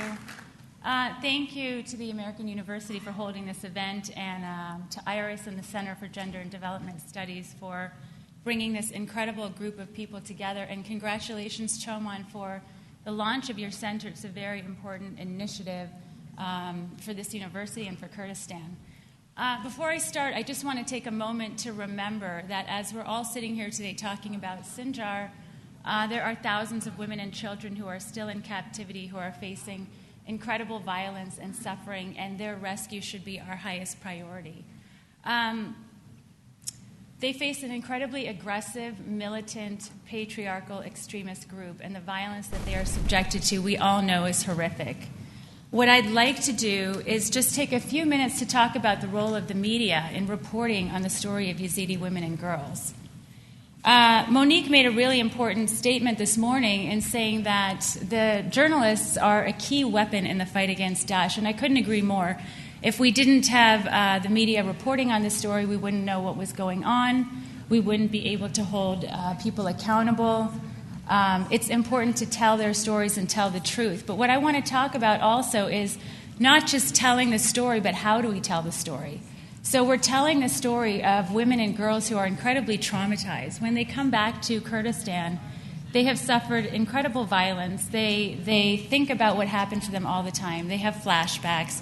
They worry about people who are still left in captivity. And when I talk to women and girls, we might look at them and say that they're safe in Kurdistan, but they don't feel safe. So many of them still have nightmares and feel like Daesh is going to kidnap them and take them back. So this is the situation of the women and girls when journalists come and talk to them. What we've seen is a lot of journalists coming to Kurdistan looking for victims, particularly last year when there were many women and girls who were escaping and the stories first started coming out. We saw many international and local journalists coming to Kurdistan, interviewing them and telling their stories. And as a result, there's been a lot of unethical reporting. So we've seen cases where the names and identities of the victims have been reported in the media. We've seen an incredible focus on pressuring victims to talk about incredibly traumatic experiences, including children. So we know one of the things that Daesh is doing is perpetrating sexual violence against children. To put children in that situation where they're telling and retelling stories of trauma is incredibly difficult. And for all of the victims, it can really re-traumatize and re-victimize them. And I think what we've seen is a sort of collective stigmatization of Yazidi women and girls. We've also seen, so last year, for example, Amnesty International did a report, and they told stories of unethical practices by journalists. So one example was a case where a young woman was having panic attacks and wanted to see a doctor. And when she asked to see a doctor, she was taken into a room full of journalists who wanted to interview her. In another case, a journalist pretended to be a doctor so that he could get information from women and girls to report on. Those are some of the more egregious cases. We've also heard cases of journalists paying money to interview Yazidi victims, and that's sort of on the extreme end. But then we also have these other issues where, some of the practices that the media has engaged in has really sort of put women and girls in a difficult situation. One of the other issues that I want to draw attention to is the narrative that's coming out of this crisis. What we've seen is a disproportionate, overwhelming focus on rape and sexual violence and enslavement of Yazidi women and girls, which has absolutely been part of the story, part of their experience, and the most incredibly difficult thing for not only them to talk about, for other people to hear and understand. But what I want us to think about is, what else do we want to know about these women? Who are they? They're more than just the victims of sexual violence. These are complex human beings. They have their own interests. They have their own experiences before the genocide, during the genocide, and also after. So when I meet with women and girls, and what I've been doing is helping a lot of them apply to a program through the Freedom House in the U.S. for emergency funding to help them meet basic needs and cover medical costs and things like that. When I talk to them, I hear really incredible stories of resistance in captivity, how women and girls have resisted forced religious conversions, how they've protected themselves against violence, or at least tried to, and how they've protected their children. So, for example, one woman who I interviewed talked about shaving her children's eyebrows and cutting the girls' hair to make them look like boys so that they wouldn't be taken by Daesh. This is an incredible story of courage and strength and really, resistance by Yazidi women and girls while they're in captivity. And then also when they try to escape, they tell incredible stories of courage. So taking that first step towards freedom for these women and girls is incredibly brave. And I think the part of the story that's often missing is how strong and courageous these women are and how smart they are. I mean, many of the stories that we've heard of how they've struggled to survive, how they've resisted horrific violence, really shows incredible intelligence and courage and strength. And so I think it's important to really make sure we get that story out there as well. We're undertaking a research project to look at the impact of how, perceptions on how this story has been reported. We'll be looking both at media content to see, what kind of information is included, what's missing, how are these women portrayed. We'll be looking at, so for example, the UN Global Protection Cluster actually issues guidelines on how to report on sexual violence in conflict. They're incredibly useful. They provide good guidance to journalists, and if journalists actually abided by those guidelines, we would have a much different situation today in terms of how the story is reported and the impact on the victims. So we'll be measuring what we're finding in terms of English, Arabic, and Kurdish media content against those guidelines to see sort of where there's been deviation and how that's affected the girls. We'll also be interviewing members from the Yazidi community, from organizations, from the UN, and also journalists to ask questions about what are your perceptions about this story and how it's been reported. And so we're hoping that this publication will come out this year. So essentially that's all I want to say about the media issue. The other thing I just want to point out is, again, one of the resources that's out there for the survivors is a fund that is available for victims of religious persecution through the Freedom House in the U.S. It's a fund that is through the State Department, and it's something that has helped people who come back who are impoverished, who are not getting any assistance, to be able to get some money to help them meet basic needs. I mean, many people who have medical issues who cannot afford to travel, for example, from the camps to Duhok to get the medical care they need. So people from the Yazidi community refer cases to me, people from organizations. And if anybody has questions and wants to talk about this program, I'm happy to answer those questions. If anybody wants to refer cases to me, we can talk about that as well. So with that, I'm thrilled to introduce Dr. Mirza, who many of you know has been running a program to take Yazidi and women and girls from Kurdistan to Germany for rehabilitative services. I think many of us have a lot of questions about how that program's working. I've met with many families who have talked about how they feel this program has really done a lot to help the women and girls who have returned back. And so Dr. Mirza, fortunately, is here with us today to tell us about how that program's working and hopefully answer any questions that all of you have. Thank you.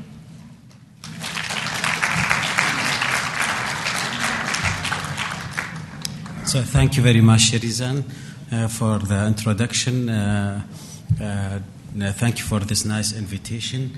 At the beginning of this catastrophe against Yazidi minority in Sinjar, and as we started to make lobby in Germany to take some of Yazidi women and children who were in the captivity of ISIS, especially our direct victimized by ISIS, one of the European journalists asked me in Erbil why you are running and swimming and against the wave in Kurdistan and you want to bring Yazidi women there. Nobody wants this. Everybody wants to keep the women and children here to make a project, to treat them there, to raise money for and fund for them in Kurdistan. Why you are the only one here against this and you want to take all your women and children outside? And the idea why we started to think about this, to take them outside of Germany. I am from a background physician, but unfortunately working in the politic more as physician, as medicine. As I saw in the first period, in the first month, some of survivors managed individually to escape from ISIS, and I saw their situation. It is not normal PTSD and trauma. It's really severe PTSD. They had this disorder. They had all the symptomatic of PTSD, but in a hard way. And we have in Kurdistan, unfortunately, no infrastructure for trauma. Even the Kurdish community is traumatized. I can call it the Kurdish community since several years, maybe hundreds of years, is traumatized, but we have no trauma. Psychology and psychotherapy in general in the Orient, especially for Kurds, is not normal treatment. So this was one of the arguments. We started to make lobby in Germany in different levels, of federal levels, also in the different states. And the first signs we became was in the Green Party conference, as the Prime Minister of State Baden-Württemberg saw the pictures of the victims, he said in the leadership of Green Party, we should do something. And in Baden-Württemberg, by the way, it's only state which is governed by a Green Party. He spoke, Mr. Kretschmann spoke with his partner in the government, SPD, and also with the oppositional parties in the parliament, and they wanted to establish something. And we asked them to take up to 1,000 traumatized women and children. And this was the first decision. But to realize is we had very strong challenges, especially the women and children who came from the captivity. They had nothing. And generally in law, it was not allowed to take Iraqi citizens from Iraq without Iraqi passport. They are not refugees, they are normal IDPs displaced from their own areas. So it was not allowed to take them without Iraqi passport. And only everybody here who is engaged in the issue of passport, they know how terrible to become a passport in Iraq. You need 4 documents. For the Iraqi make a joke and said 4 documents for paradise. So you need ID, citizenship ID, residence ID, and food card. And a woman, her husband is killed, was captured from her own village and stayed for several months in the captivity. It was not possible to issue ID. And then this procedure was taking a very long way, but fortunately we was able within 8 months to move 13 missions to Germany. We reached not only 1,000, we reached 1,099. It was 1,000, by the way, 1,101. 2 of our girls went to USA after they reached Germany. Unfortunately, it was.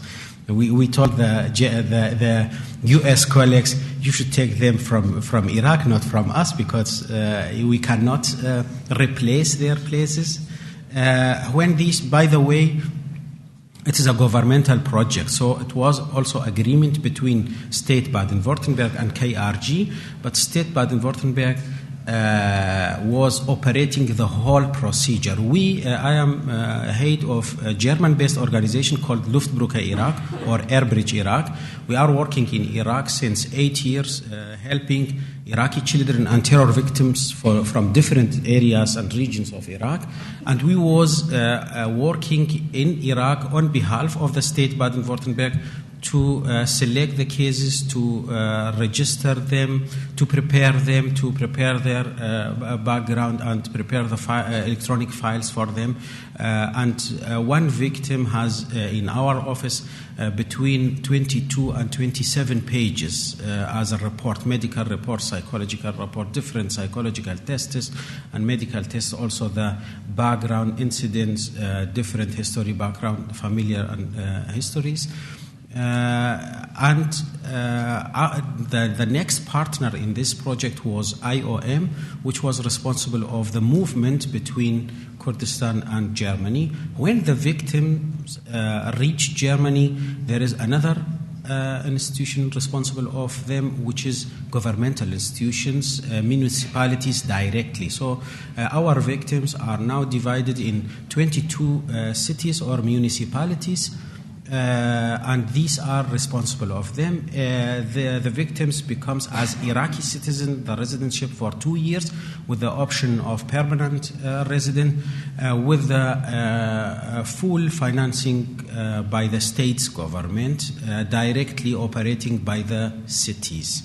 So this is generally our project. They are able to return back anytime to Iraq. They are not refugees, but they belong to the so-called Asylbewerber Gesetz, so asylum asylum seeker law in Germany, so only in the financing issue. So they become their social aid. The children are going directly after reaching Germany within 2 weeks to the schools. The woman can go directly to the integration courses and language courses to start new life. And I think this was the most important. One of the painful stories I heard, I want to mention this only, why the psychological treatment in Iraq was not very successful. There are many organizations are working in this issue, and they are doing excellent job. But the problem, if you have no infrastructure, if you have no people, not enough people for this big amount and huge number of victims, you cannot reach everybody. Even the IDPs are traumatized, by the way, not only the people who were in the captivity. And the most painful stories. And by the way, I interviewed 1,400 people, children and women, and it was for me personally very, very painful because I was myself traumatized within the project, because you are hearing every time 10 very sad stories. One of these stories, a woman, she had 5 children. Her husband was killed by ISIS. Her daughter, 13 years old, was taken into Lafar and as sex slaves to another fighters. She had then 4 children. She was sold several times. Last destination was in Raqqa. She managed to escape. With her 4 children, but ISIS fighter, a Saudi Arabia, discovered it. He catched her, killed all her 3 children, and after about 13 months, she could escape with only 1 girl. This is one of the stories, but we have thousands of such stories. Thank you very much.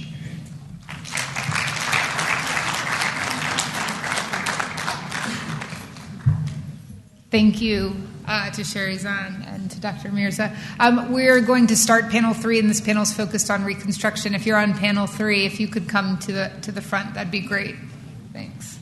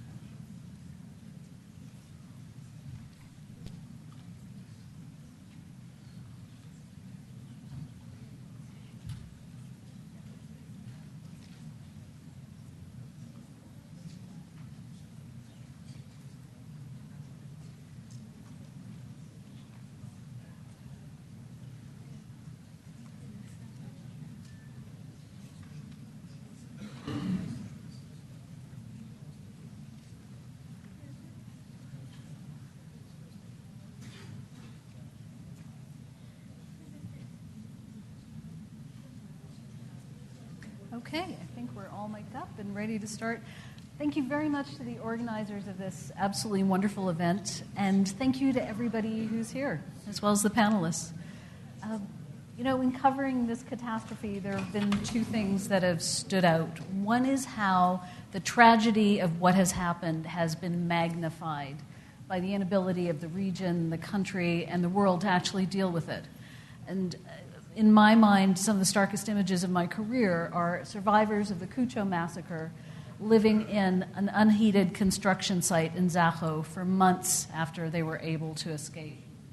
The other thing really is that although there still is a war against ISIS going on, raging in fact, with people fighting and dying, part of the biggest part of this now, of course, is the questions being asked about what happens after ISIS is defeated.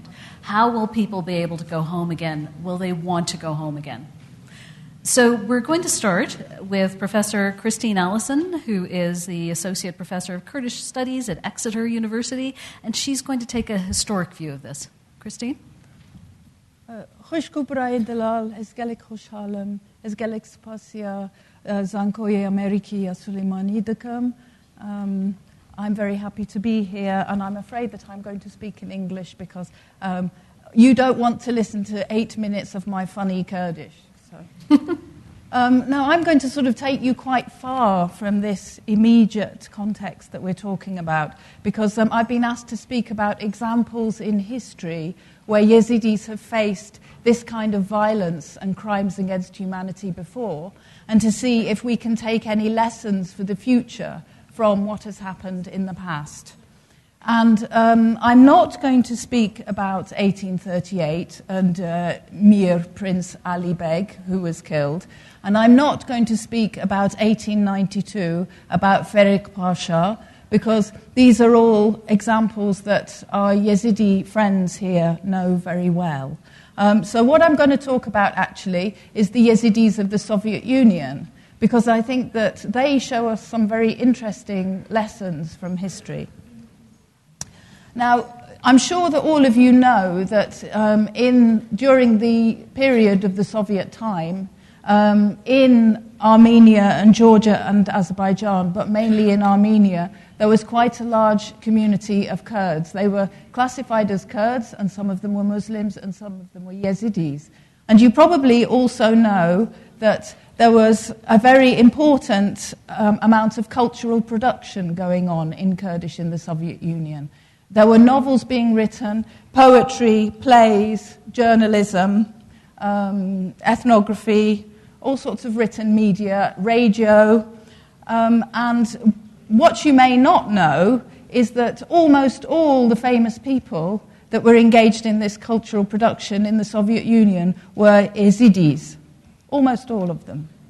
And that also in the Soviet Union, Yazidis and other Kurdish speakers were going to school and reading and writing in Kurdish 1-2 generations before most of the Kurdish people in Turkey or in Iraq had the chance to do this, including the Yazidis. So these people were very much leading the way. And there were also Yazidi doctors, Yazidi engineers. The interesting thing was that these intelligentsia stayed very close to the villages that they'd come from. So they would write articles in their newspaper, which was called Riyataza, and then the people in the villages would read these articles, and they stayed very close to their communities. Now, obviously, life was not easy in the Soviet Union. There was the gap between richest and poorest was not enormous, but most people didn't have a great deal, but they had enough. And for the Yazidis, the Soviet period enabled them to have a lot of social mobility and to develop in all sorts of directions that they hadn't had before. Because when they arrived in the Soviet Union, they were refugees with nothing. The Yazidis of the Soviet Union came from Van, Kars, and Bayazid provinces in eastern Turkey. And what happened was that after the Bolshevik Revolution in 1917, the Armenians, a great wave of Armenian refugees and Yazidis came into Armenia running away from the Turkish army. So you have a scenario, I'm afraid it's not very different from the people running from Sinjar, except that the army was actually with them and attacking them along the way. So many people were lost, many children lost their families, and a lot of people lost almost all their possessions, or even all their possessions. And the people that later became intellectuals, some of them were children at this time. They lost their entire families, and they only found their families years later sometimes, or distant relations years later. And some even forgot Kurdish because they'd been living in orphanages so long, and they had to relearn their Kurdish, and then they became writers. So what I want to ask is, how did this happen? How did these people who were in such a disastrous situation become pioneers of their community? And first of all, we mustn't forget that the Yazidis have often shown in the past that they're very resilient. And we were just hearing before about clever tricks that women in captivity were playing on their captors. But they are very resilient, and young Yazidis were very keen to take advantage of all the new opportunities that they had, especially with the literacy drive of the Soviet Union. And they were keen to embrace new technology as well. For instance, young women became announcers on the radio, and in the past they might have thought that that would have been not a modest thing to do, but that they started doing it because they were interested in all the new opportunities. So those are qualities that the Yazidis have anyway. But from the outside, there are two things that I want to bring to your attention that were very important in the advancement of the community. One of them was education, the fact that all the young Yazidis became educated, and there was a huge literacy drive in the Soviet Union. And the other thing was a policy that they had in the Soviet Union in the early years called korenizatsiya, which means putting down roots. And they were members of the Kurdish minority. And because they were members of a minority, they had certain rights. They had the right to have preferential treatment to get jobs in the administration. So we see that many of these young people were placed in important positions in the Komsomols or in the Communist Party later, and they took on responsible positions teaching and in other professions. And this is something that in English, in England, we call positive discrimination. That means putting the disadvantaged people first when it comes to jobs. So we call it positive discrimination, and the Americans call it affirmative action. So that's the other thing I want to draw to your attention. Now, we already know that it's vital to preserve the Yazidi culture, and I know that organizations like Yazda are already doing that. But when we think of how the Kurdish administration can look after the people that have come from Sinjar, and how the Kurdish community can look after, and local authorities can look after those people, we have to think about these two values of education, that the people who are least advantaged should have priority when it comes to education because they need it the most, and affirmative action. Now, capitalist systems are not always very good at supplying affirmative action, but it is very effective. And I would like to just draw to your attention the fact that in the history of the Yazidis, there is this example of Yazidis using these opportunities. And I think it's very important that in the longer term planning, they are given these opportunities, that they are given preferential opportunities in education, and that they are given affirmative action opportunities in their working lives. Thank you. Thanks so much for that. And next we have Sherry Cram Talabani, who has been involved in this region for a very long time, both in the U.S. and here. She's going to tell us about her work at the New Seed Foundation. Thank you, Jane, and thank you to the organizers for pulling together such a working? Just say something.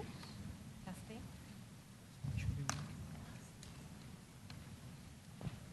Very nice. Very loud voice. Not that loud. I don't know anything about disease in Russia, so I learned a lot. Why don't you take my microphone now and During 1914.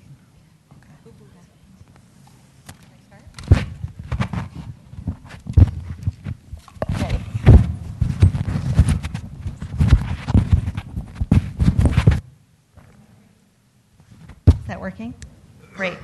I'm afraid Jane's going to cut me off if I speak too long, so let me get started. Thank you so much to AUIS and Christine Choman for pulling together such an amazing group of people. I'm so humbled to be with so many experts and so many people working to address these important issues. One of the greatest challenges for Kurdistan's development will be dealing with the long-term needs of the displaced. To give them a future, we must provide education for the children, employment for the adults, and mental health, and address their mental health and psychosocial needs. It's critical that we offer opportunities for sustainable livelihoods now during displacement, which can sustain them in the long term, whether they remain in areas they've fled to or whether they return home. Training and work opportunities allow people the opportunity to meet their basic needs, offer hope for the future, and help the healing process. Although displacement is of course devastating, it offers us an opportunity to provide services to those that were previously denied to the most vulnerable communities, such as the Yazidis from Sinjar, which were previously very difficult to reach.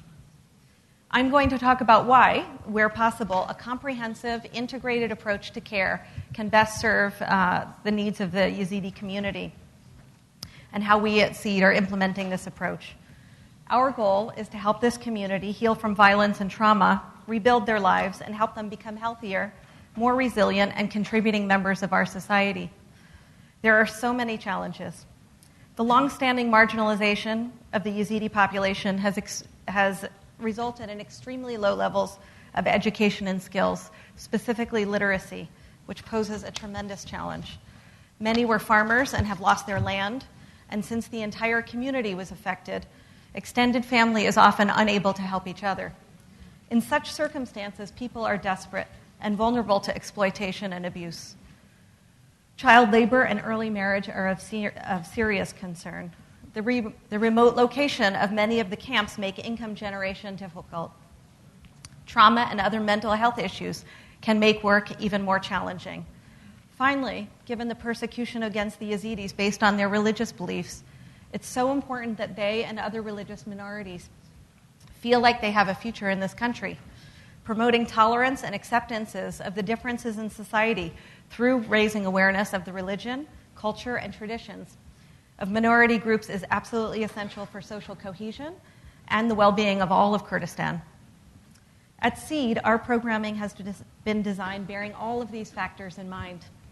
By integrating our mental health and psychosocial programming with livelihood training and life skills training, as well as recreational activities, we feel we can best reach our beneficiaries. These activities have the potential to transform lives through promoting healing, fostering resilience through the creation of new friendships and social support networks, building confidence and hope for the future through learning of new skills, and reestablishing the sense of normalcy and routine, which was interrupted by conflict, displacement, and in many cases, sexual and gender-based violence. Like many organizations, we stood up our program to support women and girls who were so brutally targeted, and they remain our main focus.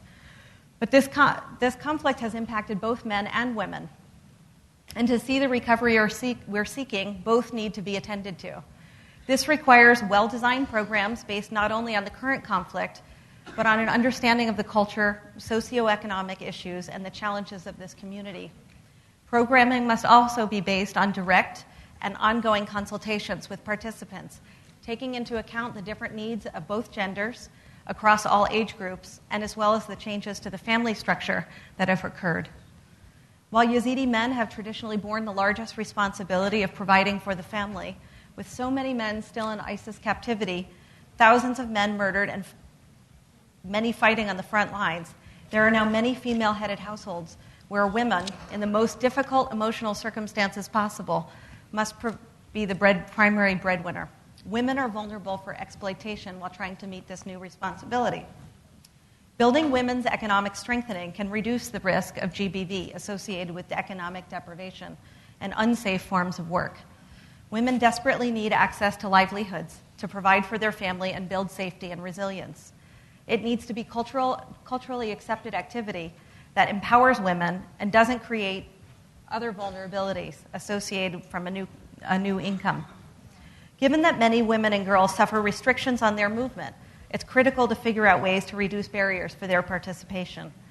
We've been able to reach women who haven't been outside of their tent in months based on concerted daily outreach and offering a range of services. For others, the disruption to the social order has opened an increased space for their participation. In designing our program, we consulted with the beneficiary community broadly to ensure that women would be able to participate and the activities planned would meet their needs. We found that it didn't. While the men we consulted seemed open to women's participation, men across the board in every age group demanded that we provide the same services for them, including, surprisingly, psychological services. Unfortunately, there's a severe lack of services for men and boys because most resources, understandably, have been directed to women. But many have also suffered extreme violence and torture, suffer from displacement and the loss of loved ones. Many men are struggling to cope with their new roles. In the eyes of a male-dominated society, this conflict has essentially rendered them ineffective, unable to protect their families, and unable to provide necessary financial resources. Additionally, SGBV services largely focus on survivors and not on the perpetrators. In recognition of this, and at the request of the community we're working with, SEED provides our full range of services to men and boys. Their participation in recreation and training activities will help us identify those most in need. Provision of key SGBV services for men and boys will both protect and aid in their healing, as well as reduce violence against women. Bearing all of this in mind, we focused our work in 4 areas. Psychosocial services. At the core of our program, we're providing high-quality psychotherapy, counseling, and social work services to help people recover from trauma and cope with daily challenges. We offer life skill classes, teaching skills that increase resiliency and improve the well-being of our participants and their families.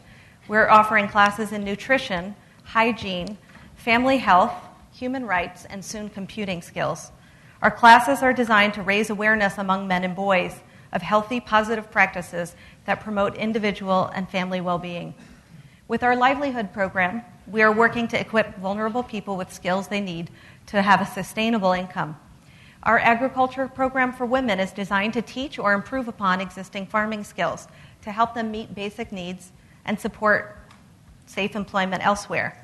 The women who work in our center's garden will bring home healthy fruit and vegetables to feed their families, or which they can choose to sell. We chose farming because it's culturally acceptable work, engages them in positive, productive activity, and there are opportunities for employment in the surrounding farmland. It's therapeutic, provides social activity with other women, and gives us an opportunity to engage them on nutrition. For men, we're doing a pallet furniture building project, teaching them, which offers a highly sustainable income in that wooden pallets are free and tools are inexpensive and can last a long time. We believe there's a huge market for pallet furniture, which is very affordable and really, really cool looking. For approximately $300 a person, we are helping men to start a business that can sustain their family. Finally, we're providing structured social and recreational activities for children and adults to help the healing process. These fun activities provide a much-needed reprieve from the isolation many face and create a safe space for survivors to go. They also ensure that the SEED Center is a socially acceptable place for men and women to go, helping to avoid the stigma of those accessing our psychological services. We offer baking, arts and crafts, sports, knitting, sewing, gardening, music class, and more. For the little ones, we engage them in the basic fundamentals of early childhood development through storytelling, singing, art, active play. Facilitated children's activities give mom the freedom that she needs to get the care that she requires. In closing, we believe all of these elements are critical to the healing process and to the well-being of the Yazidi community, and increase the access to and the impact of psychological services.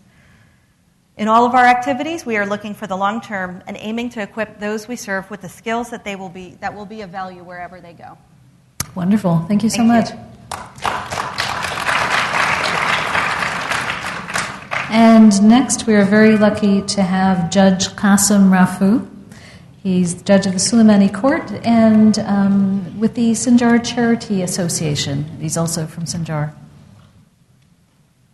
Please, Judge Qasim. شكرا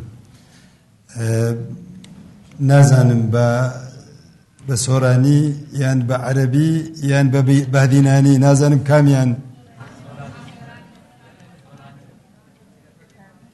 سۆرمانجی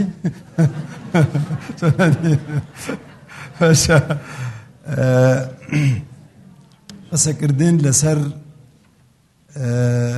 ئەعمار ئەو ئیعادەت ئەعمار شنگال قسەیەکی زیاد وەرەگرێ کاتێکی زیاد ئەوێ کاتەکەش لە دەستمان زۆر تەسکە یعنی مەحسوورین بە چەند دقەیە. No, 8 minutes, thank you.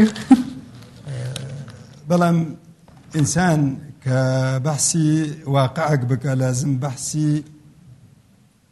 بەحسی ئەو شتانە بکە کە شتی ئەساسیە لەو مەوضوعە. ئێمە دوێنێش لە وەرشەت عەمەل بەحسمان کرد شنگال لە سەرەتای تاریخی خۆیە خاستن دوای ساڵانی هەفتا دوای بەیانی ئادار مجموعە گرفتی یاسایی و قانونی هەیە کە ئەساسی ئەم مالوێرانبوونەی شنگالە. شنگال لە ڕووی قانونی و دستوری و ئەوانە سەر بە حکوومەتی مرکزیە سەر بە عراقە. لە ڕووی واقع و فعلیەوە دوای ڕزگاربوونی عراق لە ژێردەستی کوردستان بوو بە تەنسیقێکی کەم لەگەل بەغاد. ئێمە هەگەر بین دەست بە ئەعمار بکەین پێش ئەمارەتکردن لازم ئێمە وەزعی قانونی شنگال سافکەین لەگەل مەرکەزە. دوای ئەوە خطوەی دوای ئەوە ئەو هێزەکانی لەسەر ئەردی شنگالن ئەوە واقعکی تازەیە دروست بووە زۆر زۆر ضرورە ئەو هێزانەیە لەسەر ئەو ئەردەن ئاعتراف بە یەکتر بکەن تعاون لەگەل یەکتر بکەن کە هەمویان بە یەک دەست بە عراقیەت و بە کوردواریەت هەوڵ بدەن لەگەل واقعی ناو دەولەتی لەگەل NGO منظەماتی مجتەمع مەدەنی لەگەل حکوومەتی عراقی لەگەل حکوومەتی ئیقلیمی کوردستانە بۆ ئاوەدانکردنی شنگال لەبەر ئەوە شنگال بریندارە. شنگال عرض و شەرەف و ناموسی لە دەستی خەڵکە تەحملی حزبایەتی و سراعی سیاسی و سراعی مرکز و بەغا ناکە. ئەعماری شنگال جنابتان ئەزانێ شنگال منطقەیەکی زراعیە پێش دوای وەضعی قانونی لازم ئەو جهاتنە هەمویان بیر لەوە بکەن ئیدارەیەکی پاک دوور لە دزی دوور لە واقعی کۆن دوور لەوەی کە ئینسانێک دەولەمەند ببێ لەسەر واقعکی بریندار لەسەر لەشی ئینسانێکی مردوو لەسەر شەرەفی خەڵکە.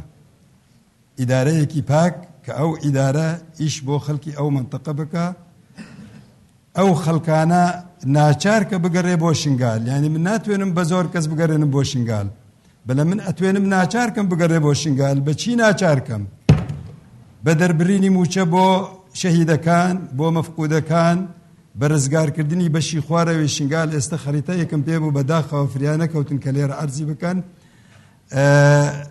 نیوەی شنگال ئێستا لە دەستی داعشە لە نێو ئەوانە مالی من هاتووە باشە زۆر باشە نەمزانی بەشی خوارەوەی شنگال کۆمەلگەی تلبەنات تڵقەساب گرزەرێک ناحیەی گر ئەزێر لەگەل سیبایەت شێخ خەدر ئەمە هەمووی ئێستا لە دەستی داعشە لەگەل دێیەکانی ڕەمبوسی و قابوسی و ڕەمبوسی شەرقی و غەربی و نسێریە و شەهابیە بەس ئەمانە لە ئەردی حرامن تقریبا لەگەل کۆچۆ و حاتمیە ئەوانەی کە کاریتە لێ دروست بووە خاستن دیەکەی کۆچۆ مەقسەدم ئەوەیە بۆ عرضکردنی ئەوە نییە دیارە بەڵام هەگەر ئیدارەیەکی پاک نەبێ ئێمە هەموو مالی دەولەتی دنیا و هەموو مالی کوردستان و عراقیش ڕەسد بکەین ئەو منطقە ئەوەدان نابێت. جنابتان وابزانم نەرمین خان و کاک دکتۆر پێشتریش هەولی زۆریان داوە بۆ مادەی 140 بۆ پارەی سکوکەکان بۆ هەموو تشتێک بەڵام شوێنی خۆی نەگرتووە لەبەر ئەوە دەستەکان پاک نەبووی. ئێستا لە هەر خێزانێک لە خۆمان لە هەر ئیدارەیەک لە خۆمان هەگەر دەست پاک نەبێ بەرەکەتی تێنامێنێ ئیش تێ ناکرێت. منطقەی شنگال منطقەیەکی زراعیە منطقەیەکی استراتیجیە آخر سنوور و طرفی کوردستانە لە ڕووی ڕۆژ ئاواوە خەتێکی ناو دەولەتی ئەتوێنێ لێ دروست بکرێ زراعەت بە هەردوو شەقی زراعەت لە ڕووی بەستنە لەسەر ئەو شاخی کە بووە باوکی ئەو خەڵکانە باشترین میوەی دنیا لە هەنجیر و ترێ و هەموو جۆرە میوەیەکی دنیای تێە کاتی خۆی لە ئەحدی ڕۆمانی خانی شەهوانیان لە لای مەعمەلی سمنت ئێستا هەتا ئێستش خانێکی زۆر گەورەیە ئەوە پر ئەبوو بەس لە باجی باخەکان بەڵام ئێستا وێرانە لە دوای 570 منعیان کرد باخەکان و چەم و کانی و شتەکانی خەڵک دابەزاندن بۆ کۆمەلگەکانی قەسری بە 30 کیلۆمتر خوار شنگالەوە لە هەر دۆلاوە 11 کۆمەلگەی قەسری سژنی گەورە دروستیان کرد ئێستش ئێمە لەسەر ئەوە ئەڕۆین ئەوەش ڕۆژ لە دەستی داعشە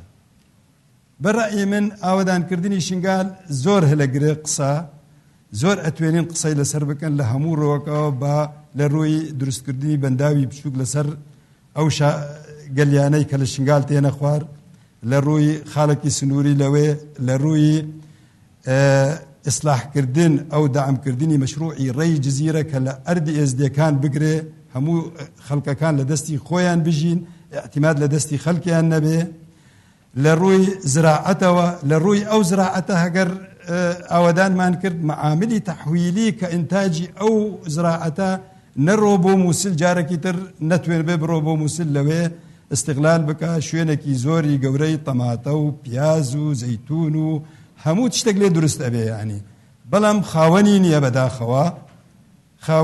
بەداخەوە ئێستش لەسەر ئەو برینداریە لەسەر ئەو شەرەفە لەسەر ئەو مناڵانەی کە تەدریب ئەکەن لە دەستی خەڵکن لەسەر سەرارەی ئەو هەمووی پێهاتووە ئێمە لەوێ شەڕە پەڕۆیەکە شەڕی عەلەمە شەڕی عەلەمی منوتووە شەڕی قووەتێکی نانیظامیە شەڕی ئەوەیە کە هەر ئینسانێک لە ئەم قوواتانە بە هەمویان ئێک بگرن بۆ شەرەفی کورد بێننەتی بۆ شەرەفی ئێزدیەکان بگەڕێنن من بەڕەئی من و بە بۆچۆنی من ئاوەدانکردنەی شنگال پێش هەموو شتێک وەکو بەحسمان کرد واقعی قانونیە دوای واقعی قانونی واقعی ئیدارەیەکی پاک دوای ئەوە تجانسك توافقك براتيك لنيو او هێزانە دەستیان خۆش بێ ئەوانە هەمویان کە دیفاع لە شنگالیان کردووە هەر یەک بە شێوازی خۆ کاتی کە شنگال ڕۆخا هەگەر ئەو خوشک و برایانەی یەپەکە نەبانێ ئەوەی ماوەش لەو دەرگە خلاص نەبوو باێ ئەوانەش ئەمردن کاک حەیدەر و برادەرەکانی خۆیان هەگەر لەوێ نەبانێ خەڵکێک بە چەک و ئازوقە و نان و بێنان و ئاوی خۆی لەوێیان ماو لەوێیان کەمان دیفاع لەو شوێنە کردن ئەم هەموو دنیا مقاومەی داعش ناکە خۆیان چەند مانگێک جنابتان ئەزانن لە حەسارا بوون بە جەوەوە لە ڕێگای موقعی دژلاوە دایرە خواردن بۆیانە بر سەر ئەو شاخە فرێدا نیوەی ئاوەکەی ئەڕۆشت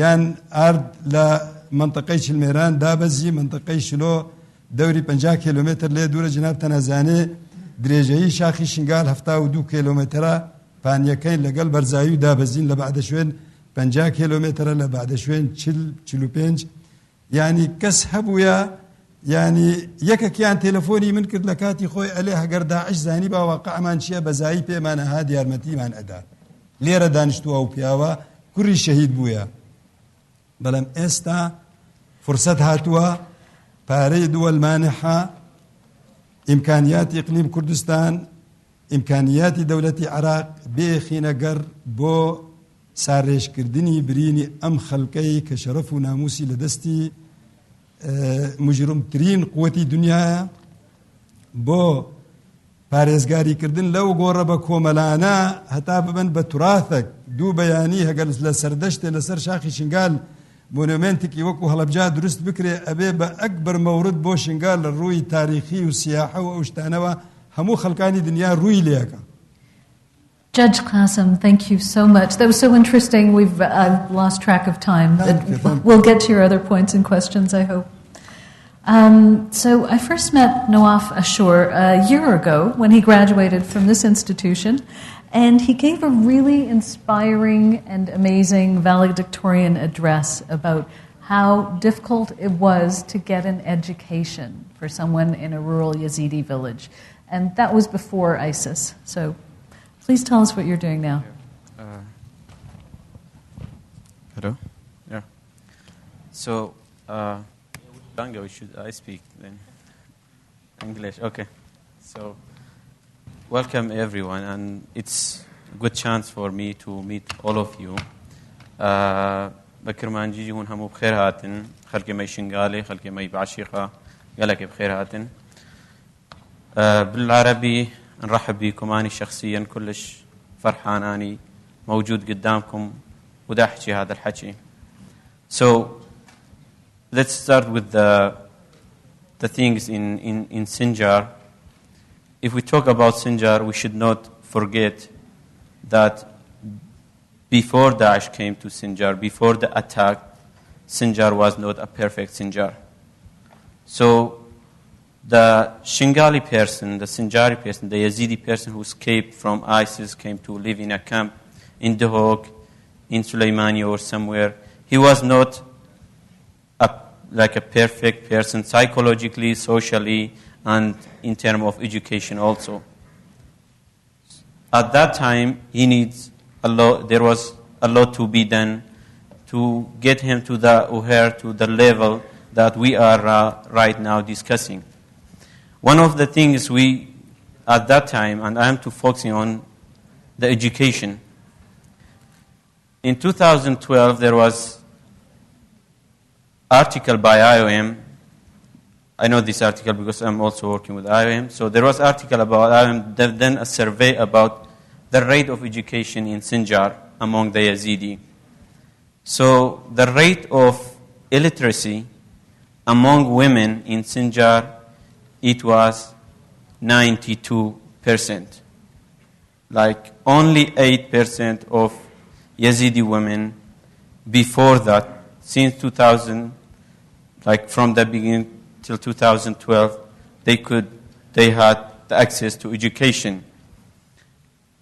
I know it's a shocking number, but a shocking percentage. And the level of the rate of education among men, it was 40%. I was lucky to get education. So I was living in a farm, 5 kilometers away from the village, with other 9 siblings, 2 sisters and 6 brothers. So we try to rotate, exchange the rule. Every year one of the brothers will stay at home, work on the farm, and the others will get education. But unfortunately, my 2 sisters, they haven't got any education. And there was barriers to that prevented them from education. One of the barriers, culture barriers, like we were living far away from village, because at that time we wouldn't have a car. We would all walk all the way down, back and forth 5 kilometers every day to get some education. And I think due to that education that I received then I graduated from my village, then came to IUIS. With the help of some great people, I am here. So education, even before ISIS, there were problems with education. There were lack of teachers, lack of schools. There were also some dispute, like disagreement about what kind of education they get. So right now, all this gone. With all the problem, we came this area to be a displaced, like myself, to be displaced. There is another range of problems had added to what we have, especially in the term of education. Right now in Duhok, only the last 2 weeks I was doing survey. In only high school, between the student that's studying in high, they need to get education. Between, we call it Thalith Mutawassit and Sadis Mustawassit, like 3rd grade of high school and 6th grade of high school. I calculate them, I get a shocking number, around 10,000 students. And those students, not all of them get education to the lack of teachers and then. So, lack of curriculums, all these things are together. So what can we do here to do something for this student? Yes, with Matthew, they have started a program. there are some initiatives from some organization like YESDA, some organizations like GIZ. They are doing some initiatives to bring back those kids or those young youth to the education. Some other things that students they're facing a financial crisis. For example, financially they are broken. For example, there were students before at the college, every month they will get some stipends, some salaries, amount of salary, so they can. Now, due to crisis, that is also gone. But there is a group of youth, they try to help, like to solve that problem. And one of them is here. They make this campaign of 1,000 dinar. So 1,000 dinar for anyone in the camps to collect it and to give to a student so he could finish his college. That was something great. One of the initiatives that has begun. Some individuals have done initiatives. Like we have a friend here. A friend here. He, even though he lost 4 members of his family, but till now he has been giving course of peace building and teaching to more than 2,000 students. Those are initiatives. I think the solution is to invest in these initiatives. Those people who have started to try to do something. Because last week I went to Sinjar, all the schools were occupied by military forces, all this. Like Sinjar, the school are gone. So there are some initiatives.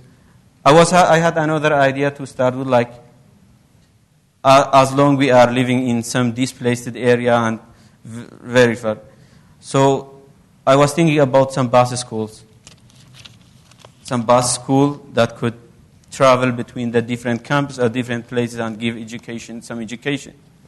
In Mountain, I think there was, when I met some guys, they said we have opened 9 schools, some caravanas they put, and they start teaching 600 students in the mountain. I think there are initiatives, and I think the importance of education also reflected on the girls who have been in captives. Some of these girls in the captivity, they would have no sense of, even they have trouble reading numbers. If they would be educated, it will be easier. Hearing from Abu Shuja, Khalil al-Aldakhi, all these people, the girls themselves, they have problem with education. So thank you so much.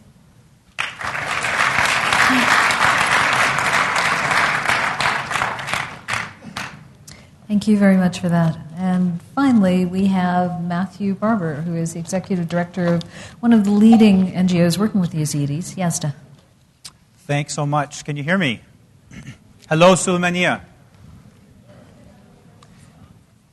It's an honor to speak with you today. I'm happy to speak on behalf of YESDA. We're going to talk about Reconstruction and some of the issues that are related to Reconstruction.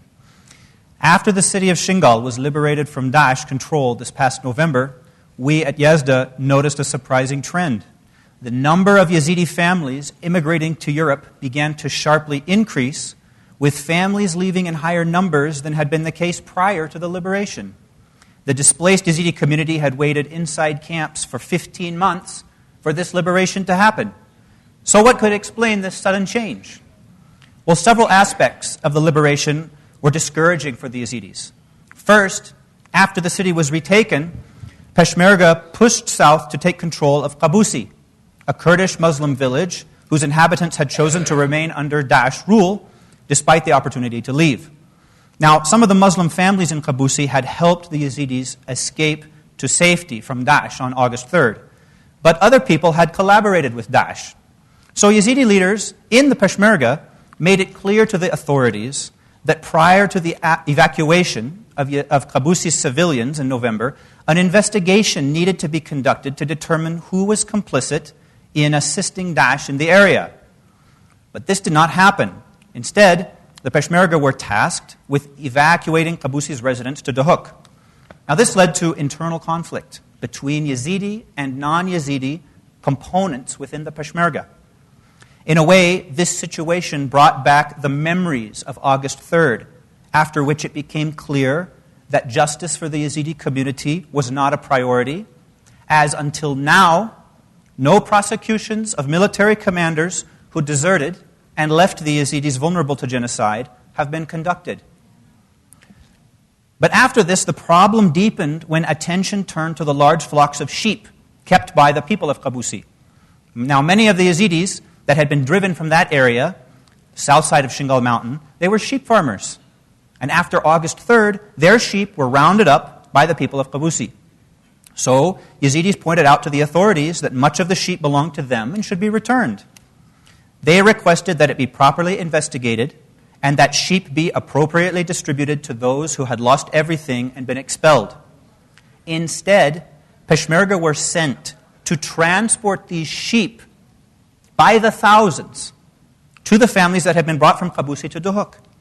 It was at this point that I began to hear Yazidis saying phrases to me such as, the Peshmerga care more about the animals kept by Muslims than the rights of the Yazidis. Or, if the same number of Peshmerga sent to evacuate the sheep of Qabusi had protected my town, my relatives would still be alive and my sister would not be enslaved.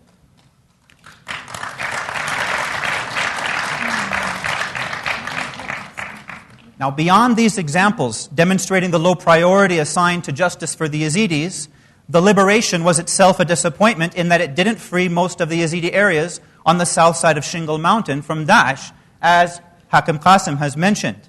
After their long wait for liberation, the Yazidis from the south side of the mountain felt even more helpless regarding their chances to return, as they realized that there was no place to return to. The liberation comprised a destroyed, lifeless city that offered little opportunity for return, and a Muslim village.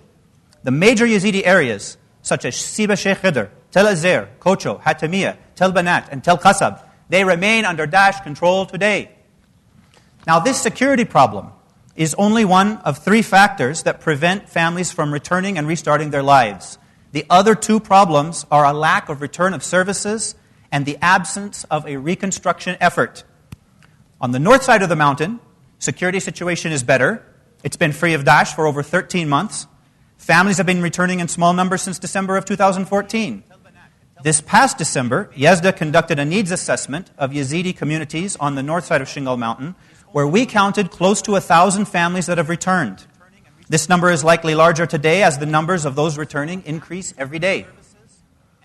We observed that whereas the urban economies of villages are non-existent, considering the destruction levels inside each town, the first people to return are the farmers, who begin to plant and rework their land. During our assessment, Yazda counted close to 2,500 destroyed houses, which was part of the genocidal effort to prevent Yazidis from being able to return. Many of the farming families are living in mud houses that managed to survive only partial destruction. We are told by countless families that many of their neighbors are ready to return now, but cannot because their homes need to be rebuilt first. Rich opportunities exist right now to facilitate returns by supporting the renewal of farms, homes, and other infrastructure. But in all this time, these 13 months, the government has exhibited little motivation to spearhead reconstruction efforts or even to advocate for Yazidis by actively requesting support for reconstruction from the international community. Now, the lack of motivation can be explained as a lack of political incentive. The KRG knows that when Yazidis move back to Shingal in large numbers, it will not serve to strengthen KRG influence in the area, but will rather increase the support base of new political rivals that have grown in popularity in Shingal following August 3rd. The PKK and their affiliates have used this opportunity to expand their support base in the area. The fact that the Yazidi community was abandoned on August 3rd explains why trust with the government is at an all-time low and why they would embrace other players that have defended them. This new political competition that has resulted in Shingal is slowing the resolution of the crisis, both in terms of victory over Daesh and in terms of facilitating returns through reconstruction. This is not said in order to attack the government, but to emphasize the obvious fact that all governments work according to their own political interests and gains, including the U.S. government, which failed to act in the fall of 2014 when low-risk rescue operations could have saved thousands of Yazidis held near the mountain prior to being moved to Syria, Mosul, and elsewhere. From a KRG perspective, there is currently little to gain by pushing for reconstruction in return. Now, a couple months ago, myself and another member of Yazda had a meeting with Dr. Fuad Hussein, President Barzani's chief of staff. In the meeting, Dr. Fuad was very gracious to us, and we appreciated his concern for the Yazidis. But at one point, he suggested that perhaps Yazidis could be resettled. Now, this has actually been one of the long-term fears of the Yazidis, that they will be settled inside the Kurdistan region and will lose their traditional homeland of Shingal. And just as Saddam played with the geography of various demographics in Iraq with his Arabization programs, Yazidis have seen a process of demographic change carried out by the KRG quite recently in the Sheikhan district, which used to be a Yazidi majority area, but is now over 70% Kurdish Muslim. Yazidis fear that the new conditions produced by the attempted genocide on August 3rd provide an opportunity for a similar project in Shingal. Now, in our meeting, I asked Dr. Fuad why resettlement would be preferable to rebuilding. He said that it was because there would be no money for rebuilding. And we know the government's broke, we understand that. But it's still unclear to me why limited funds, the same limited funds that could be spent on rebuilding, would instead be spent on resettlement. Matthew, if you could sum up, that would be, Yeah. then we'll go to questions. Thanks. I understand that the Kurdistan region and all of Iraq are in dire financial straits, and I don't expect the KRG to rebuild Shingal when the whole region is in crisis. Nevertheless, the government has a responsibility to ask for international support for reconstruction. We must push for a large-scale reconstruction project that will involve NGOs, UN agencies, supportive governments from around the world, and individual supporters. The world needs to know that this is a genocide that can be undone. Yazidis can have a future again. Thank you. Thank you so much. So we are running really late for good reasons, because we've had lots of amazing discussions. But that means we're going to take just 15 minutes of questions. So could we have genuine questions, please, not comments, although I know there are lots of great comments. And if you could identify yourself as well. We'll start in the front row. Some of the best part was after that, but I didn't get a chance to finish. Yeah, there's a question to Matthew. Sorry, if you could identify yourself. Yeah, Vladimir van Wilgenburg, freelance journalist. I have a question for Matthew Barber. So, do you think that the Iraqi government could also do more in Shingal instead of the KRG? And do you think that they will try to get more influence in Shingal in the future, because you're observing the situation on the ground much more than me? Yeah, thank you. Well, I think that it's very important that the status of Shingal be decided by the Yazidi people who live there. I think that it needs a new form of local self-administration, which actually represents the will of the people, rather than a political elite that belongs to just one party. Further, Shingal probably needs to become its own muhafaza, and whether or not that muhafaza belongs to the Kurdistan region or to the central government could be decided by a popular vote. Now, I have 6 points about what I think needs to take place in order for reconstruction to happen and Yazidis to have a future in Shingal, but I ran out of time. Yeah, sorry about that. They give me 2 more minutes, I can mention these 6 points, but if not, it's all right. Perhaps we could get to that in the corridor after. I think there's a break after this. Thanks. Let's go over here, and we'll come back to you. زۆر سپاس ئەزێ پرسیار ئەسکارم بێژم گۆ ئەش حازرا هەمیرە پرسیار ئەوە بەس ئەزێ بشەخصینم کە جنابێ حاکم ژبەرگۆ خەڵکی شنگاریە ئەبراسی ئەو لژنا گۆ نەهانکێدا کە لژنا ئەحمارا شنگاریش قبلی حکوومەتە هەرێما کوردستانی هاتی بەرچافکردن ئەف لژنا ئەعدای البێ لژنێ گەلێکی شواناش ساڵا 2003 و هەتا نەهانکێنە بەرپرسنە سەر ئەحمارا شنگاری و چو احمار شنگاری دم نکارن بیجن گو سری صدی 10 اعمار شنگاری گو اعمار کرینا باشا پشتی به مالویرانی مزنا شنگاری دا و هر او انسان ایگو المتورط بفساد اداری ایگو تجارجی خصمتا شنگاری نکرین هکا ایرو ببنا ويل بكبن لشني دا وهم امور اعمار شنگار دست وان دبي ابي چاوا كاربن شنگار اعمار بكن بريببن زور سپاس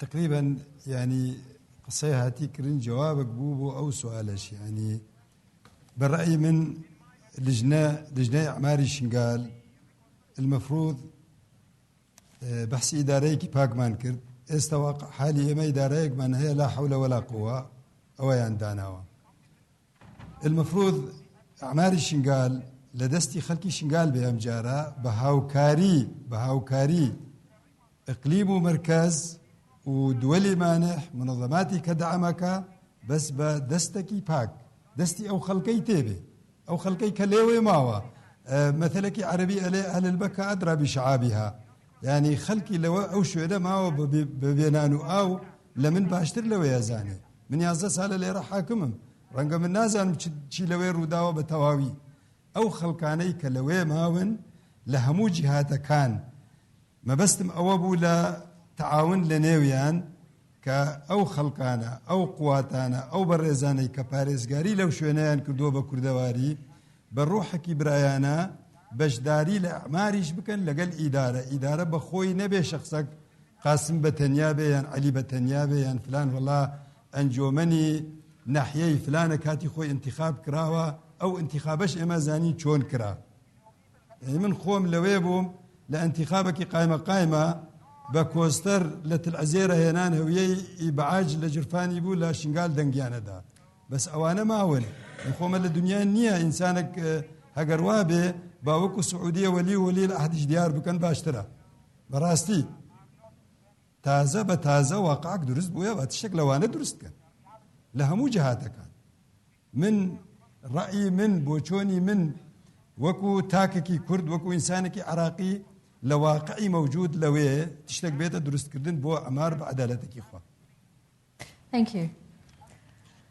In the second row, there's a lady there who has a question, and then we'll go over there and get to you. As well. My question is to Ms. Talabani. She was talking about accepting each other, living together, and get over our problems.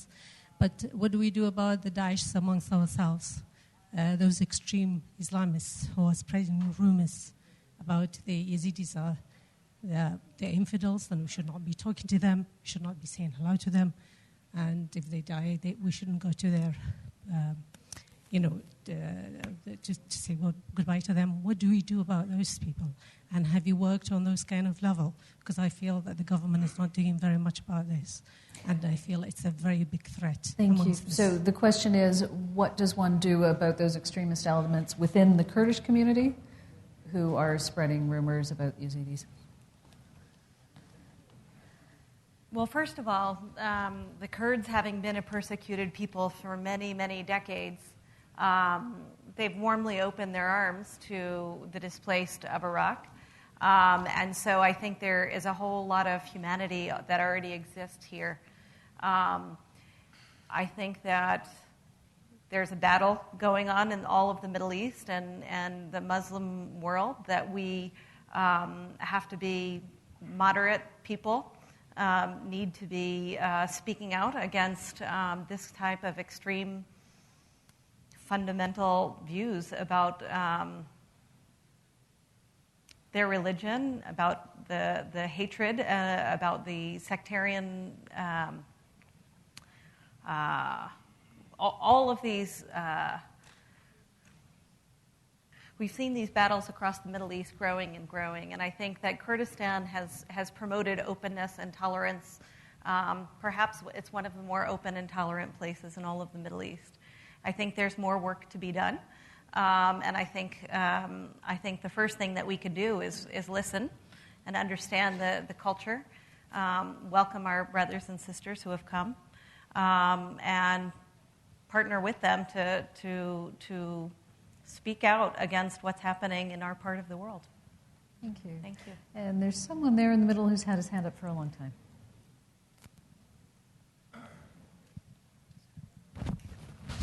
سؤالي للسيد ماثيو هو هل يمكن حماية الإيزيديين بعد الذي حصل لهم من قبل حكومة إقليم كردستان أو الحكومة العراقية؟ هل أن الحكومة العراقية أو حكومة إقليم كردستان قادرة على حمايتهم بعد الذي حصل لهم؟ وكيف يمكن حمايتهم؟ Okay, neither of the channels provided an English translation of that question, so if somebody else could translate it for me. Either the government of the KRG or the federal government in Baghdad protect the Yazidis after what occurred. No, I don't think that either government is... Yeah. You know, Shingal needs a permanent security solution that can allow Yazidis to self-protect, since they will not feel safe returning to Shingal if even a small chance exists that another attempted genocide will take place. So they need a mechanism whereby they can form a local protection force, and the existence of such a force should be seen by the authorities as legitimate.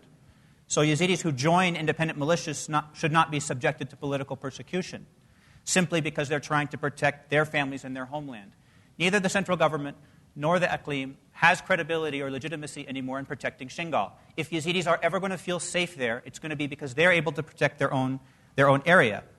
These people who join these independent militias, they should not be subjected to political persecution when they try to visit their families in Duhok. They shouldn't be arrested. We know that this happens. Families living in camps in Duhok, they shouldn't be harassed by security forces when their relatives join those militias. We know that this happens. So people are defending their area against Daesh. That's a big honor. Look, we're here in Sulaymaniyah today, inside Kurdistan, and we have people here from the big parties, we have people from the small parties, we have people from all the independent militias. Someone right in front of me here is with the YPG. There's people with the YPG here. We have people from the HPA. We have people who have no political party and are unaligned. We are all sitting in one room together, and we are getting along just fine. That's called democracy. Any group that claims to promote it should respect this kind of pluralism. Shingal needs it, and it should be respected. It can happen. Thank you very much. We had a question from Khalil from Cujo in the front. Right there. No, sorry. Yeah.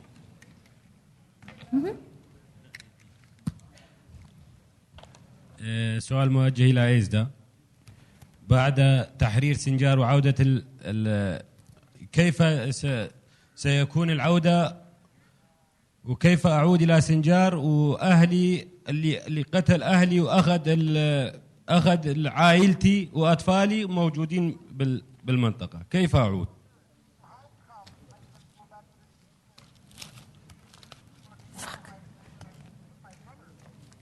I wouldn't expect you to go back while the killers are still there. I wouldn't go live myself there if someone was trying to kill me. What I believe is that if Yazidis have any future in Sinjar, justice has to happen, and a real security solution has to take place, like I just mentioned to the other gentleman. I don't expect anyone's going to go back and live there in a vulnerable way. And I'm sure that the many generations of Yazidis in history who survived other genocides, under the Ottomans, under others, they were asking the same question, but they did find a way to survive. And we have an opportunity now, because of this genocide, to make it the last one ever. Now the world knows what happened. We should be responsible to create a new security environment where this can never happen again.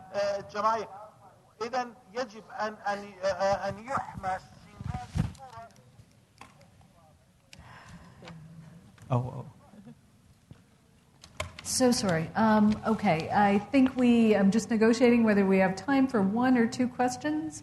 And Christine is saying one question. So no, I can't make this decision. So, okay, two questions. Excellent. First, Tanya is going to have the last question, but first there's a gentleman over there who has had his hand up for a very long time. Thank you so much. شكرا جزيلا. أنا حسام عبد الله من المنظمة الأيزيدية للتوثيق. أرى بأن المشكلة في العودة تكمن في وجود الفكر الداعشي في المناطق القريبة من شنغال والمناطق الأيزيديين.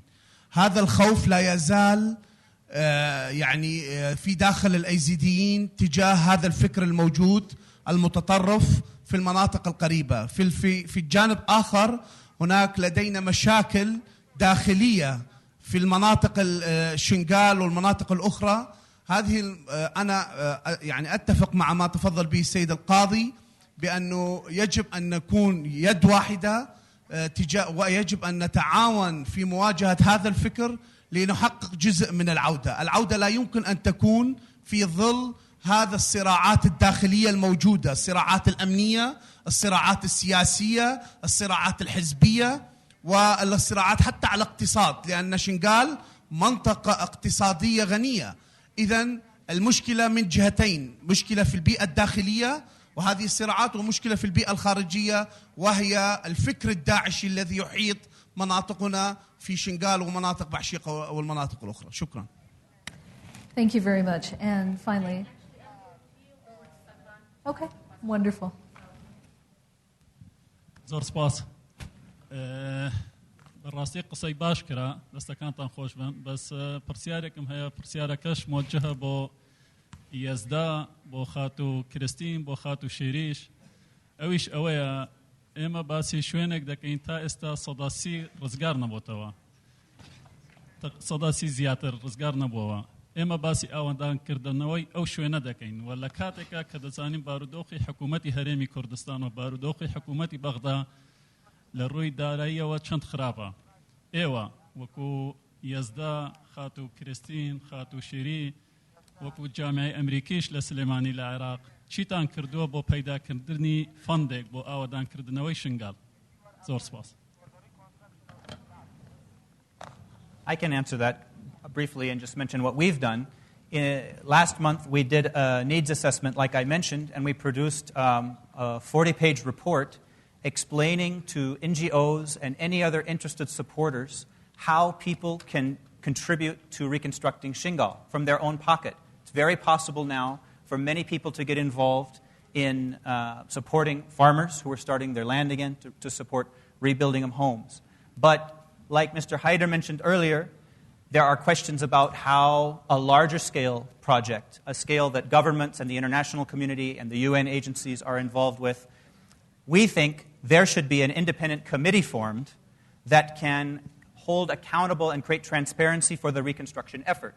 So that would mean the Yazidi community being able to know who is contracted to do reconstruction projects and how much money is being spent on projects.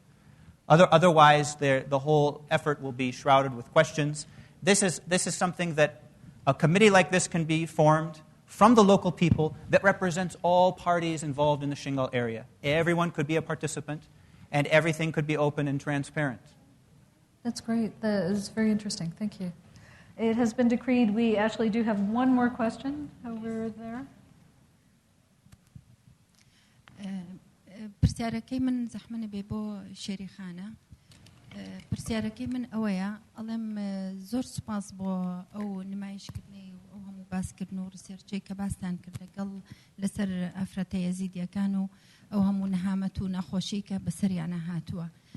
پرسیارەکەی من ئەوەیە، ئایا ئەڵێم ئایا لەگەڵ ئێوە پێش تەسەورتان چۆنە بەپێی ئەو ڕسێرچ و داتایانەی کە لەلاتانە لەم وەزعی قەیرانە دارایی کە هەیە ئێستا حالیان لەگەڵ ئەو ظروفەی ئەوان ئەو کەڵچەرەی کە تیابوون لەگەڵ ئەو کەڵچەرەی کە ئێستا هاتوونەتە ئێرە و گۆڕاوە کەڵچەرەکە، پێشبینی ئەو ئەکەن کە ئەمان بتوانن جارێکی کە کەڕەتێکی کە بە ژیانێکی سادەوە بە قووەتێکی کەوە بچنەوە ناو کۆمەڵگەکە و بتوانن دروستی کەنەوە.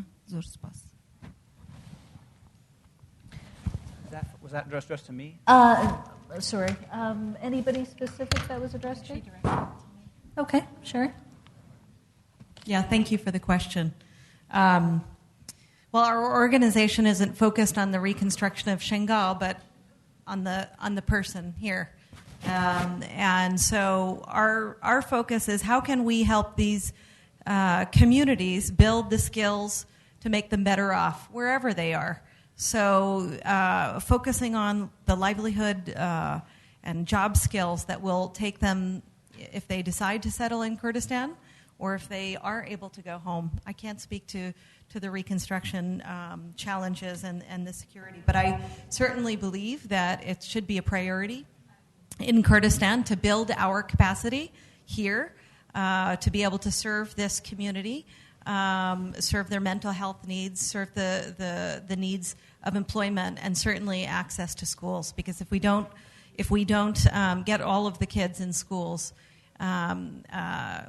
whether they return home or they stay in Kurdistan, we're going to have a generation of people that continue with low rates of literacy and unable to work and subject to unfortunately exploitation and poor, extremely poor conditions. So our focus is primarily to give them the skills they need wherever they are.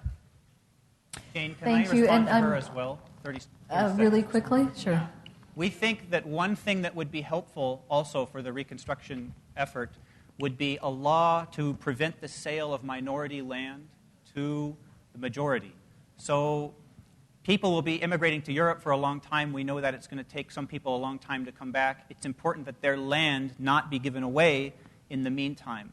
A law, even a constitutional amendment that protects the rights of minorities to their land and prevents the sale to other parties, that would be something very helpful to protect the reconstruction effort over the long term. Wonderful. I'm really sorry we can't get to all the questions. I know that they are amazing. Thank you so much to the panelists, and thank you to the audience. Thank you.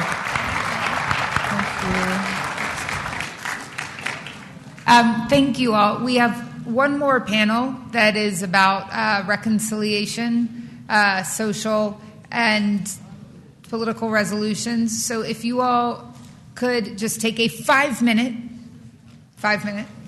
coffee break and then come back, that would be great, because we're running a little bit late.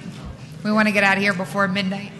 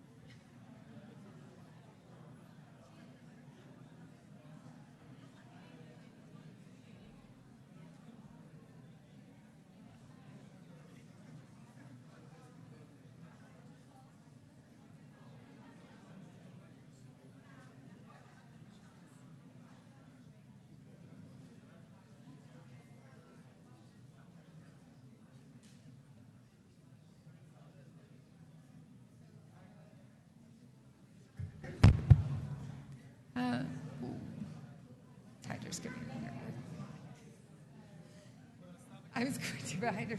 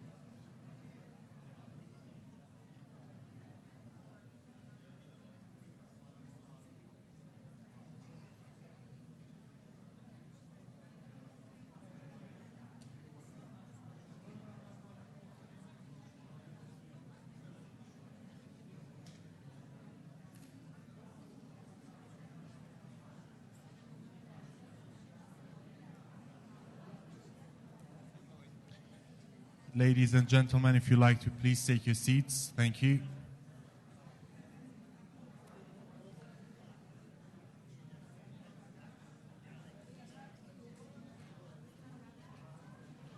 میوانانی بەڕێز ئەگەر بفەرمون دانیشن زۆر سپاس.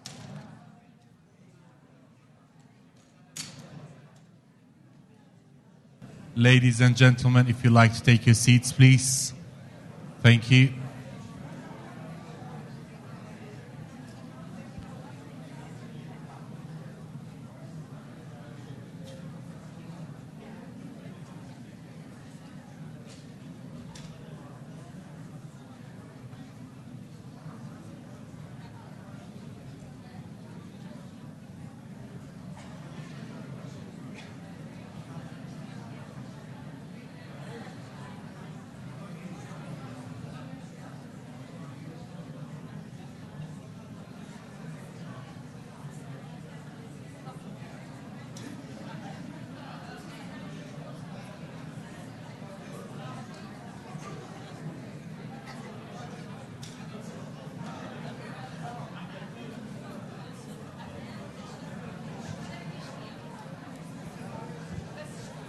Ladies and gentlemen, if you'd like to take your seats, please.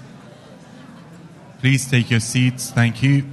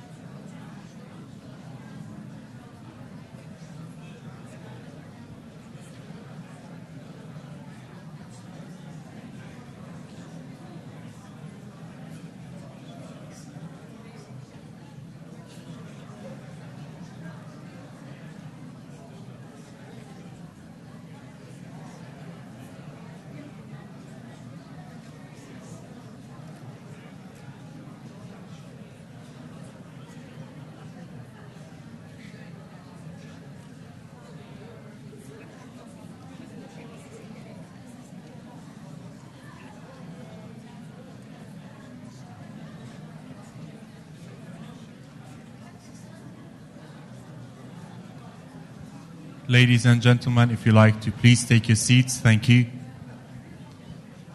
Please take your seats. Thank you very much.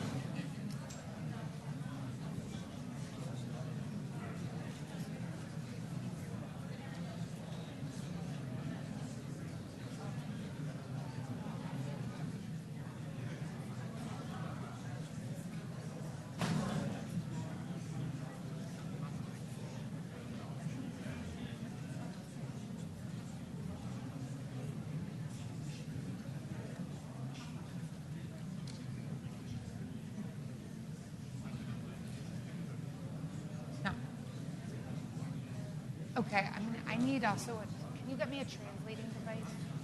Someone get me a translation device? A translation device.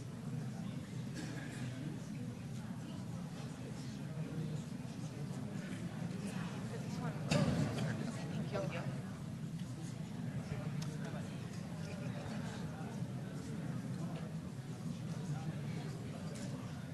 Noah.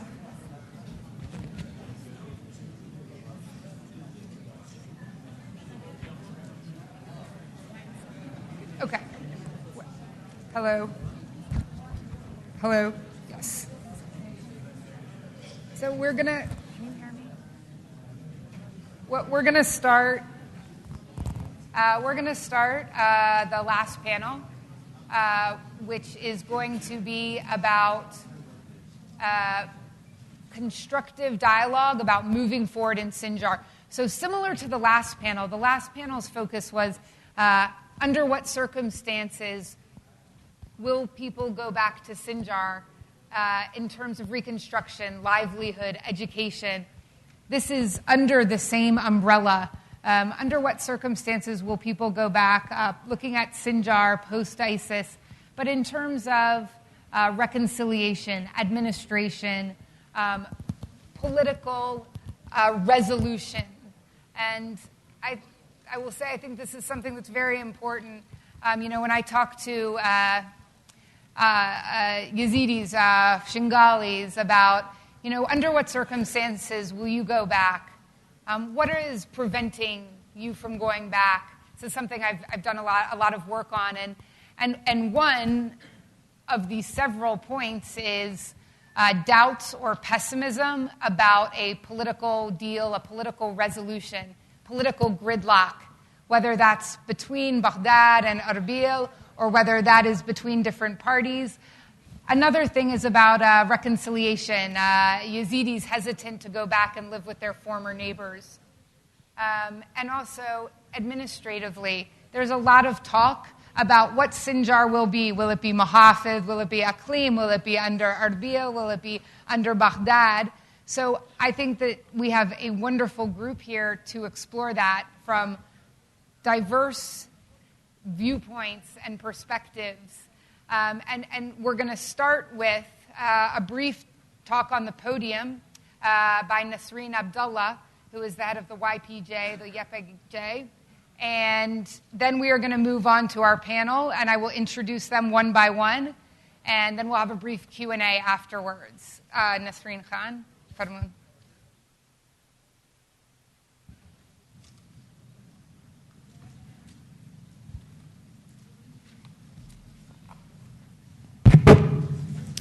برای هر تشتی سلاو و ریزی خواهش بود هوالین حاضر پیشکش دکم و سپاسیا کمیته آماده کاریا وی کنفرانسی دکم که کدک دانه جبو کاربن جبو مافی ملتی که هر تم بر و کوشبری چوی ملتی هر تم مافی هاتی خوارن ملتی هر تم رباری فرمان هاتی ملتی که حقلیه که آزاد بشی جبوی از و توای سپاس دکم و کمیته مادکاش سپاس دکم از یکیش کسین کو د کمیته خلاص کردن گلیشن گالی دم دروجاوا ده دما کو فرمان چه بو ام بونا شاهدی ایشن گل لکی مزن و بلکی یک جوا کسی کو هری روباری ایشه گلی شنگال هات جنین شنگال هات زاروکی شنگال هات یک شوانا ازبون حتی نهاجی هبت خیالا من ده جیو خود گره ده انجام ده چی درده که هر تم گره که گل خودی مکانیزم کی پاراستنی با گله کی اگر مکانیزم ویا پاراستنی نبا و هر تم روباری قتل عام ویرانگی ورن یکش مکانیزم پاراستنی چیه هر تم شیار بلهم بری دجمنی خوا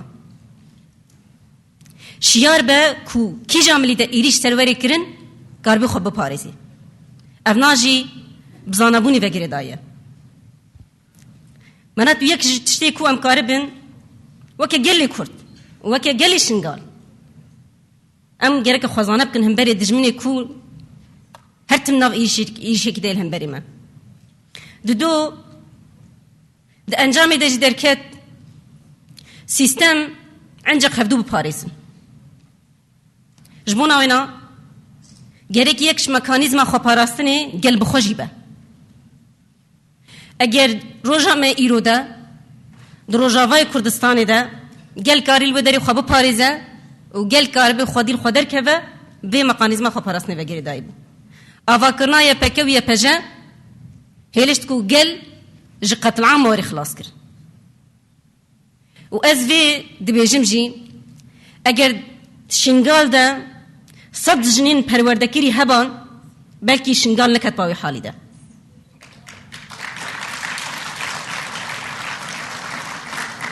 چما جنا کرد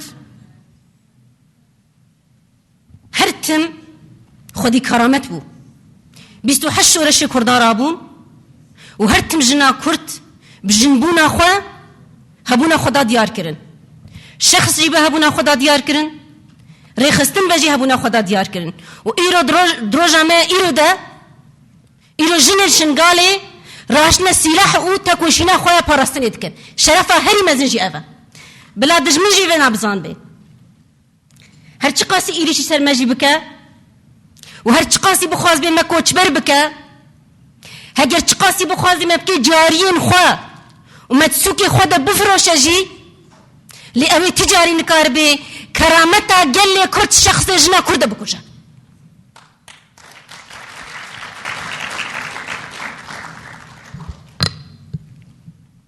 ازی تانی مثال کی بدن کو از بم شاهد ویجی بریا چند هیوا ما وکیا پکه وکیا پجان هنک گواراندن اسیرا ما چیکرن جناب اسیری کو مگرتن جداش جن شنگال هبون و زاروک شنگال جی هبون 12 کس بون تانی ازی مینا که بیجم یه ifade بکی گو افگل چه ایشی جیاند کی و شخصی ویده گل کرد چه ایشی جیاند کی شنگال ده چی بو کوبان ده چی بو و ایرو جزیره داری چید به هر 12 کس مگرتن از چومه پیشوازی وانا الجم وانا رو نشتم یک کچکه که 12 سالی نواده هبو پوراویل صفری خستبون من نمیزه که رمه بالکی شد چکو ایشک متجاوی وینا دادید حسرتك متجاوی وینا دادید من نزانی بو کچجی من پرسی مجدایی که پرسی چمانی افقاس شکستیه گو هوال افنا کچه گوش بو داش وی کچا مجی نبی چکو بریا وینا 5 کچکی ویدایی که بر بو داش گوش بو وی کچکی نبی من سری وی صفری خستیه جبو نزان بن کچه وری پاراستن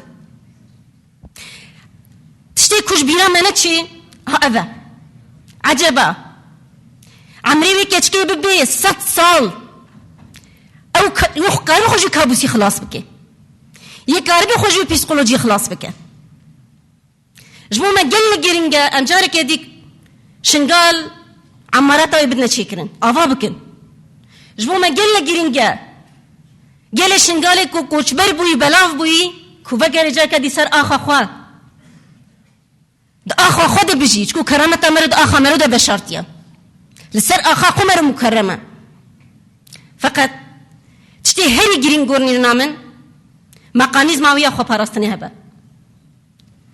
هفالكي آني سر زمان بريز آني سر زمان قو هي خطرية داعش در دوري نتشوية راستا هي خطرية داعش در دوري نتشوية ام حرت باجارة جي آواكن اگر ام خطرية دجمني خل سر خو نراكن وجارك ديو باجارة مان خراكرن جبونا وينا یک چتی هری گرینگ یکو ام ذی مرحله دست بگرین چیه یکیتیه اگر مگاری وکه گله کرد یکیتیه بدن چه کرن وی وقتی قدر شنگال التباجار می کردا و جاره کدی تکرار نبه و سر کشتین داعش سر اسیرین وانا مهنگ وثیقه دیتن شنگال هدف بو موصل هدف بو و کوبان هدف بو و پشت بری خود ده عفرین و پشت استراتیجیه تا کو دخوست اوروپا دیش خو پیک بینین فقط دست پیکی ام هدفات نگرتن جبونا وینا ام وکه گلی کرد وکه جنین کرد مطلقا ام گره که مقانیزم خویا پاراستنی بدنا چی کرن جبونا وینا بانگوازی مجبو حموجنا بریاوی کنفرانسی بانگوازی مجبو حموجنین کرد و بانگوازی من جبو تواي گلی کردجی کو ام کاربن هم یکبونا خو بدنا چیکرن و هم ام مکانیزم خویا هندرین بدنا چیکرن کو ام کاربن خو بپاریزن و بلا هر کس وینا بزان بیجی تنی گلی کرد کاری خود لی خود کبی ام سپاس کن جبو کدا هر کسی کو خبر پرسیار دید هم بری گلی کرد و هم بری ایشی وینا فقط بلا گلی کرد وینا باش بزان بی عنجق ام خود لی خود کبن چکو ام ایش جیان دکن و یه ایشی جیان دکی عنجق او کاربی خودی و ایش در کهی کنه لجار کدی و ایش ویرد کرار کرن و جار کدی سر ناوی همو حوالین خواه یه پکه یه پجه و سر ناوی گلی روجاوا سلاو و ریز خوش بود هوایی مهوان و حوالین حاضر پیش کشت کن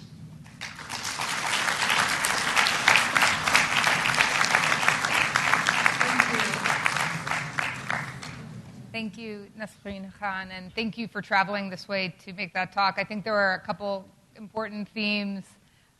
One is the role that women and girls played in defending Shingal and then retaking Shingal from Daesh. And I'm not sure if that's the first time it's been mentioned today, but it is certainly one of the most important points of empowerment, and that Shingali and Kurdish women have been leading the fight to restore honor and to take back their homeland. So thank you. And I also think this point about, before a political reconciliation or resolution and social resolution, of course, we have to secure these areas. No one will go back unless there's security. And I was in Sinjar last weekend, and I was in Khanasor, and Khanasor is really a YBS, a Yabashe home. There's also Peshmerga presence there. And, the people feel safe there. There are people back in Borak, about 300 families in Borak as well. People have to feel safe before they go back. That's what you always hear in Shingal. And also, I think the point you made about unity, there's going to have to be a bunch of different types of people around a table, unified, in order for people to go back. So thank you again. We are going to move to Mohammed Ihsan. Dr. Mohammed was the minister and was the king of disputed I didn't mean that in a bad way. Disputed territory issue for 10 years, and is now the president of Sabas University. And I think one thing about Sinjar moving forward, how does Sinjar move forward without a resolution of Article 140?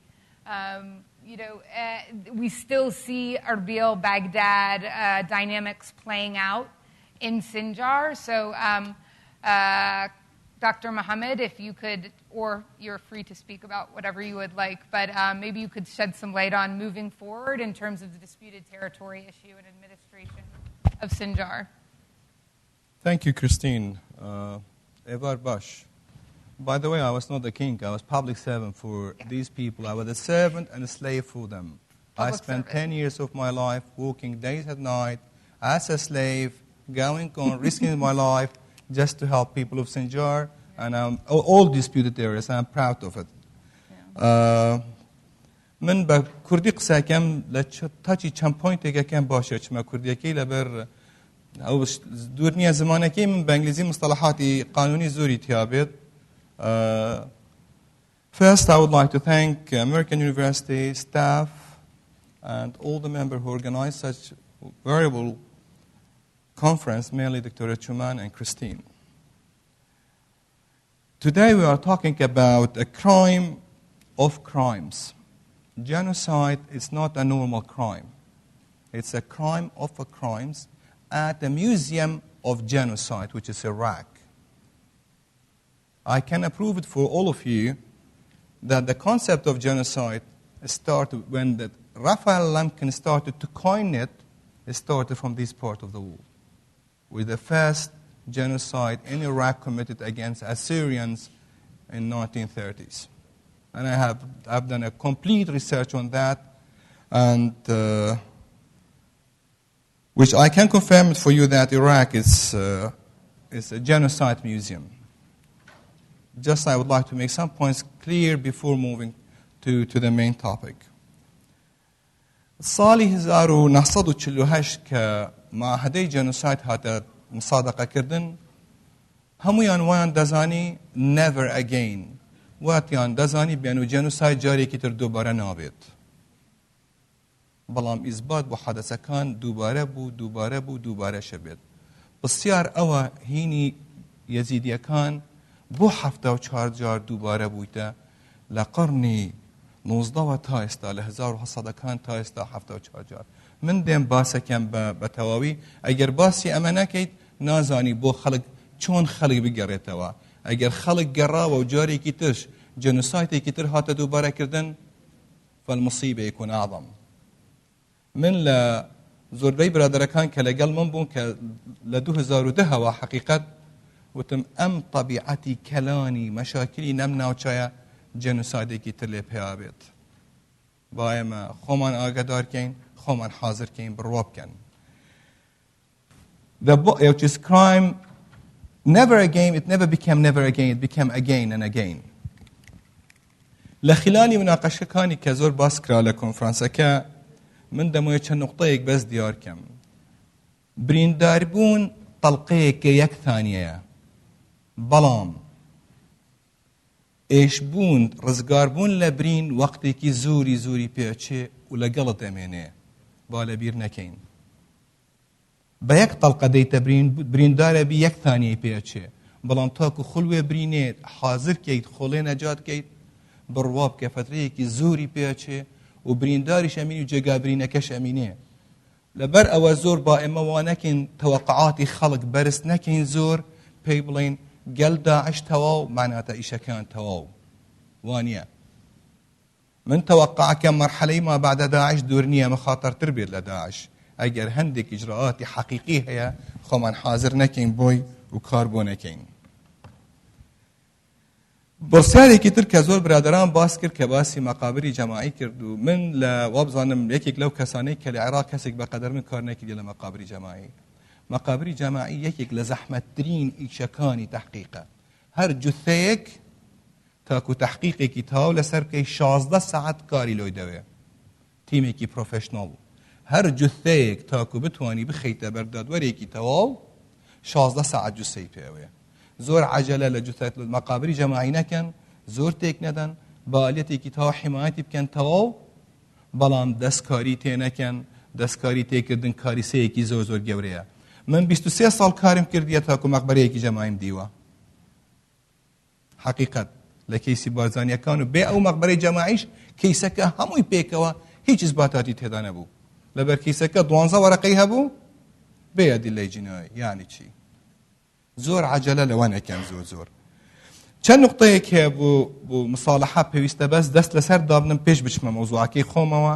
لەبەر منیش یەکێکی نەک لە زیدی پتر بڕوا بکە یعنی یەکێک لەگەڵ ئێش و خەمی خەڵک ژیای من خەڵکی ناوچەیەکم وەکی برادەرەکانی یەزیدی و من نظریەتێکی تریشم هەیە ئەڵێن زۆربەی خەڵکی ئەو ناوچانە یەزیدی بوون لە پێش بنە بسرمان و پێش ببنە مەسیحی با فێر بین یەکتر قەبیلکەین محاولە بکەین یەکتر قبولکەین لەگەڵ خۆمان و خەڵکێکی تر کە هاوکاری ئەمەی کردیە خوشکە عەبدوڵڵا قسەیەکی زۆر جوانی کرد قەت یعنی با هەچی شتێک لە تاریخی کورد هاتیەکردن یەک ڕێزی و یەکبوونی کووردە لە کوبانێ بت لە سنجار بت لە جزیرە بت لە هەر جێگایەکی تر و هەچی مصیبەتێکی دژی ملەتی کوردی هاتیەکردن نەڕێی خستنی ماڵی کووردە ئەگەر ئەمڕۆژ ماڵی خۆمان ڕێک نەخەین لەم کوردستانەی کە ئەمڕۆ نەک سنجار و نەک دیار بەکر و نەک کوبانێ بڕوا بکەن تووشی کاریسەیەکی ترەبین ئەمەش هەیە با ئەوش لەبیر نەکەین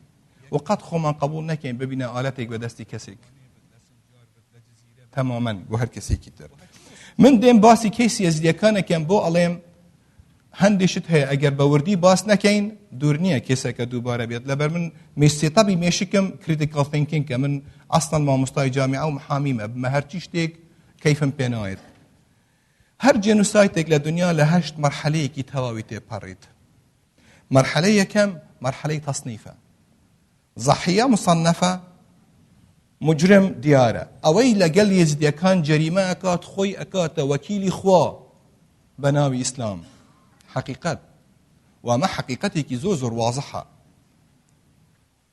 سیمبڵە کە کلاسیفیکیشنی کردیتە برا یەزیدیەکان لە ناوچەیەکی دیارن شکلیان دیارە دینیان دیارە تەصنیف کراون نقطەیەکی تر لە مەرحەلەیەکی دووەمە لە جێنوساید کە مەرحەلەیەکی تەرمیزە پێڵێن سیمبڵایزیشن ڕەمزیان دیارە تۆ ناتوانی برادەرێکی یەزیدی لە مەنتەقەیەک بژیت وەکی شکلی دیارە جلی دیارە زمانی دیارە عەرف و عادەتی دیارە دینی دیارە تەرمیزی لەسەر کراوە سیمبڵایزیشنێکی و مجتەمەعیش هەموو جارێ شتی خراپ لەگەڵیان کراوە جەهلێکی دینی حتا لەناو کوردستانیش بەرامبەر یەزیدیەکان هەیە قەت با خۆ مەغرور نەکەین لە هەر چار پارچەکانی کوردستان غرورێکی زۆری هەیە جەهل هەیە بەرامبەریان و ئەسڵەن ئێمە لە ملەتێکە ژین جەهلی دینی 99% لە مسلمان جاهلە بە دینی خۆی لە مەسیحی جاهلە بە دینی خۆی لە یەزیدی جاهلە بە دینی خۆی چۆن بەرامبەر دینێکی تر نەوەتەکردن بڕوا بکەن و ئەوەیش قووەتی ئەوەیە 74 جار لە بەرمجرمەکە بەناو خۆی کردیتە وەکیلی خوا خەلیفەی عوسمانی لە ئەستانبول خەلیف مخۆنە وەکیلی خوا بووی ئەو خوایی کە باسەکەن لە مووسڵیش خۆی کردیتە خەلیفەی خوا مجتەمع سیمبڵایزیشنێکی کردیتە کە تەعاملیش کردیتە لەگەڵ زەحیە هەموو جارێ تەجرید لە ئینسانیەتی کردیە دوی هیمبڵایزیشنێکی فەزیعی تایە کە هات خۆی تەنزیمەکە بۆ کوشتنی حەسری مانتەقەکەیش مانتەقەیەکی مەحسوورە جوغرافیەن لە 1921ەوە تا ئەمڕۆ ئەگەبەی سەری بکەی لەو دی و سووریەیە لەو دی و عەرەبێکی متەطەرفی هەیە حەقیقەت با لە بیرمان نەچێ ئەوروکە زۆربەیەکی ئەو برادرانی کە ئەمڕۆژ لەگەڵ یەزیدیەکان ئەو بوون ئەسڵەن کە داعشیان ئینان ئەو بوون ئەسڵەن لە پێش حەدەسەکەیان کە داعشیان تێکرد ئەو بوون کە تەقییان لە ئێمە دەکرد نەمان دەتوانین لە ڕێگا بێک بچین 1000 جار چوونە لێ بەتۆپ ڕەوەیان لە ئێمەیان دەکرد لەم دی و لەو دی و حەسریان کراوە و سیاسیەنش حەسر کرابوون دینیەنش حەسر کرابوون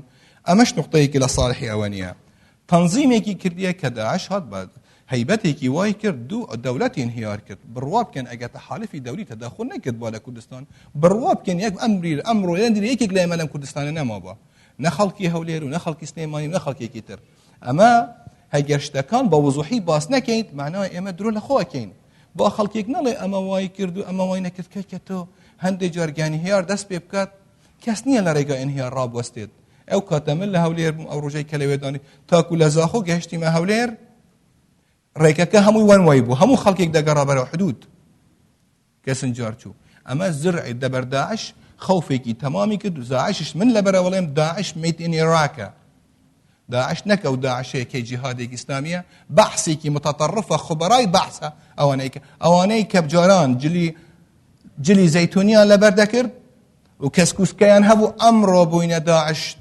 شرواليكي كردو رحيكي دريش زور بي خلقي أو منطقة كلاية بون ايوه هموتان اناسن كيكي بون جاريكي تريش پێویستە یەک تەفکیر بکات کە چۆن ئەوە نەگەڕێنەوە ئەوەی کە فەرقە کەیسی جەنوسایت یەزیدیەکان لە هەموو کەیسەکانی تر لە هەموو کێن جەنوسایتێک لە دنیا پرپتریتەر ئینکارێکا من جەریمەم کردیە لە کەیسی یەزیدیەکان فەخری پێیەکات لەبەر بۆ خۆی کردیتە وەکیلی خوا لە پێش بوچوونەکەی من ئەوەیە پێویستە ئیجراعاتی زۆر سیاسەتێکی تەمام لە حکوومەتی لە ناو یەزیدیەکان لە حکوومەتی هەرێمی کوردستان لە حکوومەتی عێراقی پێکەوە بێتەکردن معالەجەی ئەو مەشاکلانەکە کە جارێکی تر دووبارە نێتەکردن مشکلەکە تەنها ئەمنیەت نییە تەنها خانوونیە بۆ بکەیت تەنها ئەوە نییە بۆ بکەیت نۆرمال عادەتەن ئێمە چەندمان توانی خەڵکی کەرکووک کەوانی دەرکراون لە کەرکووک گەڕانەوە بۆ کەرکووک بڕوا بکە دنیایەکی کارمان کرد بەڵام چەند گەڕانەوە زۆر نەیگەڕانیەوە لەبەر هەستی دەیکرد مخاتەڕەی لەسەرە ئەگەر ئەسبابی خەتەری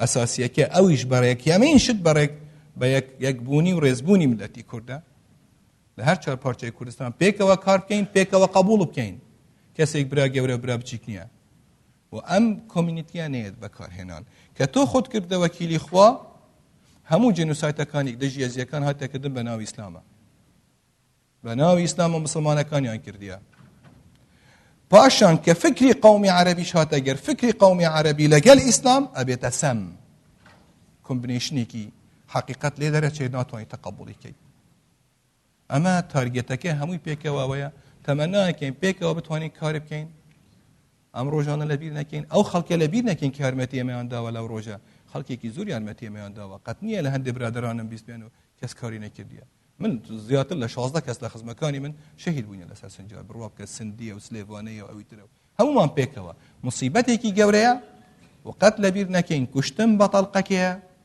کە بریندار ئەبی بە یەک سانیە ساڵ و ساڵ تەیە پڕێ تاکوبرینەکە چاکەیت زۆر زۆر سوپاس Thank you.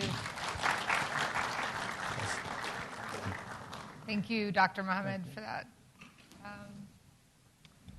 great overview and details about the history and the need for unity. I think moving forward is really important, so thank you. But you did not answer my disputed territory question, but that's okay. We will move on to the next. I think Dr. Faisal will be a good complement to Dr. Mohammed because in terms of an overview and looking from up here, I mean, Dr. Faisal Ishtrabadi, who is a law professor at Indiana University and also the founder of the Center for Middle East Studies, the Center for the Study of the Middle East, and teaches courses, has done a lot of work on post-conflict justice. So I think, thinking about going back to Shingal, to Sinjar, as Dr. Mohammed has said, there's going to need to be, and I don't even, what this looks about, this confidence and trust building between the populations. And I'm not sure how or when that looks like. And Dr. Faisal, maybe you can shed a little bit of light on that for us. Well, thank you very much, Christine. I'm delighted to be here. I'm not sure I have specifics on confidence building, but I do want to start there, as I think that what I've been observing the last 2 days is really a total breakdown in trust across the board in this country, across all of its components. And it's very difficult to talk about people returning to their homes, people returning to live with their neighbors in this sort of context. I don't know how open even people in this country after the traumas that it has experienced over decades are open to notions of trust and confidence building, but without it, we are condemned to repeating this cycle of violence decade after decade in the future. I have to say, by the way, I'm hearing myself speak in English, and I still haven't decided what language I should speak in.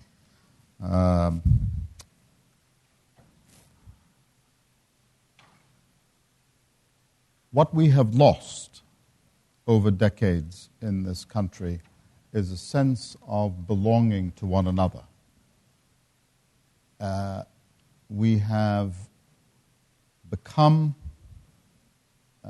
atomized, that is, separated into sort of almost into individuals, rather than having a sense of belonging to a common enterprise, which does not require us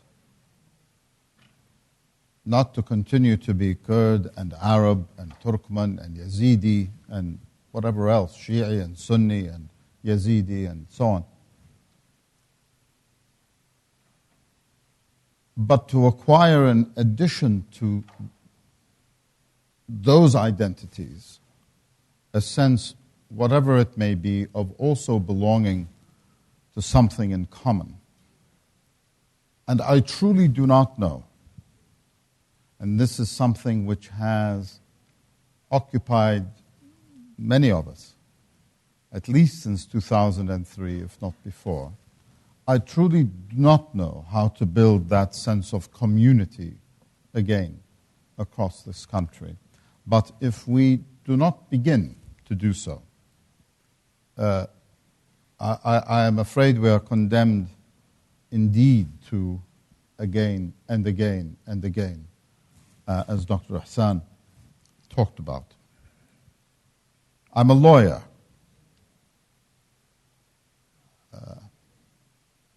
I am therefore trained and inclined to think in terms of legal institutions. And I have to say, one of the biggest disappointments to me personally and professionally in the last 12 years, it haunts me in fact, is our utter failure to build institutions, state institutions that are built upon democratic constitutional principles. Because without institutions, again, we are condemned to repeating this history over and over again. I understand the impulse to say every community must guard itself. I understand it. But I want you to consider that if we had succeeded in the last 12, almost 13 years now, in building a true constitutional, democratic, federal system in this country, in which the state acted, however you define the state, acted to protect each of us and all of us.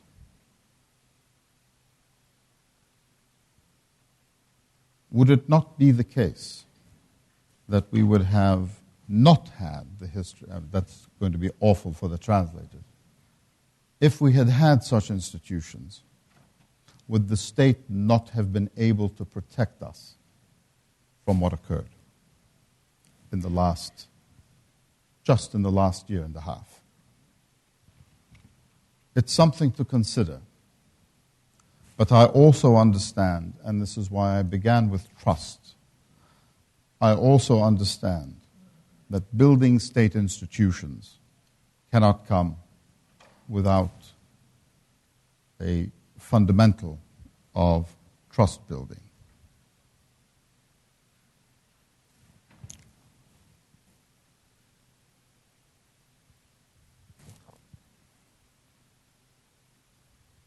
I want to say a couple of words on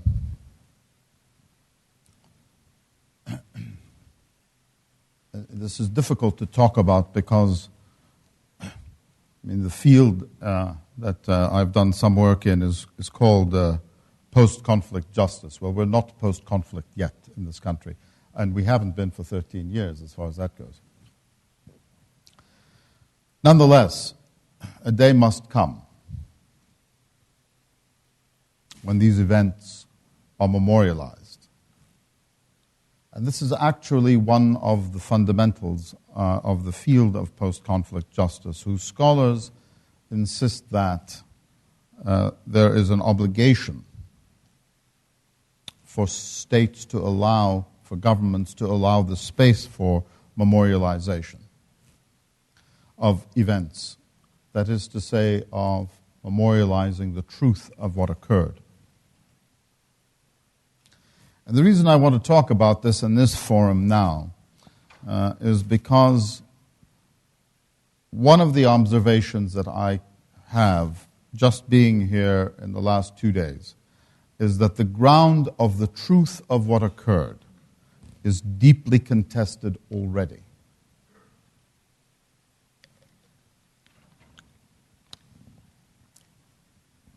Disparate narratives, conflicting narratives, conflicting histories of the nature of the conflict have emerged and are emerging.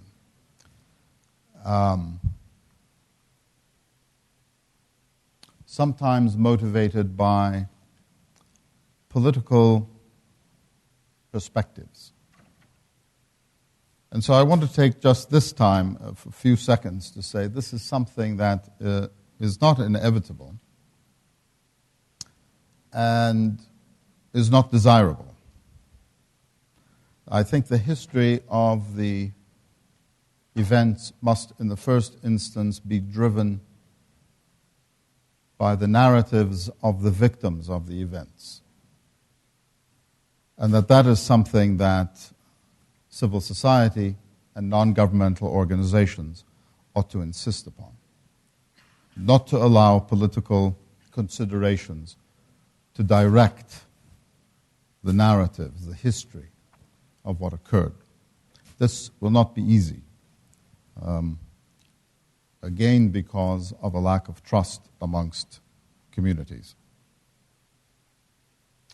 And finally, I heard Professor Allison in the, I think it was the previous panel, talk about what she called positive discrimination, what we in the U.S. call affirmative action.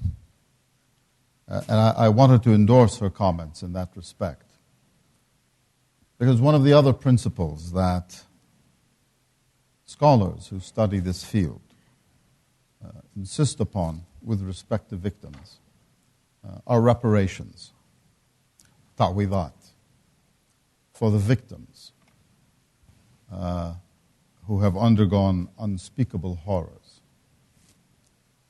We obviously cannot return them to the state prior to the horrors to which they were subjected. We cannot resurrect the dead, obviously. We can, however, in the first instance, as I mentioned a moment ago, memorialize their suffering. One of the most moving memorials I've seen in this country, for instance, is the Halabja Memorial, which actually you took me to the last time I was here, a year ago. But also, I think, let me go back to the issue of memorialization, the importance of documentation, which was mentioned, I think, in one of the earlier panels. You know, I'm extremely surprised, if I may tell a brief anecdote. A man who's done a considerable amount of work in 2003 in this country on documenting the prior regime's atrocities is a mentor of mine named Sharif Bassiouni, a professor of law retired now in the United States. And he had a program of speaking to the victims of sexual violence in Iraq. I remember, you know, he's Egyptian, I'm an Iraqi, and we were talking before the program was launched about our expectations. And we agreed that because the subject of sexual violence is such a taboo subject in this part of the world, we thought there would be no cooperation whatsoever, that the program would fail. In fact, he documented the stories of 11,000 victims. It's one of the largest archives of the victims of sexual violence.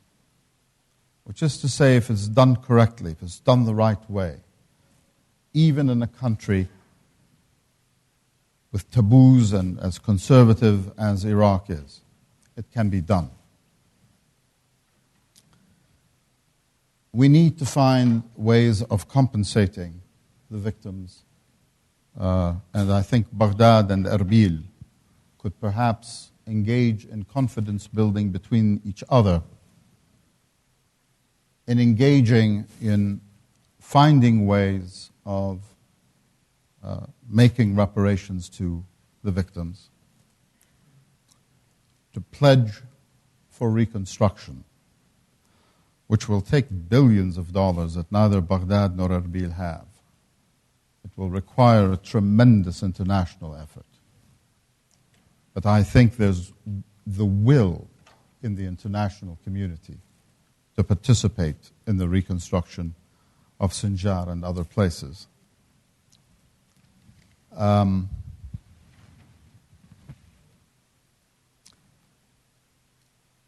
It's hard to be optimistic.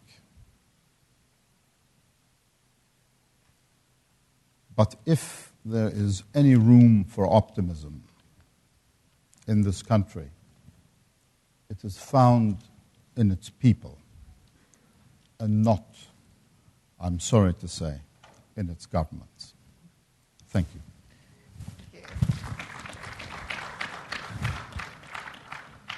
Thank you, and I think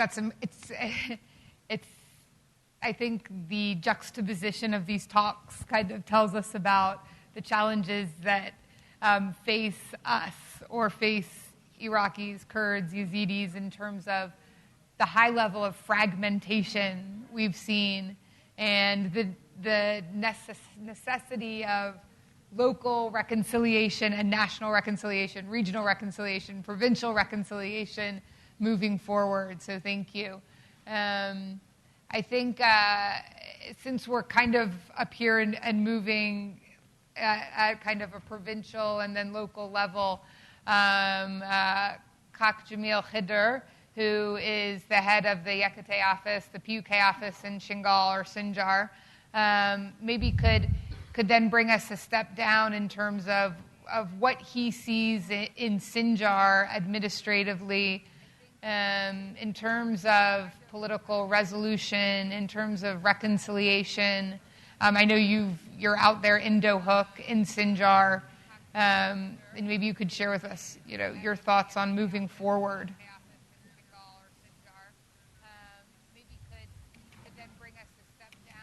مالی زۆر سپاس بۆ زانکۆی ئەمریکی کە فرسەتە ڕێخست و بۆ خات و کریستینا و ستافەکەی بە تایبەت خۆزگە زانکۆکان تری کوردستانش بە هەمان شێوە و تایبەت زانکۆی دۆک کە هاوسنورە هەموو ئێزدیەکان لەو دەڤەراژین بزاو و نەشاتاتی وان هەبە پێش بچمە ناو ئێمە تەوەرێکمان هەیە تەوەرەکەش گەڕانەوە چۆن خەڵکەکە بگەڕێتەوە بۆ شنگار بەڵام پێش لە پێشەکیە باسی دوو خاڵەکەم کە بەلای منەوە زۆر گرنگن یەکێک ئەوانە کە بەڵام باسیان کرد مەسەلەی متمانە ثقە متمانەکە نەبەس لە شنگار بەڵکو لە ناو هەموو ئێزدیەکان متمانەکە کەم بووتەوە و ئەگەر تاریخی بگەڕێن تا ئێستاش بەڕاستیش ئەو متمانەیە ئەگەر ئێمە خۆمان نەخابین متمانەمان نەماوە و من نمونەیەکی زۆر باسیت و لەم ڕۆژانە بۆتان ئەگەرمەوە پێش دوو هەفتەیەک سێ هەفتە شتێکی وە حالەتێکی ڕوودا جەریمەیەک بوو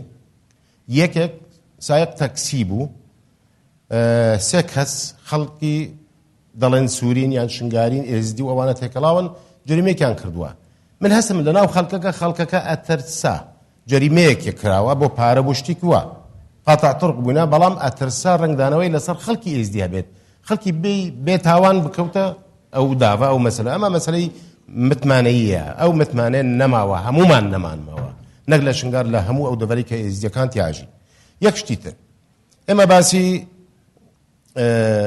جینۆساید یزیەکانەکەین و ئێستاش چەند ڕووداوی تر ڕووی داوە لە شێخان و پێش ئەمانە و بۆ ئەگەر بگەڕێن بۆ مێژوو شعینیشت ئێمە 73 و 72 ئەوەنە کە زۆر جار باسیەکەم وەک شانازی بەڵام شانازی پێی ناکەم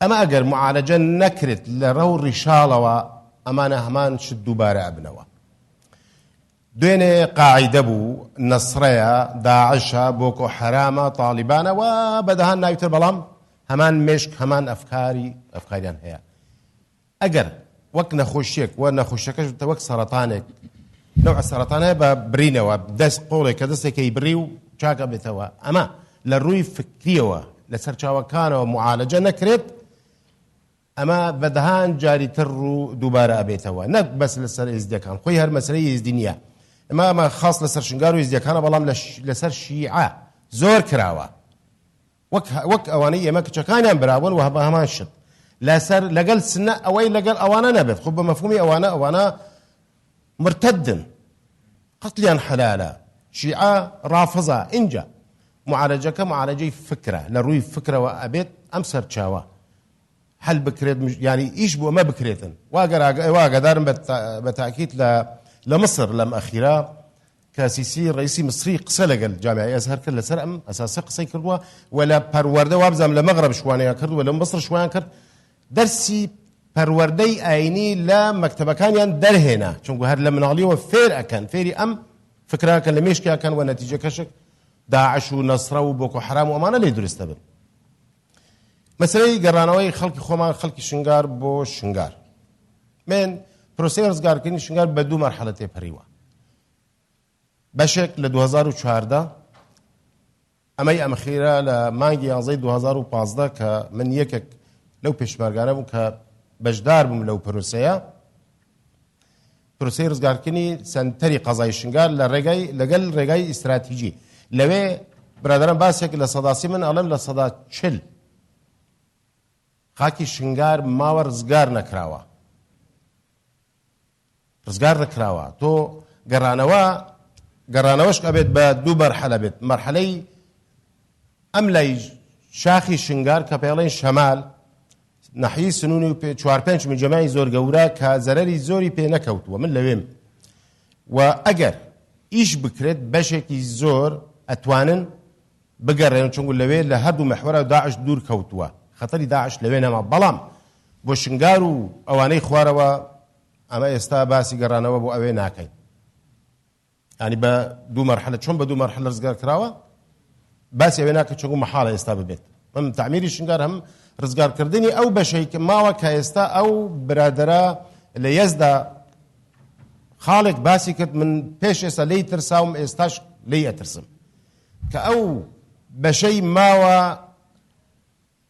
5 مجەمەعی گەورە لەگەڵ ڕەمبوسیش بەقەت مجەمەعێکەکەوە لەگەڵ بەدەهان گوندی تر ڕزگار نەکرێت شنگاریەکانی ئەوێ لە شوێنێکی تر نێشتە جێ بکەن تەنازل لەو بەشی کوردستان بکەن لای من بڤێ و خەتەرە چونکە پێش ئێستاش لە منتەقەی سیباشی خدرێ ئەوانە بەدەهان هەزار هەکتاری زەوی ئێزدیەکانش ئێستا بەدەستی عەرەبی شەمبەری سەواحە شنگاریەکان باشەزان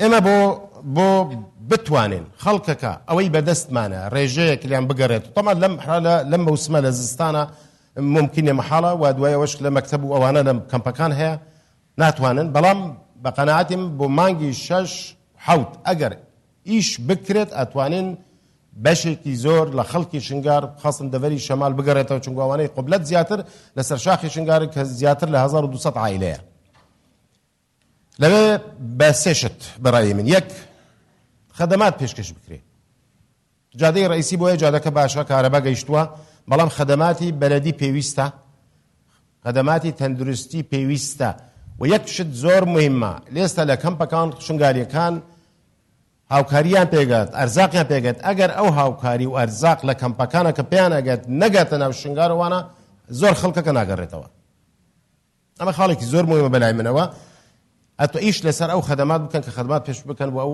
شوێنانە و پێش بەشێکی زۆر شنگاریەکان ئەتوان بگەڕێنەوە دوو ئێمە مەشاکلمان هەیە مەشاکلی سیاسی من خۆم لەمێم و نونەری حزبێکی سیاسیم لەوێ یەکێتی نیشتیمانی کوردستان و بە چەندین حزبی سەرەکی لەوێمان هەیە و گرۆپ و مەجموعاتی تر هەیە و بەڕاستیش ئێمە دەورێکمان بینیوە تا شتم بەڵام ناکۆکی هەیە زۆر بە سەراحەت بڵێم ناکۆکی لە مابەینی یا پەگە یا بەژە چی پێ بڵێن و لەگەڵ پارتی دموکراتی کوردستان و پێش چەند ڕۆژێک من لەسەر خەت بوو لەگەڵ ئەوانە چونگو خەریک بوو مشکلێک دروست بێ لەسەر سنوور لەو کۆنتڕۆلە لەو سەیتەرێک کە هەردوو مەجموعە کۆنتڕۆلەکەن I was there.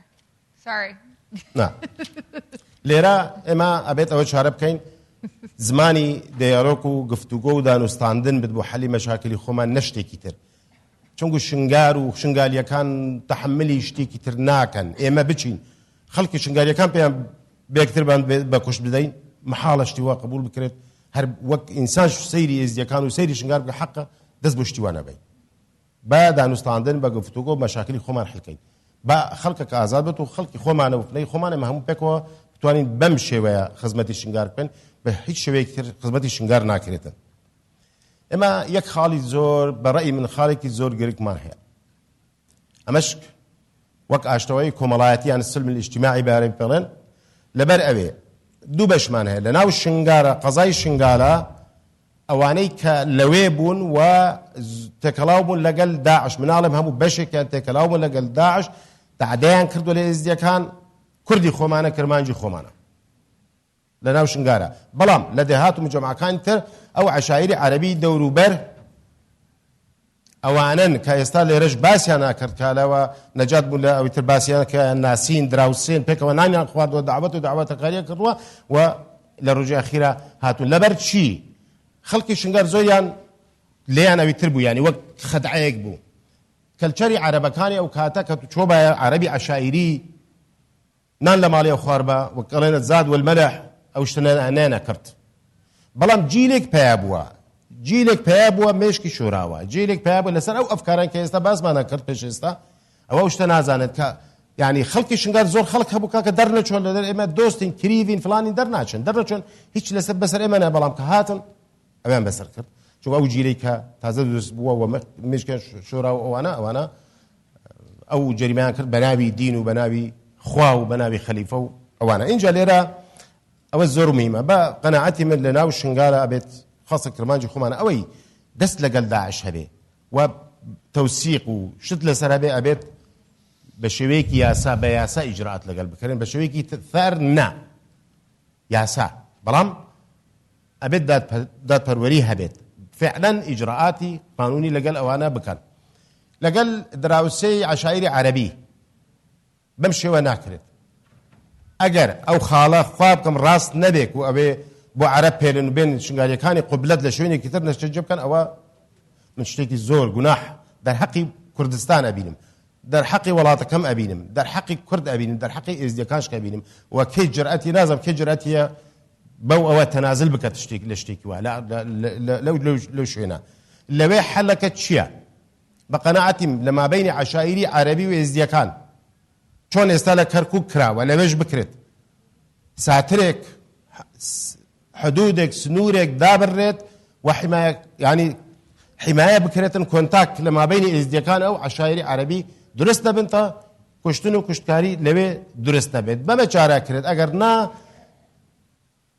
دروست ئەبێ ئەو عەرەبانە و ئەو عەشایری عەرەبی کە زوڵم و تعدە لە ئێزدیەکان کردە بڕوا بکە ئێزدیەکانش نایەنە کۆنتڕۆڵ کردن خۆ تۆزانی کابین تعدە لێ تۆ کوردی ژن و بجای خاصن لە ناو ئێزدی تعدە لە ژن و کچ ئێستا هەموو شەڵێن شنگاریەکان دەڵێن خۆزگا لە جیاتی ئەوانە 10,000 شنگاری شەهید ببە بەڵام کچ و ژنی منە بربانە ئەمەی لە ناو ئێمە اینجا حلولەکە ئەبێت بە عاقل بە عاتیفە ناکرێت ئەبێت بەشتی عەمەلی لە شنگار بکەن ئەگەر نا خەڵکەکە ناگەڕێتەوە بۆ شنگال و ئەگەر کار ئاسانی بکەن من دووبارە ئەکەم سێبارەکەم ئەتوانین بەشێکی زۆر بگەڕێتن و ئەو زەختەش کە لەسەر حکوومەتی هەرێمە و لەسەر حکوومەتی دهۆکە زیاتر لەوێن ئەو زەختەش لەسەریان نەمینتن و ئەم پرۆسێش کە بێت طبعا بە تاکید دەبێت بەردەوام بێت خۆ بە مەرحەلەیەک و دوو مەرحەلە ناکرد سپاسانەکەم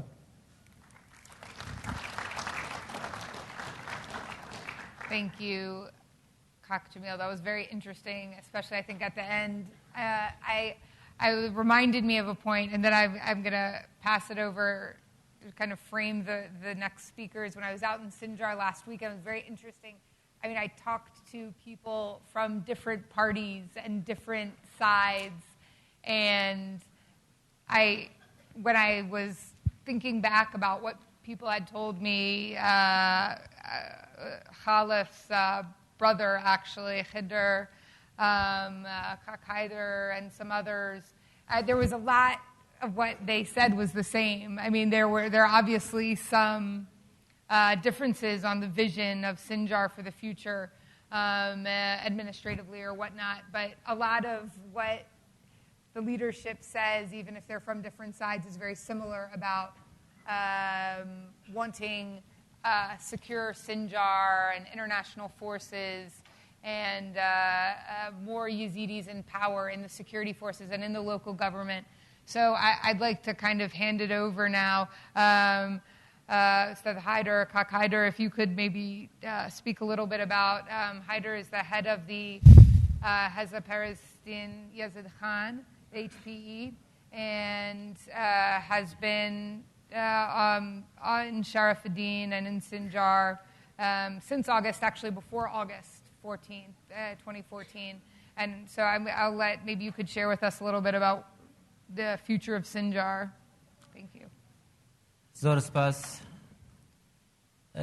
براستی ینی سبهێدا و هەتا نەهانکێکی بێگۆداریتکەن کە مەسەلە ئەف کۆنفرانسی گرێداییە مەسەلە جێنۆسایدە ئێزدیاڤە بەس ئەس نزانم هەتا چه حەدی بەس هەتا نەهانکێ بشکلکی درستی ئەم نەهاتنە سەر کە ئیشە خەڵکی مەیشنگاری چاوێ و ئەم چاوەکار بن علاجێکا درستی بتنێدا ئەزێ هەنکی بەگەرمەش لەسەر مەسەلە وەضعی ئێزدیا بۆ چاوە حەقی ئێزدیا هاتیە خوارن إيش سال 2003 وحتى كي قومت جهنا سي هشت أزيب كرتي سر بسكنم وأزهر وهان كي بردوام بم سرقو حتى في ساعتها جو أمتدا كإزدي نهتنا قبول كرين وجو ملتي عراقي وجو مواطني عراقي وجو مواطني كردستاني أبراسيش يعني وضعي إزدي أش 2003 وهتانها وبشتي جو مسألة دستور عراقي تشيبو كهاتا جرهدان بسر مادا صدو تشلفا أو مادا صدو تشل أجو أمد بيجن إزدي وهم مناطق مشمولة بمادة بنا قربانية صراعات نقابين حكومة مركزي وحكومة هرم كردستان دا هكذا مسألة خدمات وبينش إيرودا خدمات الشنغاري دا بشتي مال ويرانيا شنغاري دا نبونا شنغارش 2003 دا شنغارا ويران كريا وشو خدمات الشنغاري دا نهاتي نكرن خوديه شنغاري إزدي تجارة نل شنغار ونل عراقي دا نبونا خوية قراري رايا وانها تيستاندن وجوه مخلكي عراقي ك أو منطقة وانا هكا أفكرنا وان بي يا هكا أف ملت قيمتي بملتي بتشكلي بمشاوى حقي بدني رايا ملتي إزدي قتد انها تيستاندن بجد فيدري ده هكا جو أمبيجن كمسألة شنغار وأف فرمانا جو بسري مدى هاتي السي هشت أبراسيجي أزي بكري بيجم واستحفظي سرتو مسألة جناكم اف برنامجك بوياغو او برنامجي ازدي بونا قربانا بي برنامجي ومصالح يتقلق طرف هذا جبرغو وقتي جو مدغوت ومطلبت كيرغو منطقه شنغار ومناطق الازديا كبحشيق وبعسان وهتا قد جهه الشنغار الخطريه ديا وبهيباجي مطلبت كير كحمايتها بخلق بيتا كرن بشتي سقوطا موصلو هكا تلحفر شو هكا بعاد شو طرف مهمجي او بونا بشكل كي رسمي مطلب الجهات الرسمي الشنغاري كرين كإدارة شنغار وكحكومة شنغار قدر فتي بدنا دفاع الأرض الشنغاري بكانوا كاربن أرض الشنغاري بباريس بس بداخل هيش مجال ندانا ما قدي أو أركي مايا وإمد باريس إنه هيش در فتي نادني ده بس مخابن وقتي قوسي هشتات هيش دفاع الأرض الشنغاري نها تكرن أبراسيجي يعني وقتي قو أو كارثة بسري مدهات ودفاع الما نها تكرن وخلقي ما همشي كده دستي واندا بهزارة كتش وجنو زاروكي ما كتنا دستي واندا جارك هذه تريل أفرو بيشتي بما الخرابون همشي ده ديس أم بدقرن وجو إزدي مراي تدانينا جو قالوا آفا كرنا شنغار مصالحي أمي بكيرا بكن أمي تشيب بكن هتنجي قوم بقرن ديس من طرفنا تيدا باش هكا أم طرف بن أمي مصالحي بكيرا بكن أمي مصالحي بكيرا بكن أبي جو الدنيا هم ساكني كداعش أبناء دولة إسلامي قو الدنيا همش دشوي السكنة دا بقوتن بس نبفعل لأن قال لك أنا بشكرتنا وانشدك أمي مسالح بكي ترى في رابكان هكا سريع صدي نود اجدورو برد ماجي همجي أو بن هكا دسي وان بدا 10 بنو سببا مال ويران كرنا ما وكشتنا زارو كيد ما وسبي كرنا أداكو خوش كيد ما بونا ئەزێ چ بێژمە ئەبرۆ حکوومەتە هەرێما کوردستانی وەختی گۆ ئەبرۆ سەدا جوان ئەبرۆ سلێمانیێدا ئەربیلێدا ئەلدەهۆکێ گۆ ئەبرۆ پشتیش ناف داعش بەگەڕەهای ندوێ دەرێدا گۆ دەستێوان بخوینە زارۆکێت مەدەیە هەتا نهاوێ بێژن وەڵاهی محتەمە دێمە بووە طرفی ئاسایشی بووە یاگەر هدای بوو سەر مەسائلێت حزبی ئەس نزانم بەڕاستیشی گۆ ئەم تەلبا مەسالحێتکەی بکەن و ئێمە وەگۆ ئیزیدی چ دەورێمە تێدا هەیە و ئەمێ کاربن هەتا چ حەدی ئەم اتفاقیاتا بخەلکێکی ڕەبکەن و جیهادنا ڕەبکەن هەتانکی گۆ ئەم بێژن وەڵا بەلێ ئەمێ مەسالحی بکەن و دوێ گۆ ئەم کار بکەن گۆ چاوە بەهوەرین لە قەبینە خەلکێ مادە چێ ببێ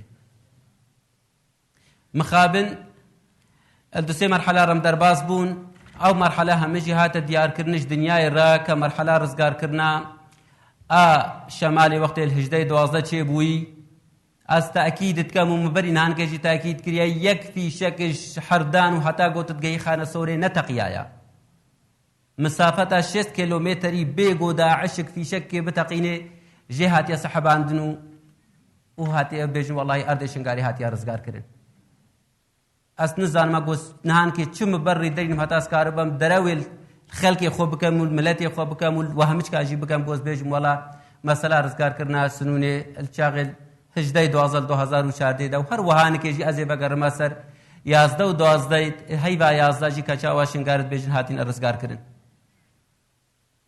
ئەبڕاستی ئێزدیاتی هاتە فرۆتن ئەبڕاستی ئەحزابێت کوردستانی نەت بێگون هەنە القەدیا ئێزدیادا ئەبڕاستی گازنکە ئەمەش حکوومەتە عراقی نینە حکوومەتە عراقی ساڵە 2003 و هەتا نهانکێژیە نەبووە دەسەلات المنتەقەکە وەکا شنگارێدا و بەخشیک و بەعزان و لمە مەناتقێت مەدا ئەمژی وەگۆ خەڵکی شنگارم خۆ بێگونەهژی نابینن گونهێمەژی هەبوویەت مەفروض مەدیفاع الأرض خۆ کردبا هەکە ئەو خەڵکی گۆتێدا اتفاقیات تنازلیش ما بێتە کردنوش حەقی ما بێتە کرد المەفروض مەژین ئەو تشما قبول نەکرد بە مەدیفاع الخۆ کردبا ئەمژی هەنکیش وێ گونەهی هێلت کرد یا طرفێ دیترێ دەگۆ ئەبرۆ گۆمبێژ بێن پشتی بێ ماڵخەرابوون ئامە هەمیدە ئەمت بینین کە سراعەکە سیاسی نەقەبینە ئەحزابێت سیاسی شنگارێدا هەیە ئەو سراعا سیاسی نەش بەر ئاواکردنا شنگار و گۆ خەڵکێ شنگار بەگەڕێ و خزمەتە ئێزدیا و شنگارێ بکەن ئیش بەر مەسالحێت خۆ نەوگۆ مەسالحێت خۆ بەدگرێ دایبن کیژێ کاربێ کەسب بکە بێ ماڵوێرانیا ئێزدیا و ئێزدیا نێزیکی خۆ بکە و سەر حەسابێ خوی نازاڕۆکە ئێزدیا و فرۆتنە داک و خوشکێتوان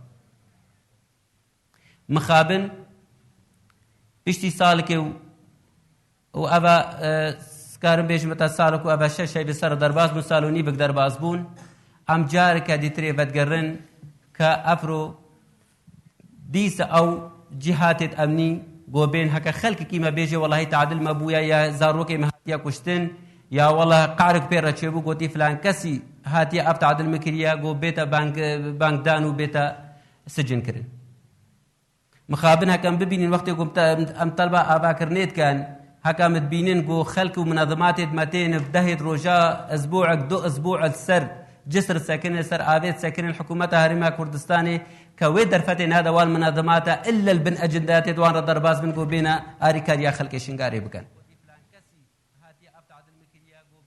مخابن وەختێ گۆ ئەو ئاریکارێت گەهێژی دێگۆل بن سێهەکە جیهاتێت سیاسی ڕە دەرباز بێ هەر طرفێکی سیاسیە گۆ ئاریکاریکە بینێ شنگار ئەو ئاریکاری سەرێ سەدی هەشتی سەر ئاساسی حزبی تێتە وەزعاندن نەت سەر ئاساسی گۆ خەلکێ ما محتاجی پێ هەبێ هەتانکی گۆ ئاریکاریاوی خەلکێ بێتە کرد بەڵێ هەر وەختی ئەمت بێژن مسالحە هەر وەختی ئەمت خوازن تسامحە بێ هەر وەختی ئەمت خوازن گۆ خەلکێ مامچکی نێزیکی ئێک و دەترێ بێ بەس وەختێم تەرەف بن تێدا وەختێ گۆ ڕایەمە بێتە گرتن وەختی گۆ ئەم ئێزدی کە سەرێ سەدی هەشتی و پێنجش خەلکێ شنگاری ئێزدی بوونە و هەتا بێ سەعاتێژی بریارە خەلکێ شنگاری نەل دەستێ خەلکێ شنگاری دەیە وەگۆ ئێزدی ئەب لژنا گۆ ئەبرۆ هاتیە دانین کە لژنا ئەعمارە شنگارێ کە چەند ناشتێت ئێزدیا و بەرپرسێ ئێزدیال بێ درێ هەنە ئەزێ داویل هەمچکا بکەم هەکا یەک ژێزان بێ و ڕایە ئێکیژێ هات بێتە ستاندن کە ئەب لژنە چاوا پێک هاتیە کێ ئەب لژنە ئەختیار کردیا ئەب لژنێ چاوا ئەحمارێ بکە ولو پرسیار وقتی گم جناب حاکم کردیا زی جارگا دیتری لیو گرم که گلگ اعضاء الویلش نیدا او بنا سال 2003 هتا نهان که ادخواز الوان لجان دنا الوان اداره دنا المناطق الازديا بس تجاره اوان خصمته ازدياتي او خصمته جي شنگار و اواکرنا شنگاری نکریا ئیرۆجار کاتیترێ هاتن بوونە مەسئولێ لجانە هەکە ئاریکاریک و خسمەتك هات ئەوژی کەتە بە دەستێواندا سێویدارم وەس دعوە هەمە منەظماتێت ئێد مجتمع مدني كام والدول المانح وقت قد بخواز من فعلا اعمار شنغاري بيتا كرن جو نيزيكي خلكي شنغاري بنو نيزيكي ازدياب نجبرغو اول معنينا بفي طرفي والنسر اساس كي حزبي تعامل بكان جو بيجن الله ابيها كادري حزبيه ابيها بربرسي حزبيه ابي هاي جريدا يبصر فلان طرفي سياسي بهاتان كي قوم كاربن شنغار بيتا ابا كرن وخصمتا خلكي شنغاري بيتا كرن ابراسيا كجو بيجن حتى ساعات كانت دريم دار ام نكارن خلاص بكان بس با وقت دیارە وەختێ مە خەلاص بوویە ئەس هێویدارم گۆ هەمە پشتەوانت مەبەن هەمە وێ بەهوەریە بدنەمە هەتام ئیزدی کاربن بەرخۆ بسەکنن ئەبڕاستیژی ئەزێ بێژی بێژی مەگەلێک جاراژی گۆتیە هەتا بێ سەعەتا گۆستێدا ئێزدی کوردستانێدا نەهاتیە قبولکردن وەگۆ مواتنی کوردستانی ئێزدی بدەرەجا یەک و ددۆ و سێژی نەهاتیە حەسابکردن بەلێ وەختێ گۆ ئەس کورد بەم شنگار کوردستان بێ باشی و بەحزان کوردستان بێ أزل كردستاني ده نايمة قبول كرن وقو مواطني كردي أزي تشتل بالحكومات العراقية بكم كوا أفرو قال مصالح وان هنا بترش إيش مصالح يجوز بيجم كحكومات كردستان يا ترى في ديتري كمناطق خدماتك بتشنو هيش خصمته أو ناتي ده نبان زور سباس از دعوة لبورينت كم هكا هنكي هش بويا بس بقى بحقيقتها ما يود بيجو بيتا قوتن زور سباس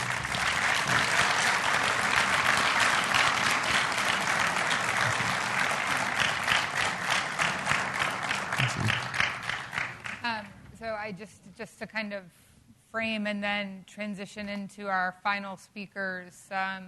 I think something that Haider mentioned about something I hear universally and have heard, from Haider and others before is the importance of having more Yazidis and more people from Sinjar, you want to say Yazidis, in local, provincial, national administration, not as a quota or a Yazidi or two on the parliament or this or that, but real Yazidi incorporation in the Qadha, Majlis Qadha, in the district, in the Nahya, the sub-district office, on the provincial council in a more substantive way, having more Yazidis involved in the security forces, whether that's Yazidis really at more upper levels as part of a Peshmerga or as part of the Hebe Yazid Khan and the Yabeshe. But there's been a real, it seems to me, rise of Yazidi identity, but also the Yazidi demand to have greater representation in the political and security realm. And I think that's something that will be important moving forward because it's really a universal claim. It doesn't, it goes across party or force or whatever you want to call it. I would like to stop talking and move on to our next speaker, our next to last speaker, Zalal Khan, who is from Shingal. And she's come also from Sinjar to join us today. So, Zalal, would you like to say a few words? We'd like to hear about your role in Sinjar and how women have played a role, as Nasreen Khan said earlier, in defending Sinjar and recapturing areas from Daesh.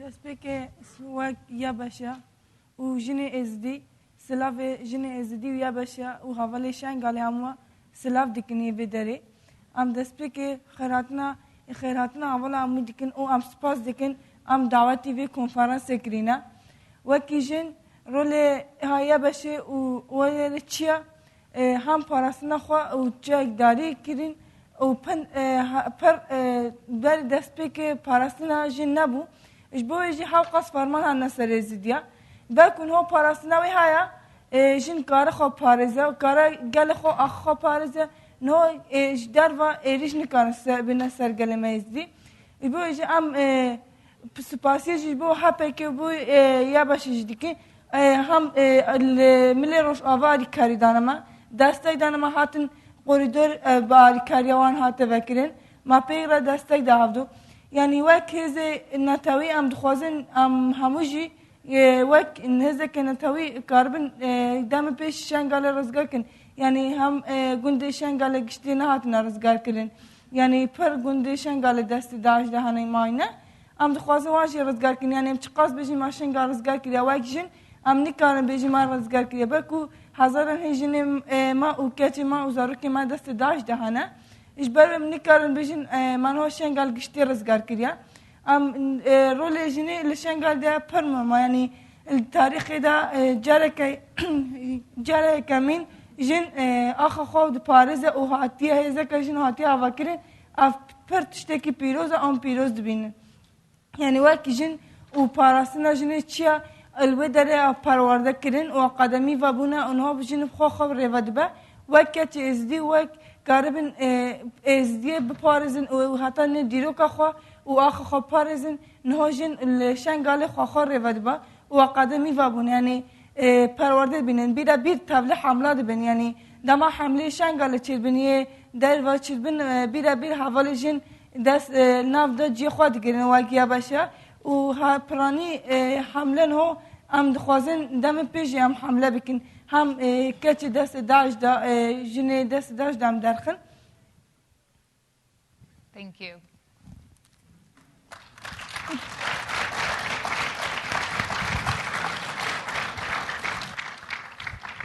Thank you, Zalal Khan, and I think it's, as Nasreen Khan mentioned earlier, you know, one of the real focuses of this conference was on women.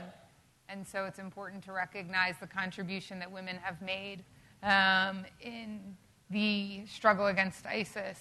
I think, you know, today we've recognized a lot of people that have participated either in terms of saving women from ISIS, whether it's the KRG office that has been, you know, funding through the kidnapping office of returning kidnapped women, funding a lot of the return of women coming back, whether it's Dr. Mirza, who has been part of the resettlement program. There are a lot of different actors in this room that have been contributing to Yazidi women and women moving beyond ISIS, and a huge part of that is played on the ground in Sinjar, so thank you. Last but certainly not least, who has also traveled a ways to join us today, is Khalaf Saleh. And Khalaf, I spent some time with his family last weekend. I mean, I think his family is not the only but well known for really never leaving. His brother Khidr and Faris and his sister Shireen have never left and are still fighting, as are some of their children in Sardasht, on top of the mountain is where they're kind of located around there. And so Khalaf joins us today and is going to be speaking as a spokesman of the administration, autonomous administration. And this is controversial, but it's one of the visions of Sinjar. Administratively, what will Sinjar be in the future? Will it be Mahafiz? Will it be a province? Will it gain more autonomy? And so I think that's an important thing for all of us to think about on a kind of constitutional administrative level. So thanks, Khalaf. Welcome.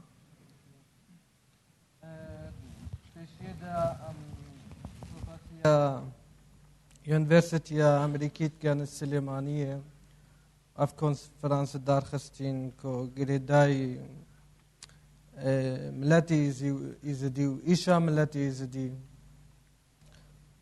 وبتايبتي جيم سوباسيا مس كريستين كان رولكي جرنج هابو الفيكي دا إيرود في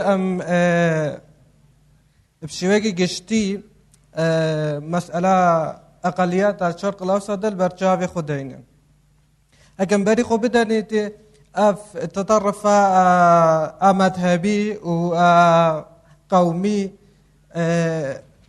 درباس كده حد أديانة درباس كده حد إنسانيته تغييرات وتطورات شيد بين المنطقة ده أقليات بين ضحي أو كسد كو مسؤول باراستنا فانا أقلياتنا باريزن هكا مصلحة وانتدا نبيت دمي مصلحة وانتدا هبيت باريزن دمي مصلحة وانتدا نبينا باريزن وأفتش تيتا زلال كرن دمي كارثاتي سري بلتي ما والهروسة براد ميت مسيحي والشيعة السهل نينوى والتلحفر هروسة سوريا إيرو مجتمع دولي جافاكي إما ظنم كان بجن دهني في مسألة ده شبار وكما قلت في مسؤولية حماية أقلياتها حماية والناقن شبار ويك الجزء كش في مسؤوليات كفيتها تستوه مجتمع دولي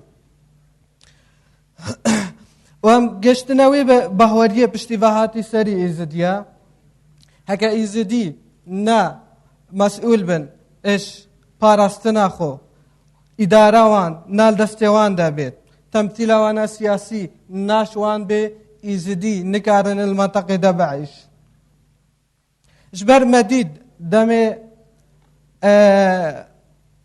داعش يريش الشنقالي كريما كس نادي نحكومة مركزي نحكومة اقليم ما لو انا فاك نشهب هكي ويبهكي بايتا مهمت شويبون هتا دنيا بقى نجاوانا شبيرناك نزين قصدو 50,000 جن وزارو اتما خلاص كرن يفرو ما بحواري بهردو حكومتانا ما بسببك جي سبب عدد بهردو حكومات تخلخلينا ابدها مشكلات وانها نافخو تش اداري تش سياسي تش امني البغداي يرو او اهميه جنادنا ما حتى دقيقه مساله ما وكارثه ما تفكرين دسير رجاب بنا فكر ام وق ازدي ام قشت تنوي بهوريه ادفيت ام خو تنظيم بكن ام اداره خو اشخط شي بكن هذا مش ما بيت اشراف دولي اشرافك دولي حمايك دولي اش اذا ديارة شي ببيت سيرفي اساسي مجلس اداره ذاتيه شنغالي هاتا فاكرن كو ببيتا بنجهك اش اداره اذا ديارة اداره خو او خبر ريفا ببن نج البدست حزب هذا بن نا الجور سياستها حزبابو ماشن جبر اهاتي سريما نشر ام بزمان كرديت بايبين نشر ام الكردستاني دون ابتني ام يزديبون يفرو هر يزديك يسوي واجبه وقت يزدي كار بك نوك بارتي نوك برجونديه شخصي سربي اساسي مجلس شنغال هاتا واكدين هدف دويجي اونكو ادارك ذاتي شنغالي رتشي ببيت الجور دستوري عراقي وهروسا تقول ميثاق الامم المتحده وكاتشي قوانين وحقوق الدولي ما هنا اشمار بين طابقان دين دستوري عراقي ما داسدو شانزي وما داسدو بيسلو بينجيجي جورك في فان حقوقات دينما وام سيرفي اساسي طلب اخو الحكومه عراقيه كانوا ما قالك كتاب رسمي شوان رشاندنا وقالك سلسله اجتماعات النظام واندا تشيبوا حتى هاري كاربن مرة ام بقى هنا اهداف يدخو هروسا اف مجلس نس ندجي تشي حزبيه ندجي تشي سياستها تاني دجي وانا او دجي ملاتي يزدي وامد خوازن اشكي حزبي بشكي او بيت تدا بالشغل وكار بكش في ملاتيرا وامت امادانا جي ام تنسيق بهر جهكي رجي تشيكن مسألة فرمانة قالك بيجن السي هشت فرمان سريز ديار ابو نا السي هشت بو دمي الهشت بنش او فلاحد ازديا خلقي خانه سهربون الربيعه هادنا كشتن وكاب بيجن بدم بارد شبرت شرا ازديبون بالانغاسبون وبصدا مالد وان مالد ازديا او سر بستانا تعباخو كداخو اعلان وهاتن بقرها نحكومه مركزي نحكومه اقليم اجراءات نبرد اديجي النح ودهي الشش دمي سجنايت ازديا سجنا بادوشدا والسجنت الموصل دا كشتن او جينا قوسكا خطريه بولي مخابن تش اجراءات نهاتنا ورقرتن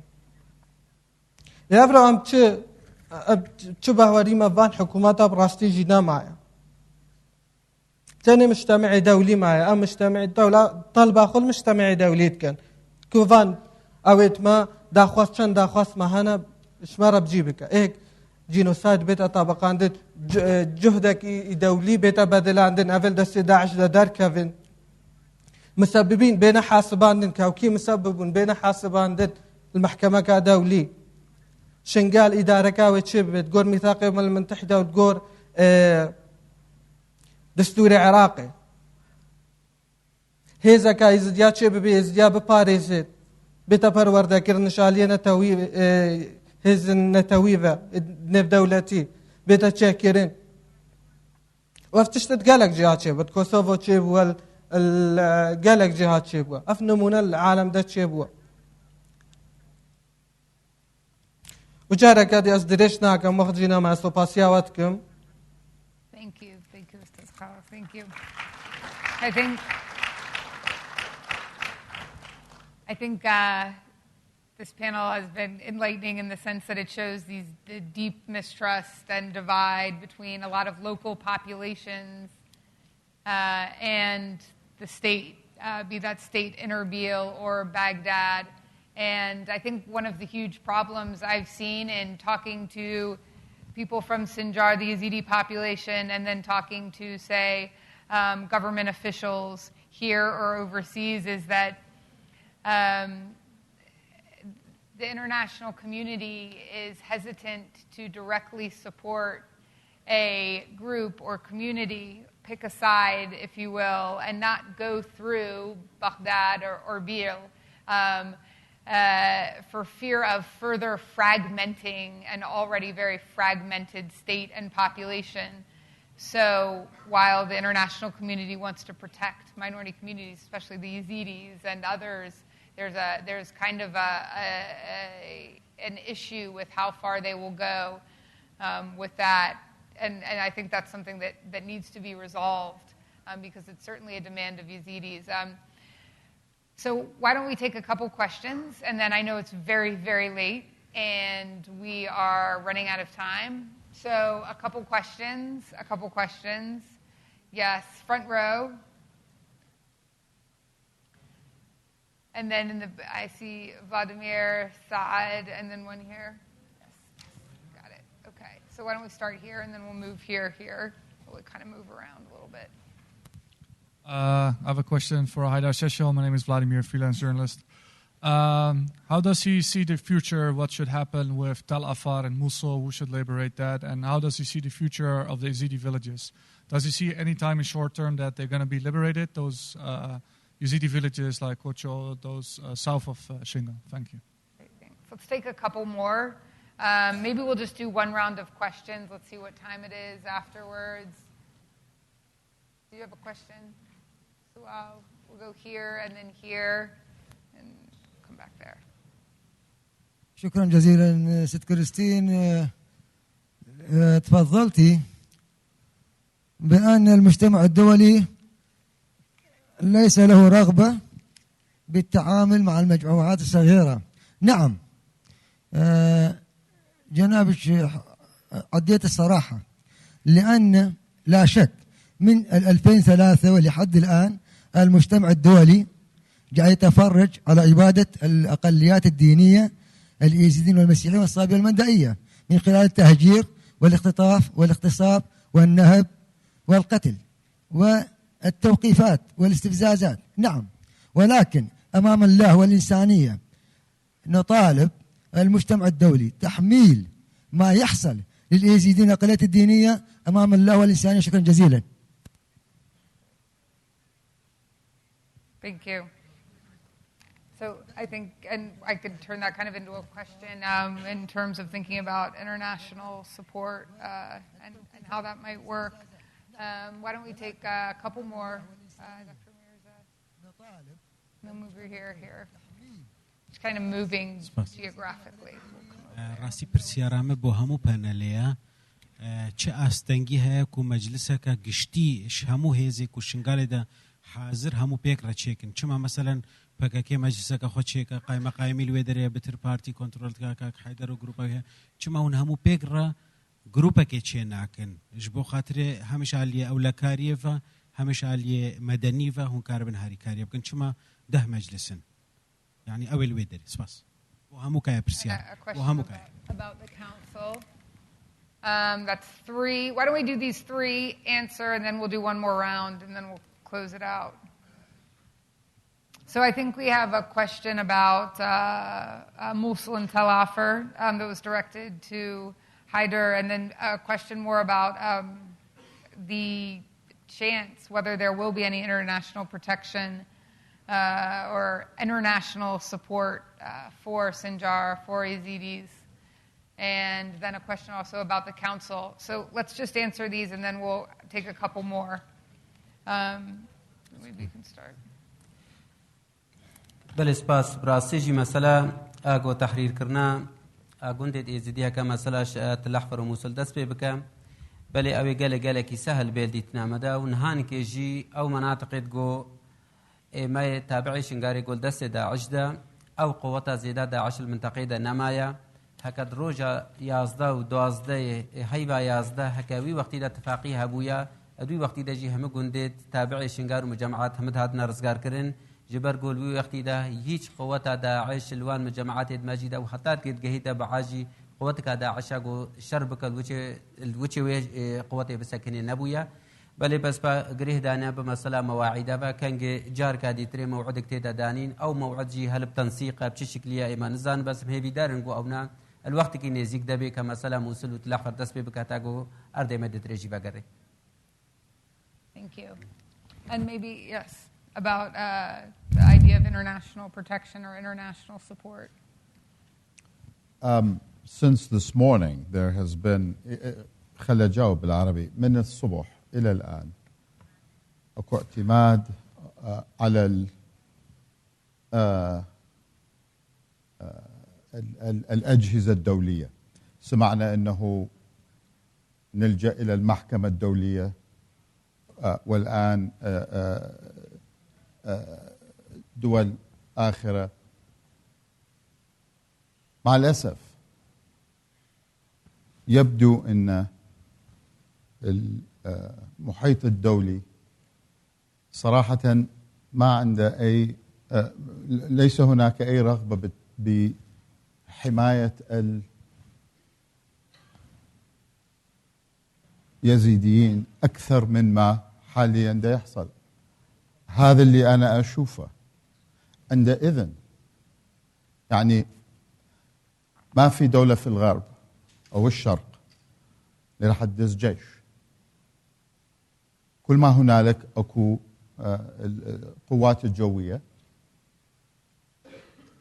والقصف على داعش ما يقارن مثلا بالقصف اللي صار في العراق عام 91 أو 2003.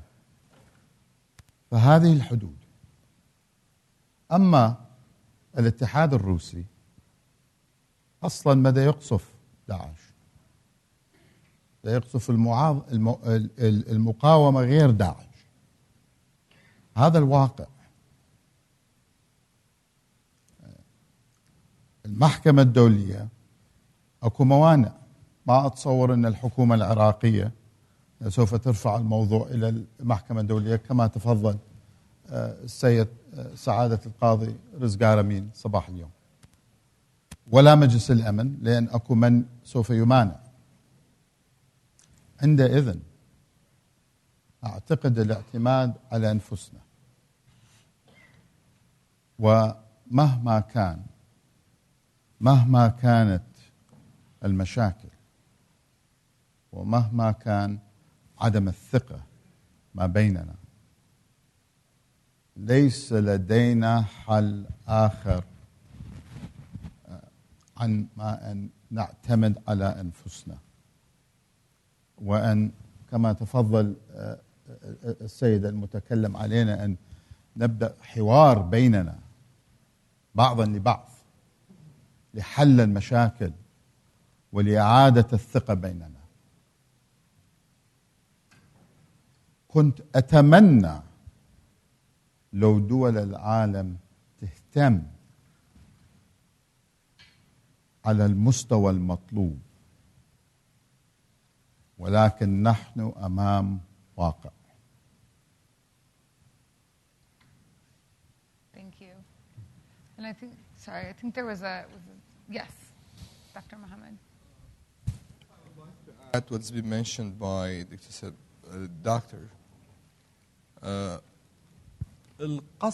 قصف جوي بحياتي خويدت واني الصراع كي نيو دولتي حسم بكات عدا لصربيا وتأثير كردية العراق لنوطيك و2003 لهي جيغايك دي اتوانيا طرز بخاطرنا وضلي دجمن بس ناتواني حسم صراعات بكات لقصف دولي تدخلي دولي لم كيشا بالرواب كان تدخلي دولي ومرتبطة بوضعي داخلي وضعي اقليمي وضعي نيو دولتي اجر لهر سيلاير كسير بكيت هر سيلاير بساعة نية بو تدخلي من خوام يكيك لو كسانم تمناه كم تدخل بيتا كردن بلام كياسا زانيك تخصصي من اوا بالرواب كقط من جشبين نيم لمسألة وامر زور باسي محكمة كرد من اللي محكميني ودولتي بظرف دولي اقليمي امره forget it باشترين حل أوا هندي جريمة كتهبت محاكمة ندخل بتكردن حدثة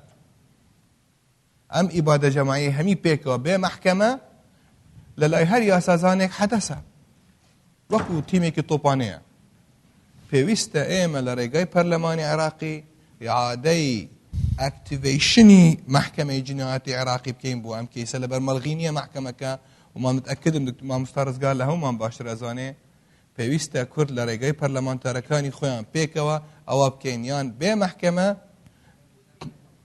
ئەتوانێت ئەکتیڤ قرارێکی پەرلەمان ئەتوانێت ڕێکتیڤێت بکات ناخێر ئەنە ئەم جەرایمە اختصاصەکەیت من لە قانونی محکەمە بەشدار بوویم مامۆستا لە قانونی یەکەمی محکەمەکە لە ڕۆژ یەکەمەوە ئەتوانێت ئەکتیڤیت بکەیت باشترین شت ئەوە بڕۆینە لەبەروێ ئان ئەدەروایس محكمة انتظاري محكمة كينيو دولتي بكين وضعي دولي أمره عراق كبلي محكمة كي باركي أدا أمره جورتين إشكال للبنان أويا كي باري محكمة حريري أدا باركي كي أدا مشكلة كباري بأخيري توازاني كل في محكمة مختصة چنده بيويست تفكيري بكين لقد بلا برلمانتاركاني خمان كل لبغا قرارك در بچي عادي اكتيف كات بو ام كيشا يان باشي زور زراركين روجك لدسمان درچه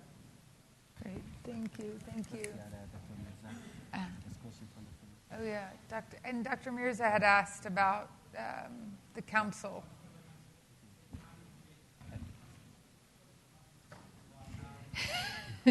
Is there a possibility for all of the parties to make a council together? Political fragmentation, I think. Please.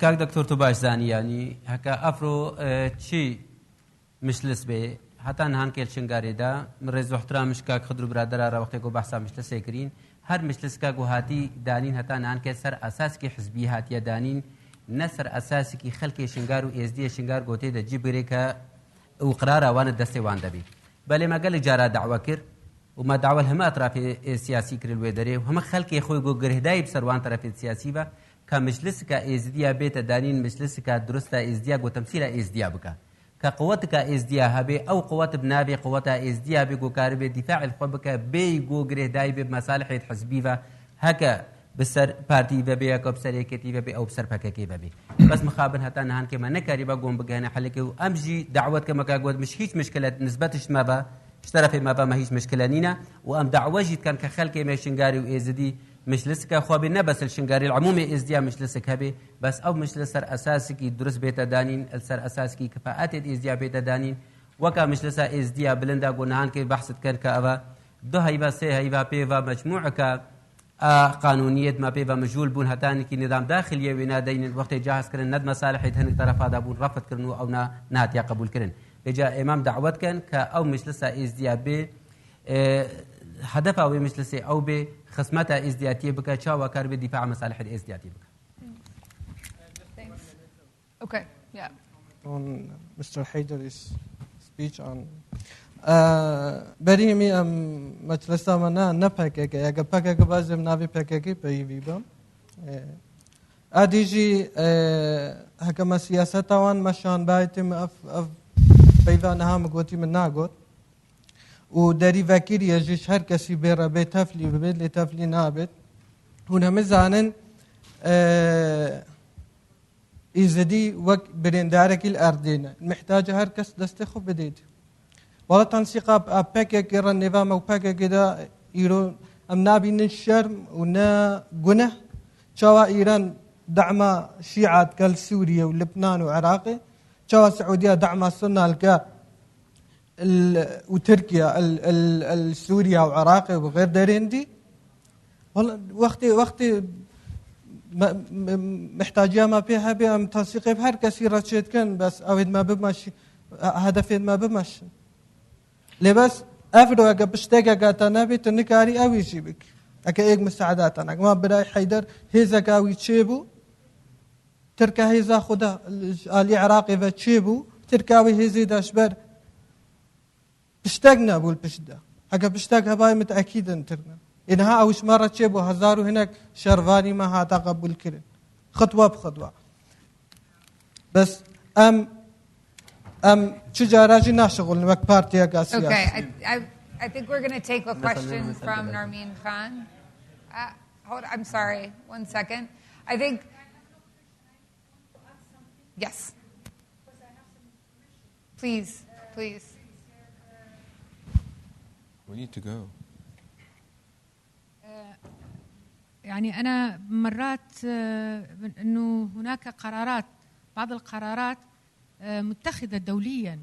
يعني أنا أتعجب أنه في بعض هناك يعني مجموعة يتهمون الدول العالم بأنه غير مهتمين بقضية اليزيديين. أنا بتصوري لا، بالعكس، قضية اليزيديين عالميا الآن هي قضية، وحيث القرار الخارج من البرلمان الأوروبي المجتمع الدولي، يعني هذا قرار جدا مهم كان دعا البرلمان الأوروبي المجتمع الدولي إلى اتخاذ إجراءات عاجلة لمواجهة المذبحة المتعمدة للأقليات الدينية والإثنية التي ينفذها تنظيم داعش في العراق وسوريا والتي وصفها بإبادة.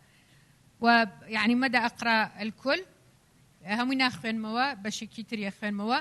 وأكد النواب الأوروبيين في قرار اتخذه في ستراسبورغ إن التنظيم الإرهابي يرتكب إبادة للمسيحيين والإزديين وغيرهما في الأقليات الدينية والإثنية في العراق وسوريا.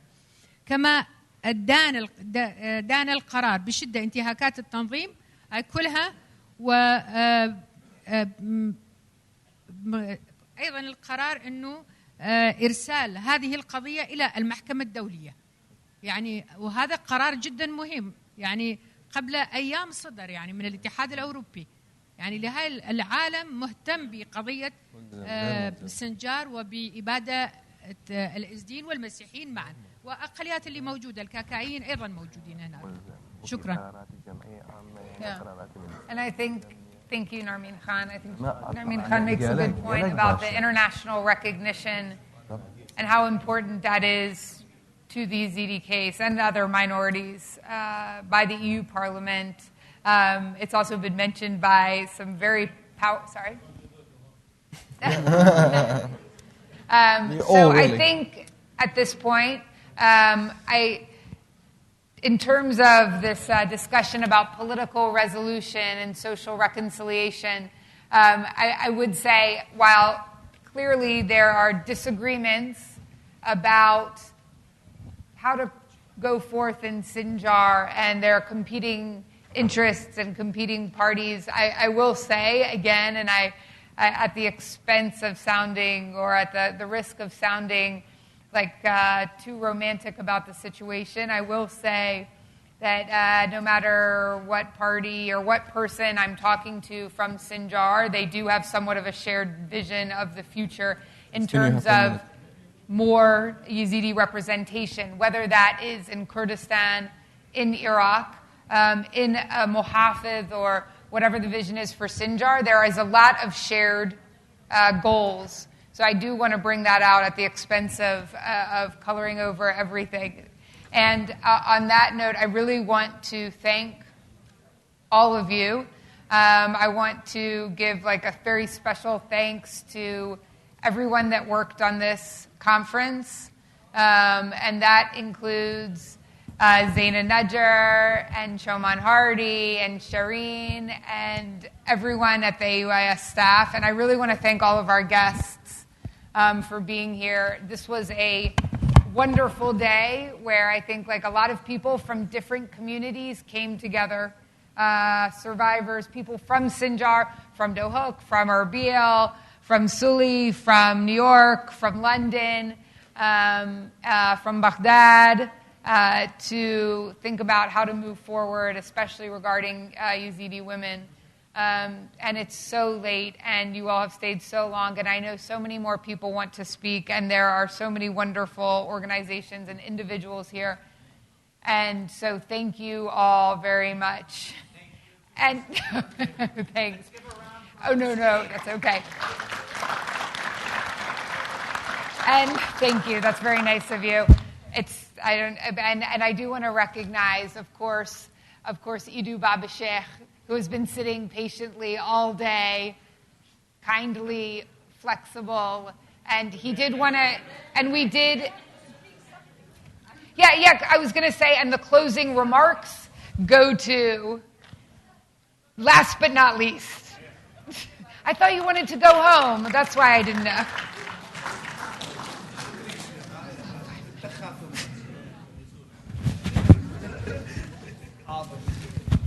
Kaki, I thought you wanted to go home. I'm sorry. إبارة بخير.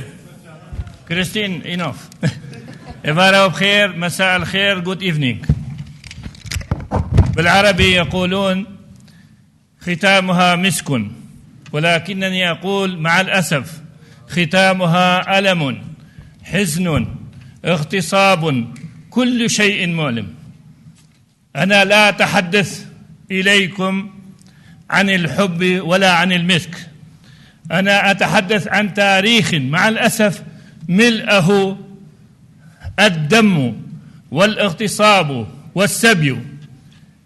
هناك 72 وقسم يقولون 74 و75، طبعا خلال 700 سنة أو 800 سنة كما يقول الكاتب العراقي المعروف الذي عاش في بداية القرن العشرين صديق الدملوجي والذي عاشر اليزيديين، قال في حوالي 800 سنة مليوني يزيدي أصبحوا ضحايا. هناك 3 حالات أتحدث عن النساء وسبي النساء، 3 حالات فقط من التاريخ.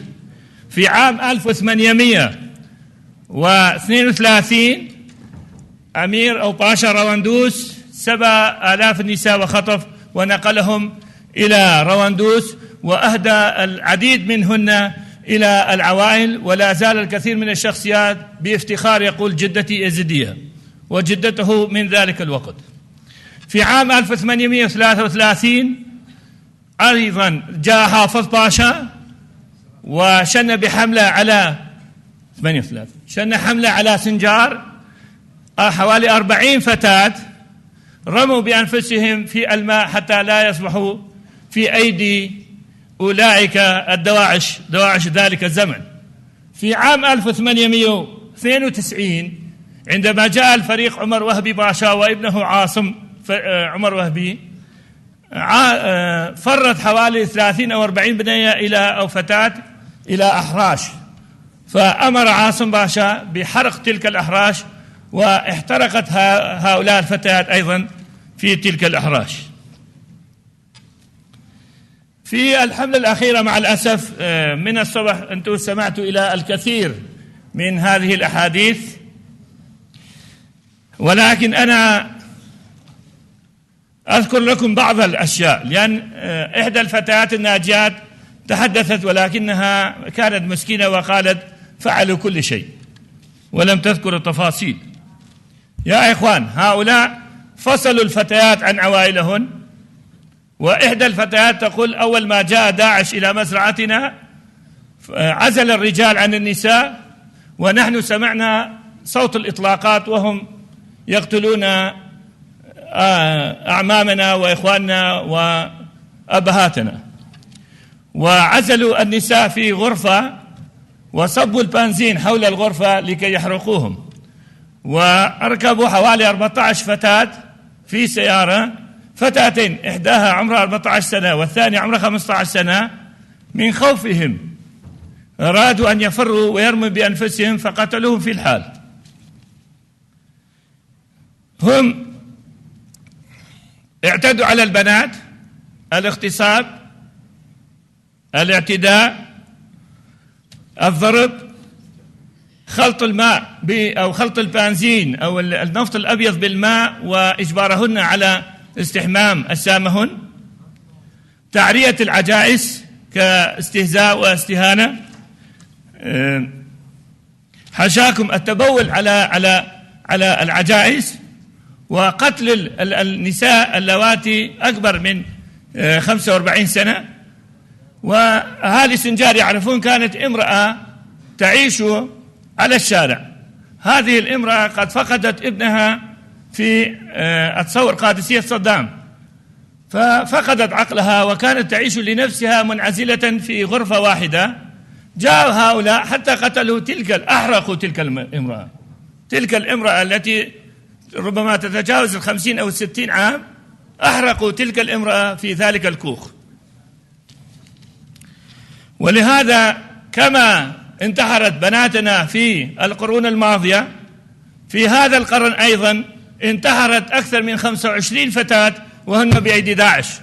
والكثير من الفتيات كانوا يخابرون أهالهم ويخابرون المعارف، يقولون لتأتي الطائرات وتقصف منازلنا لنموت نحن أيضا مع هؤلاء الدواعش، طبعا من شدة الحياة اليائسة. الفتيات الناجيات، وأنتم رأيتم أتصور تلك الفتاة وفتيات أخرى، أصبحت الفتاة الإيزيدية السنجارية مقاتلة وأصبحت ناشطة، وأنتم تعرفون نادية امتلأ اسمها في الدنيا، وهناك العشرات أمثال نادية ناشطات. كذلك أريد أن أذكر لكم شيء آخر. في العصور الماضية عندما كانت الفتاة تذهب أو كانوا يخطفون الفتاة، لا ترجع تلك الفتاة وإنما يزوجوها في تلك المناطق. اليوم والحمد لله المرجع الديني اليزيدي خطى خطوة جميلة جدا واعتز بهذه البنات الناجيات، وقال البابا الشيخ هذه البنات هي بناتنا وأخواتنا وهي عزيزات جدا علينا، ولهذا احتضن العوائل أيضا تلك الفتيات وبكل سرور. من أولى المطالب أهل سنجار الذين يعيشون في الخيم ويعيشون في أصعب الظروف، أولى مطالبهم هي تحرير هذه الفتيات. شكرا جزيلا.